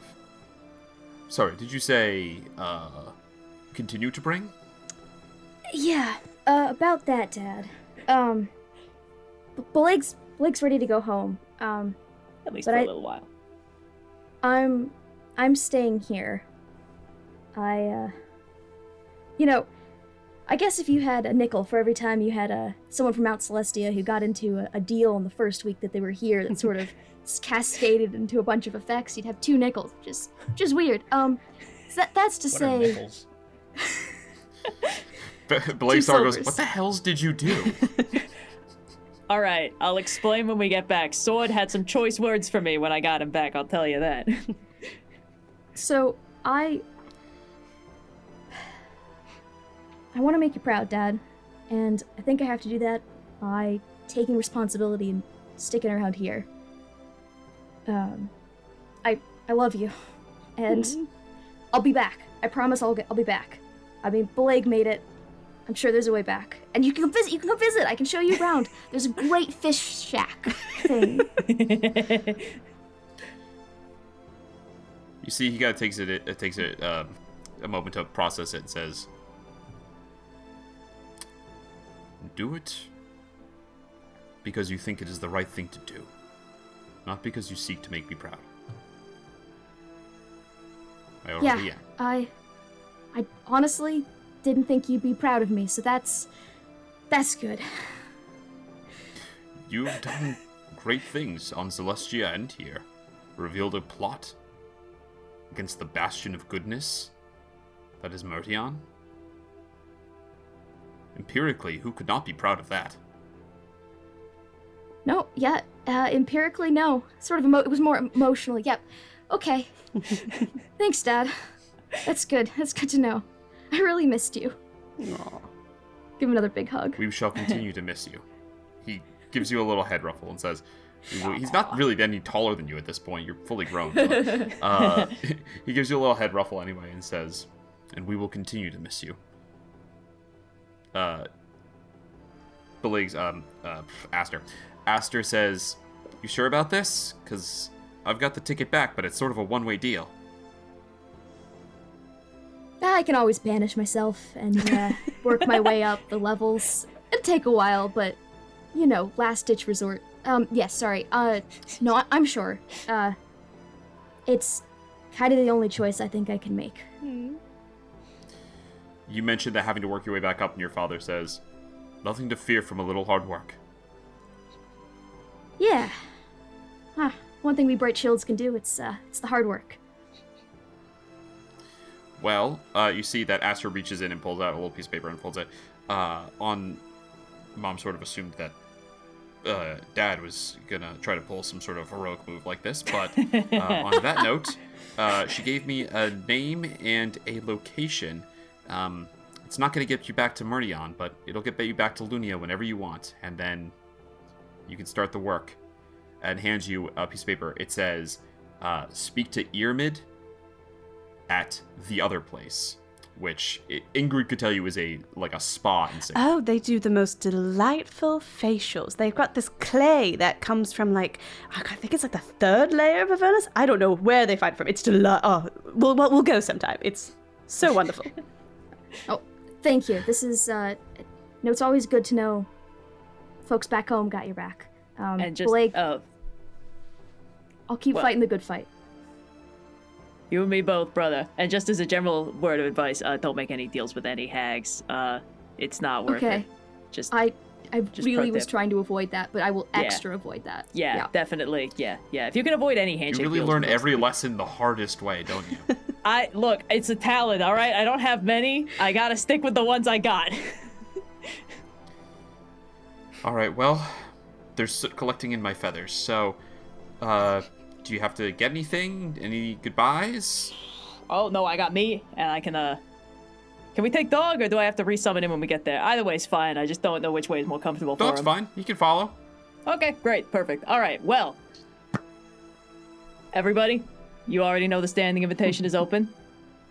I don't have a shortcut to get you there faster, but climbing the levels is very good for character building, I must say. Real good workout. And I will be back to visit, to help, as often as I can. But first I gotta take some time out of the city, just a little bit. I didn't even know adamantine could get tarnished. Ditch water, man, there's something in there. If anyone's earned a break, it's you, Bileyg. Just promise me one thing. I mean... Oh. Switch to tea, just for a bit. They don't like your coffee here? I do my best with the beans. It really is a backward city. All right. I know, yeah. All right. Here we go. Let's make a little magic. She pulls out a scroll and begins to read from it. Yes. Fally, your dad, looks at you and says, "What you've done is impressive.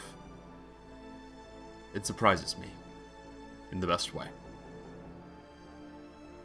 I look forward to what else I learn from you when you return." Give me a call, and holds up the sending stone. I'm terrible at working those. It gets me every time. We'll figure it out. Understood. Right. Gives you a stern nod and clap on the shoulder. You see Bileyg's daughter goes, "Okay, I've only got the one," so she reads from the scroll and lights up across it, and as she finishes the spell, boom, an orange portal appears with a huge clap of thunder in the office. Papers begin flying everywhere. There's wind rushing around, just outside. Crazy tornado vortex of wind. And she goes, "We've only got a minute, so let's go." And you see the fields of Myrnion on the other side as she walks through the gate. Fally's father. Yeah. All right. And Bileyg, you walk through. Boom! The portal collapses, and all the papers that were flying around fall down to the ground. Well, sad to see him go, but if anyone deserves to be back home with wife and dog and daughter, it's Bileyg Calatro. I got the head nod. Did you see that? I got the head nod. You did! Fally, darling, I don't say this lightly. Your father was very proud of you. I know. I mean, it's not important, right? It is important, but it's not the main reason, but it is nice. Yeah, he was. Look at him. Look at me. Oh, I'm stuck here now. Yeah. Welcome to Sigil. Yep. You can get home anytime. You're just going to have to do some legwork. Yep.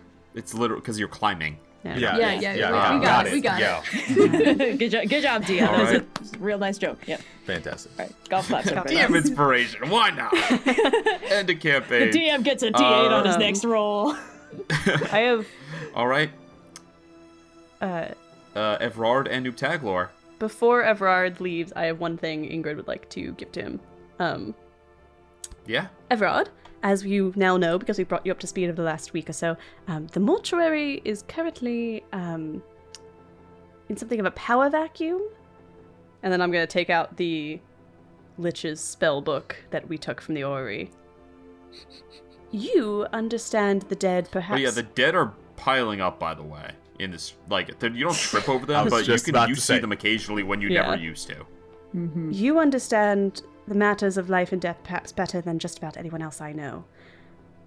I'm not going to assign you the mortuary as a task, but if your goal is to do good structurally in the city, perhaps you should start there, and perhaps this, and I'll slide the tome over to you, can be of assistance. Evrard will grab the tome quickly, flip through the pages, shut it, and says, I have taken the time to commune with Kellenthor, and I will be staying here for quite a while. And as a bonus action, I will activate my form of Dread, his typically black and white suit that he wears, adorned with like leather padding and whatnot, turns completely white. And he says, I have been tasked with ferrying the dead, reading them their last rites, and that is what I will do in the meantime. Then it seems... That's clean. That's nice and... Ooh, babes. Well, it's the divine certainly rocks have... up on the mortuary with the like spell book of the previous guy who's supposedly been dead for like 400 years. I heard there was a job opening. That's kind of a baller move, honestly. My qualifications should speak for themselves. Well, then I feel even more vindicated. No, I am Vector Skull, you'll remember? This is what I have always looked like. I have always looked like this. No, I've been true polymorphed into a Harangon, how you say. You can trust me, bro. Just follow the white rabbit. Well, don't forget us little people when you're up there running the dead, as it were. And if Merimoth comes back, give us a call. We'll help you out. Of course, of course. And Oobtaglor, if you need some some wrong to right, sounds like there's plenty of evil surrounding the dead. Take your time. You know where to find me. And he will leave. Okay. I would like. I'd like to headcanon that Ingrid and Evrard do meet up every couple weeks and get like coffee and catch up. Oh yeah, you know? for sure. Yeah. You guys are not out of each other's out of each other's lives, but No. you know, it is certainly a change in routine here, which just Fally's leaves sending stone is gonna Ingrid, occasionally Fally, ring. It's just gonna be and Bileyg. Yeah. Bileyg hanging out with your dad. We're just having like a dad's brunch. Two completely polar opposite dad vibes. Yeah. They just meet up. Yeah, it's gonna be great. I feel I mean, like we're probably Bileyg- both based in the city of he swords. was always Yeah. punctual as a boy. like Asta's Bileyg always helps. gallivanting off planes. Ever since she figured out how plane shift worked, I haven't been able to keep track of her. I remember her first Alright. cantrip, burning hands. Anyway. Only the three of you remain. Oobtaglor will stay until closing time, but they do not return the next morning. The evening before, Oobtaglor writes and delivers letters to the following people. Glossary for an apology for how insensitive they might have been in the past, and thanks for the chance to have and thanks for trusting them and the agency with with the case. Rocks, ice on the rocks, with thanks for being a constant friend, and apologies for not being able to catch up more often. Veze, again an apology for how self-centered and insensitive they might have been And once again, thanks for taking a chance on them and hoping that they fare well and has high luck from now on. And then to Tilly, just an apology for abusing their relationship and taking advantage of her position in the... Oh my goodness, I've forgotten. Oh no. Oh, she's the Planar Energy Cooperative, I believe. And the Planar Energy Cooperative. Okay. He will kind of a big group that we never really did deal with. Interesting. Well, except for that one time. He will return the Hat of Disguise. He will include the Hat of Disguise in that. Okay. He makes arrangements, or they make arrangements to make sure that Ingrid has Laurel Lockwood's body. Yes, there's a basement storage area. Yes. It's fine. We got that all settled. And also makes arrangements to have the Soul Bowl delivered to Evrard with a little note that says, in case you want to stay a little longer. Evrard, you have no idea what this is. And a little description of what it does. Okay. I know, It also includes the item card that you, of course, hand out. At least I can figure out who the Flash's real identity is. I have no idea who this guy is. It's a bowl. You come back and he's just got flowers in it. The vase is I thought this was a vase, yeah. Yeah. I have anything else scream out of it sometimes as well. Gold likes a Oobtaglor grave. will pay 100 gold pieces to set up a sort of system with the local butcher to make sure Maze is fed weekly. Okay. Oh, don't worry, Evrard has that covered. Oh, okay. Maze is getting double fed. You need a sign on Maze's door that does like the feeding time where my screams are lies. Yeah. If you do go by Maze, if there's a flower in one of the window pots, that means Evrard has already fed him for the day. Smart. But how long? I have no idea what that means. Here's a pig maze. No, I kid. Yeah. Without the support structure that Bileyg or Fally has, their false confidence utterly shattered and wayward, Oobtaglor will spend the rest of their fare to leave Sigil in search for an internal compass. Okay. The coin you have booked on a spelljammer more comfortable than the one that Fally took in. You head off to worlds unknown. Crewed by some idiots from Campaign 1. I'll take passenger fare, come on. All right. In the quiet of the Astral Sea, Oobtaglor does does something that they haven't done in a long time and shuts up and simply listens to the choir that they hear in the background. You don't know where to go or what to do, but that means that any path you take forward here is the right one. A new start to any story. And as your new story begins, we go back to open and shut investigations, the new logo being sketched onto the window, the new decal being applied, open and shut investigations, any amendments to what it says, Ingrid?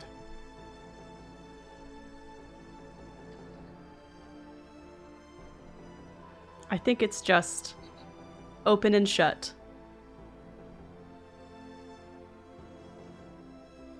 I think it's just open and shut.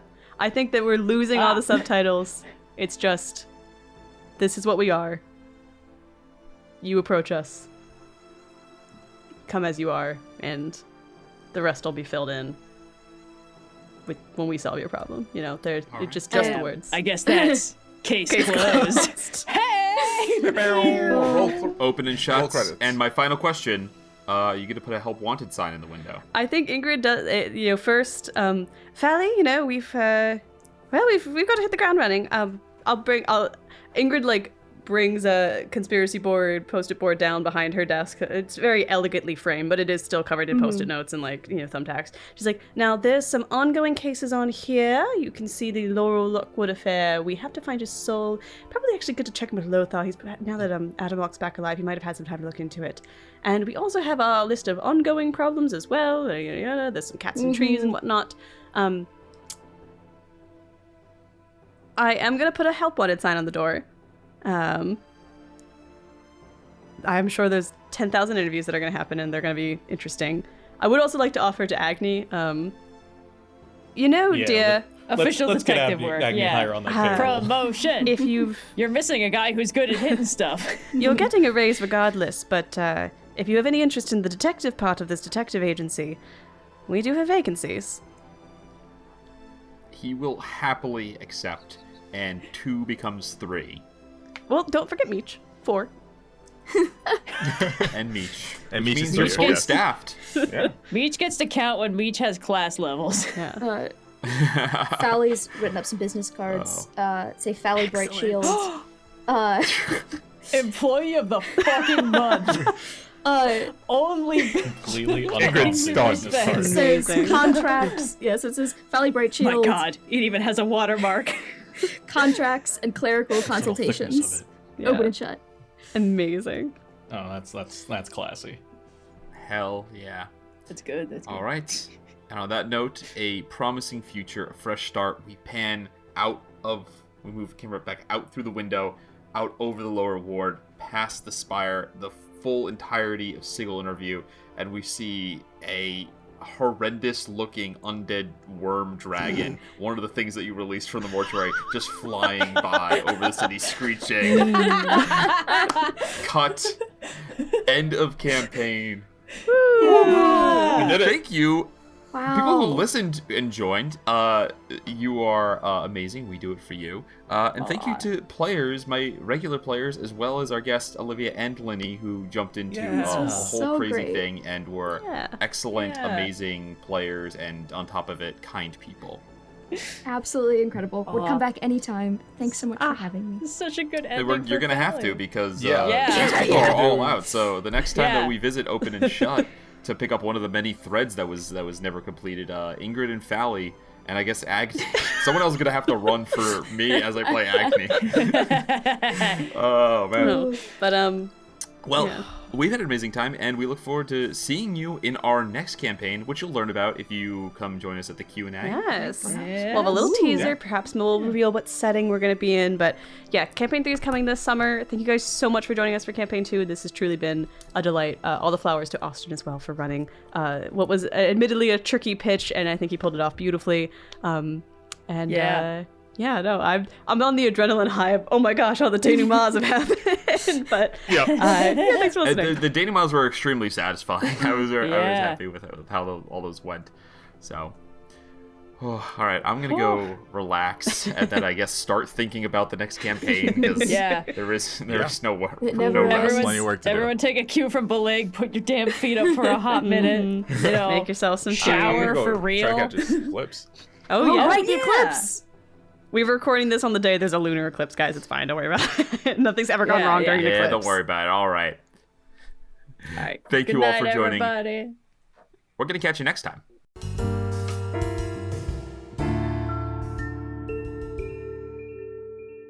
Thanks so much for listening to this week's finale of Open and Shut, a Rolling with Difficulty campaign.